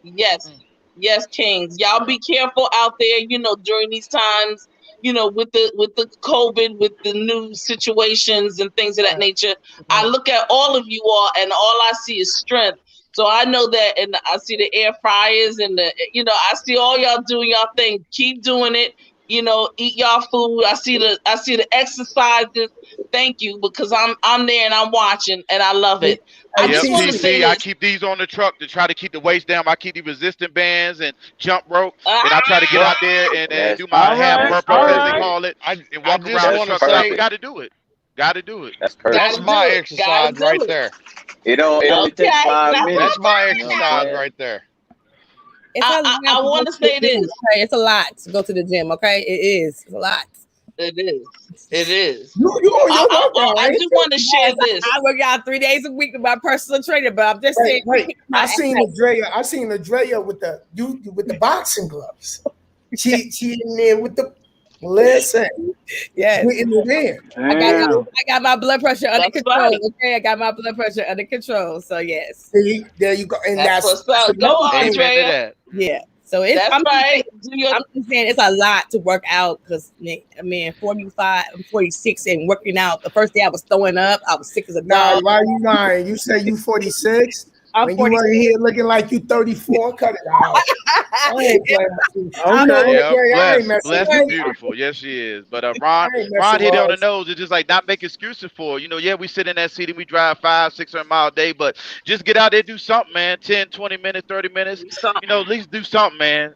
Just don't sit in that truck and then, like you said, don't run in that truck stop and get in that roller grill stuff, that unhealthy stuff. Yeah, I do it at least 6-7 days a week. My workout is this 48-foot flatbed. That's my workout exercise routine. See, hey, we know that's the one within itself, chains, like baby. Yeah, CG. Man, look, I told you I did flatbed and I ain't last a month. That's some work. I've been doing it for TC. I've been doing it for 6 years. So, TC, listen. TC, what's up? Official Willis, right? I'm proud of this young brother. He's 24, former military from the Marines, right? Okay. Simplify. 24. He's an owner operator. Been in trucking 10 years. I mean, he been in trucking for 10 months, but he's already an owner operator at the age of 24. Whoa. Amazing. Yeah. Former military. Young blood doing it. He was watching me. Okay, Willis was like he was watching me in middle school. Well, you know what, Official Willis, let me just say this, that you are amongst the ranks of the greats, of the gods. And that's just real, that's real rap. And I love it that I'm looking at these brothers and all of you are edifying each other. You're bouncing back off of, with each of one of yours experiences, sharing, so forth and so on, and being vulnerable and still being masculine all at the same time and not questioning your masculinity. That has never come up. And you man enough, you this and that. Now, let me tell you why I say that. Because we're living in a time where that's all that people want to talk about. Right. And let me tell you why that is so low vibrational when people start talking underneath each other's clothes, especially us as Black people. Because there's so much more to talk about. There's so much more to talk about. We have to talk about the things that you all started with. You talk about generational wealth. We talk about businesses. So, and the conversations that we have will automatically gravitate other conversations and other people to us. So I'm here to tell you that just tonight, there was something that's coming down from the pike with a big company called JP Morgan Trust with Black and brown businesses. It's on its way. I've been telling you, Sin and Nadia, I've been watching you too, okay? And I've been watching how you move in these streets. Right. And I want to make sure that those people who are serious and who want to do something for real. Now, see, I can't have a bunch of low vibrational talking under the clothes, in between the sheets, creep bullshit. I can't have that. Right. JP Morgan Trust people, y'all know how it goes. If you're successful, they're successful. So they need y'all to be focused. You understand me? So I'm going to be getting with some folk on a low. TC reached TC was in one of my lives and told me, what was it? The governor? TC, you said that was watching me? The mayor? The governor, one of the governors and a judge was watching you. And also, an attorney general was checking out how you were doing and moving. Right. Okay. And that's the thing, TC. Like you said, you never know who watching us on this thing, and that's why positivity attracts positivity. You know, I love being part of this platform. And that young man up there, Willis, he's inspiring a whole new generation. The next generation, like, look what that young brother's doing right now at 24. He probably be able to retire half our age. You know what I mean? That's amazing. Willis, That's just yeah. And what we're gonna and that's what and that's exactly they what all doing it. That's what he's never gonna retire, because see, retirement is for losers. Here's why, bro. You might do it. You might change. Listen, you're gonna change and shift, and you're gonna continue to make money even while you sleep. You see, and so your first 50 years is to prepare for the next 50 years. You see what I'm saying? And you never stop. The brothers that were with me tonight, one of them we celebrated him because he was 90 years old. Wow. He's still making money, still walking upright. He still has all his teeth. Okay. Wow. That's blessed. Yeah. Okay. Like you said, and I'm telling you, the grind never stops. Like you said, that's the goal. Making money while you sleeping. You know what I mean? While Let that sleep. residual income just come up in that, man. I appreciate you, sis. And that keeps him young, and he keeps all of us young people around him. You know what I mean? So that's why him and other black men, good black men, and of course my sisters are always, let me just say this, my sisters are always around. Just to make sure everything is proper and in decency and in order. But the brothers are like, listen, we need to get some more. We need some seed. We need that stuff right there. And so when I showed them some things that was going on, they were excited. They wanted, we want to go to the next level. JP Morgan Trust, you all can Google it. They have already committed to $30 billion for Black and brown businesses. So at the looks of things, we're all of us are black, and most of y'all are brown and beige anyway. So it don't we fit the whole narrative. It's all good, and it's for men and women. So just understand that. I already have my sisters on lock, the ones that are the serious that I know fit the bill at a certain level. I needed to make sure that I balance that energy out, because we can't go nowhere without y'all.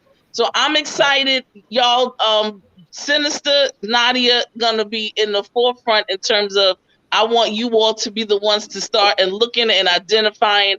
I see some brothers and my sister Andrea, because she's been very hardworking. She's always been serious, focused, and consistent.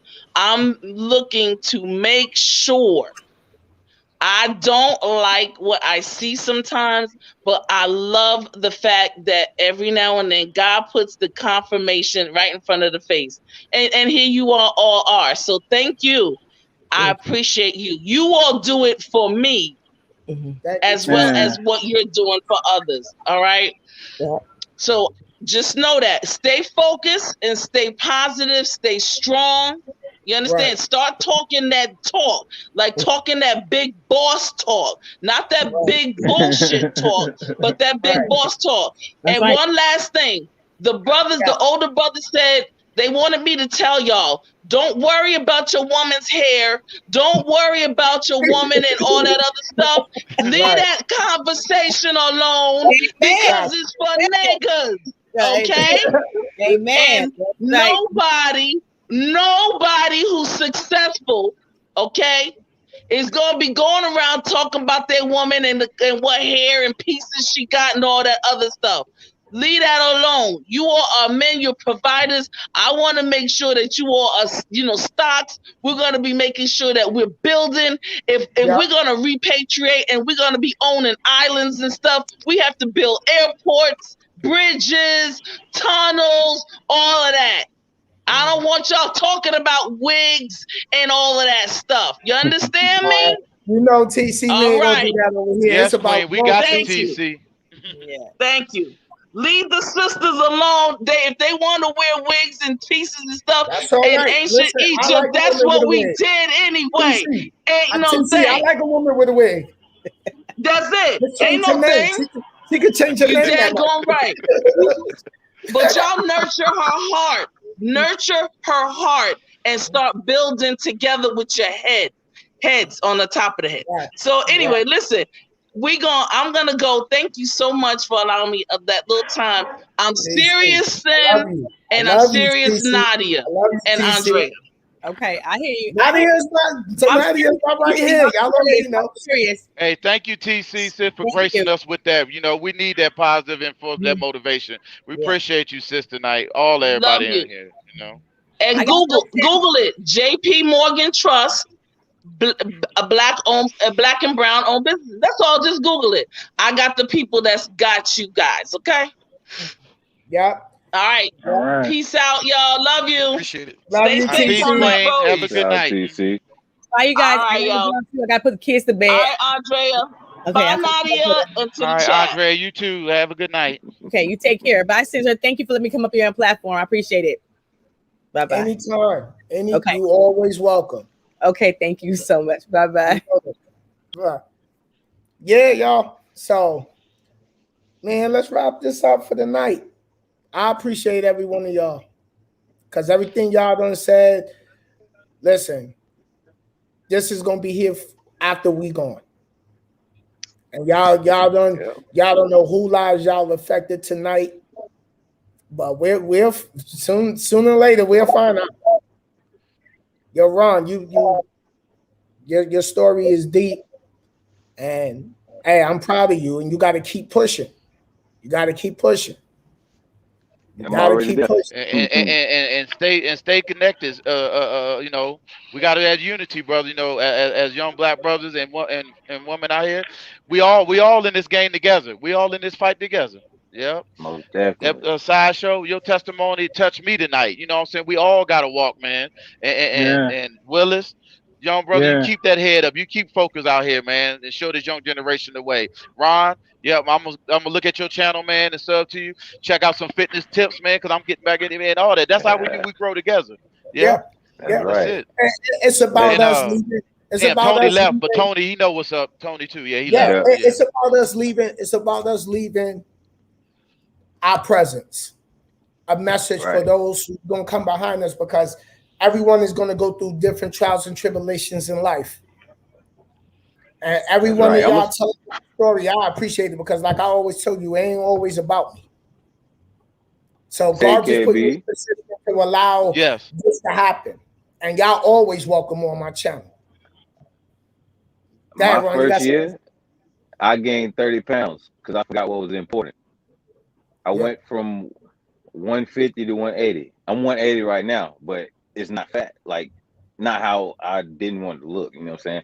I was driving, unbuckling my pants and stuff like that. My knees started hurting, getting in and out of the truck. No, that ain't what this is. You know what I'm saying? So yeah, that's why I started my whole health journey all over again, because I've been in sports and stuff like that. But that made me realize what's really going out here. If our lifespan is cut in half when we become truck drivers, something's wrong with that, and it needs to be reversed some kind of way. And yeah, and it takes us to start with us to fix it. You're right, because they already say once you get in the truck and your life expectancy drop 10 to even 15 years off your life. That don't have to happen like that. It's because certain people let them happen like that. They let themselves go. No, health is wealth. That's got to be the number one focus, is your health. You ain't got no health. What are you gonna get the bag? So the money that's gonna be gone when you dead and gone. That money ain't going with you. Exactly. You know what I mean? Don't matter. Your family, Don't matter what you gonna leave your family when you died up in the sleeper berth? They don't find you 3 days later up in the truck. That don't happen out here, fellas. Yeah, gotta be on it. You see it, right? You see it. Yeah. That's why I'm on it. I focus every day, try to do at least 60-minute activity or more. Listen, like today, I got 2 hours. I was walking around earlier, Ron, talking to Sinnizter on his live with Ben and Tony. I did 10,000 steps yesterday. I parked way in the back of I'm down by the shop on Kinley. Oh, Sin, I do that on purpose too, bro. I thought I was the only one that park in the back. Just not only be by myself, for the exercise, just to make me get out and get steps in to walk to the truck stop, you know? Yeah. Listen. And you get the best, and you guarantee the spot. Exactly. Sometimes it depends on where you at. I'm from the northeast side, so over there, Virginia, New York area. Yeah, sometimes you better get there early before 4 or 5. It don't matter. Yeah. Oh yeah. It's about like 2 spots over here where I'm at. You know, I don't know what's up. I guess the fuel prices or something, man. It ain't nobody over here, man. Usually this place be bustling, man. I don't know what's going on. You know, maybe everybody truck down too, huh? I hope not. I don't. Me and Sin down. I'm glad y'all other brothers up and running though. But on the real, down. fellas, it's been a blessing night, man. This spirit, it's been touched, man. Baby, I love I it. appreciate you, man. Y'all all stay safe out there. I hope we do this again more often, which we will. And yeah, like I said, it's bigger than us. Like Sin said, it ain't about him. It ain't about KB. Ain't about Ron. It's bigger than all of us, man. Yeah. So, yeah. Hey, you know, like this is the thing my trainer, my trainer knew I was doing before he passed. And, I got to make sure I continue to keep my trainer proud. And like Ron told me, Nadia told me, like, listen, Sin, what more could a trainer ask for with the things you accomplished out here? And I wasn't going to do YouTube. I was going to stop. After I lost Mike, I was like, yo. And I was just done. I was just done. But Ron called me that night after how many years? Ron called me. And well, I'm glad the spirit's still in you, Sinnizter, because you don't know how just your platform and just what we do alone, man, and just reaching out to so many areas. Like TC saying, you never know who watching out this piece. Governors, presidents, we never know who watching out this piece. So now my positivity attract. So. My mission is to see how many lives I could change before it's my time. That's it. Because we all change and continue to change for the better each day we bless. So yeah. I mean, I love it, man. I mean, I used to watch your videos. I came across your videos because I was looking at some other trucking video with some other guy, and then I seen your video, and I think you were with Warner, and you were like talking about the trailer, and you was complaining about how the tires was and everything. You was like all up under it and everything. And I'm looking, and I'm like, man, it's a brother out here doing this, like doing YouTube, talking about trucking. And you was the only one that I seen doing it. Yeah. Like I don't know. I don't know if it's a fact or not, but I'm pretty sure you were the first one. I'm pretty sure, bro, because I used to look up a lot of trucking videos, and you was the only brother that I seen doing trucking videos. No, because Big Cat was out here before me, but I was just the one that came out. That's what happened. Okay, that's what happened. Yep, I was looking up his videos. I was watching one of his, and then I seen yours, but yours was from a different perspective. Like, it just seemed like it was more so raw and real world stuff. You know what I mean? And I'm like, man, this guy really from the, and then you got to telling your story here and there on there. And I'm like, man, this dude is really from nothing. Like, I subscribe to a lot of people. Hey, no saying the Big Cat or whoever. But I only wanted to see your videos because I was like, here's somebody that started from the bottom. You know what I mean? And everything like that. And to see that, like, bro, your whole come up, bro, is on YouTube. Like, people could go back to your first videos to now and see that. In my apartment. And that's what it's all about, Sideshow. Same here. I started out as Super Sir, and I done the same thing on my channel. Send it to you. If you can go all the way back, I think I got about 300 videos now. It's our journey. That's what we posting. We showing the good, the bad, the ugly. But we being a mirror. We showing y'all. I'm not sugarcoating nothing out here in trucking. If I got a bad stuff, I'm gonna show the driver because that's what they need to see. Like we started out this live with me, Sin and Tony. This cats out here flashing cats and showing the good settlements, all that. Let's show y'all what's real out here when the truck break and you down like me and Sin sitting in the telly right now. That's what it is. That's what it is. You want to say something? Go ahead. Oh, okay. I thought CG was saying something. But yeah, CG, go ahead. Hold on a second. This darn hit. He fighting with his headset. Yeah, I think the first YouTuber I watched, it was he inspired me to become owner op was Casanova. Mm-hmm. I don't know if anybody like remembers him, but Casanova. I remember Casanova. No, I remember Casanova. Yeah, Casanova back YTTA days and all that. Yeah. Yeah, Casanova dropped tons of juice. Hey, whatever happened to Big Cat Trucker? Whatever happened to that dude? Anybody know? He's still around. Nah. He's still around. Facebook now. Cause like you said, like he was one. I would say between him and you were the first brothers that I've seen like really doing it consistently on YouTube. Like, That's crazy, bro. That's so long ago, bro. Like it's long You know ago, but who's it wasn't. you know That's who's crazy. who still reach out to me on Facebook? Your boy E, the trucker that drove that Swift. For your boy E. Your boy E, the trucker. I actually spoke to him when I was still. He used to call me before I even got my Class A and just giving me Jews. Like he reached out and he did trucking for a year at Swift and got out, went back to school, and his videos are still up. I'm gonna do a homage video because there's a few people, little guy trucker, like we don't talk like that because you know the night situation. But little guy trucker reached out to me when I was having an issue with my first trainer at Warner, and he's like, "Bro, just ask for another trainer, don't give up." And but yeah, we came a long way, and we're gonna continue to keep going. We're gonna continue to keep building. We're gonna keep changing lives, and that's just what this is all about. Hey, so Sam, can you give us just a little tip? Because I know you got something up your sleeve, bro. I know it's something major about to happen. Could you at least give us a little bit of something? Because I know you don't. I don't know about rebuilding the boogie mobile. I don't know about getting a new one or whatever. But I got a feeling, bro, like it's something going on, man. That you gonna bust out and tell us. Setback is definitely set up for a come up. Sam gonna be back before y'all know it, but right now I think my brother gonna meditate on it. He's gonna pray on it. Yeah, he got some things on.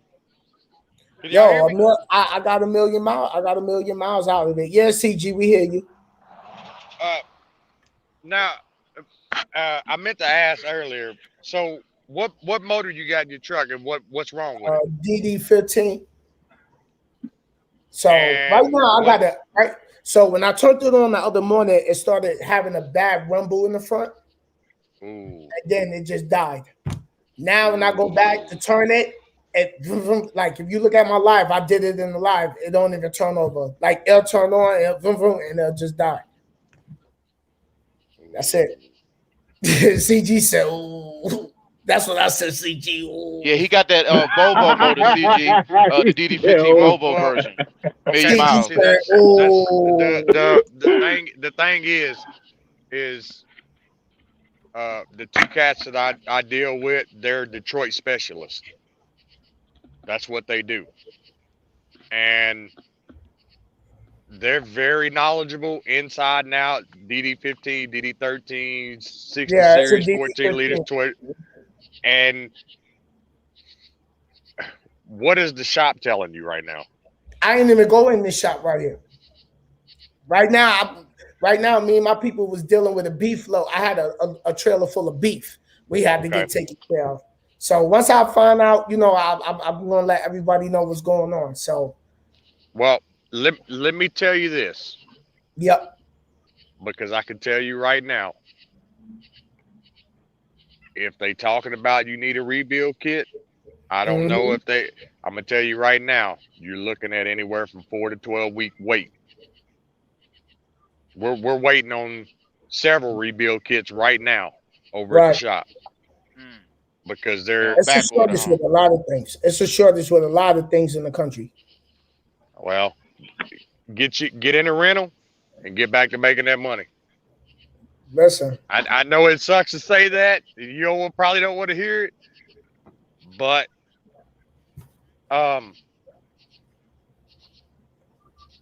you know I'll figure it out, CG. Okay. You know I'll figure it out. What's your email? I'm gonna put it right here in the chat. Okay. So what I'll do is I'll email you my phone number, and then when I get over to the shop, I'll get with them because I'm gonna tell you how good these guys is. They could hear something over the phone and diagnose it over the phone. And it's in the video. It's and tell them, when you started this morning, Sam, live from earlier. I've been humming the last 24 hours. You know what I'm saying? So right. Nah. But no, real. I mean, hopefully it's something real minor. Yeah. But if you saying that it's when you turn that key over, it's just spinning, it's not starting. It sounded rough, CG. I'm ex-mechanic too. It sounded rough this morning when he was trying to crank it, man. Okay. I don't know if it's a rod or knocking or something. Yeah, it sounded kind of rough. Yep. I'm gonna go back and listen. Watch the video. But just to let you know, if it needs to be rebuilt, you're looking at 4 to 12 weeks, man. Most likely at minimum, CG, because he got $1 million on. He tripped $1 million, man. He's blessed to make that $1 million. So most likely he's going to leave some kind of rebuild. I did $1,011,736 on it. Because you never had a top end or end frame, right, Sin? You never did none of that, right? I got the top done, the fuel injectors and the cups. Okay, well, it's definitely a rebuild, but the kids out there, man. Said, CG, what you said? I will tell you, 2 weeks ago, for DD15, there was only 25 rebuild kits in the United States. Wow, total. Wow. But CG, you know what? CG, you know I appreciate you, man, and everything you speak on, man. I definitely, you know what I mean? Like, I appreciate you taking the time out to being up here on the channel, you know, because I know you knowledgeable, and I respect that. I try to be. I try to be. No, you are. And that's why I put that. That's why I put that challenge of the month up there just a little while ago. Yeah. Get out and help another driver, any way, shape, form, or fashion. Yeah. Yo, KB, I appreciate you.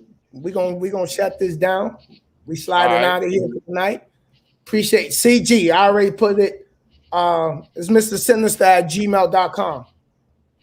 Okay. All right. Yeah, I'm gonna send you an email with my phone number and shoot me a text or something, man. And then tomorrow, because I got a guy at the Volvo shop, top senior mechanic over there. Then I got two Detroit specialists. So either which way it go, you know, hey, the buck don't stop. You know what I'm saying? Yep. You know it. Anything I can do to help out, man. But I'm gonna go back and watch that video. Yeah. See if I can't listen. And yeah, we'll see what we can do to get you squared away. You know it. But you know it. Everybody have a good night. Be safe. Stay blessed. Y'all already know what time it is, man. Just keep pushing. KB. Yeah. Stay up. You know, I'm gonna touch base with you. Appreciate you coming through and blessing the live. Hey, I appreciate you having me, and you know, put me in the title, and we came through, and it was great, man. It was touch, man, and rest of the fellas, man, Fisher Willis, T-Ron, man, it's been a joy. Y'all fellas be safe out there. Let's keep grinding, you know, do the daggone thing. Yes, sir. Yeah. All right, fellas, y'all be easy, man. Send much love, man. Yo, go ahead. Yep. Be safe, KB. Get some rest. All right, will do, man. All right, you same, man. All right, fellas, later. Yeah, yo, Willis, you already know. Stay up, keep pushing. I'm proud of you. You got the itis anyway after eating that big salad. After eating that big salad, you got the itis. Yeah, I get up at 3. Yeah, man, man. I get I up don't at 3 kept you up, man. It's Savannah. time to go to sleep, man. It's time to go to sleep. I'm gonna wrap this up. Let me say peace to everybody. Willis, until next time. You already know. When I see you, salad is on me. Appreciate it. All right, y'all. So that was the panel tonight. I want to say thank you to Nadia for all the hard work you've done tonight with the links, the emojis. Shout out to Randy, TC, CG, Tony P, KB, everyone, Country Ghetto, Andrea, listen. We changed lives tonight, and that's what this is all about. So, Jordan Young, what's going on? You came in late, but I just want to give you a shout out. Shout out to Shay for coming through. Spiky, Ron, appreciate you. You know what I mean? So, hey, tonight was a great live. Shout out to everyone who jumped up on the panel, man. This was a great thing. Shout out to everyone who's watching us behind the scenes that didn't drop down. Special thanks. We still holding 20 people in the chat. They're like, no, Sin, don't end it. Don't end it. Well, we got to end it tonight. Until next time, y'all already know it's your boy Sinnizter. Be safe. May God bless you with nothing but love, success, and happiness and love in your life. And on to the next thing. Keep pushing, keep grinding, stay focused. Ain't nothing y'all can't accomplish. Ain't nothing y'all can't do that you put your mind to. As far as what I'm gonna do with my truck, I don't know yet.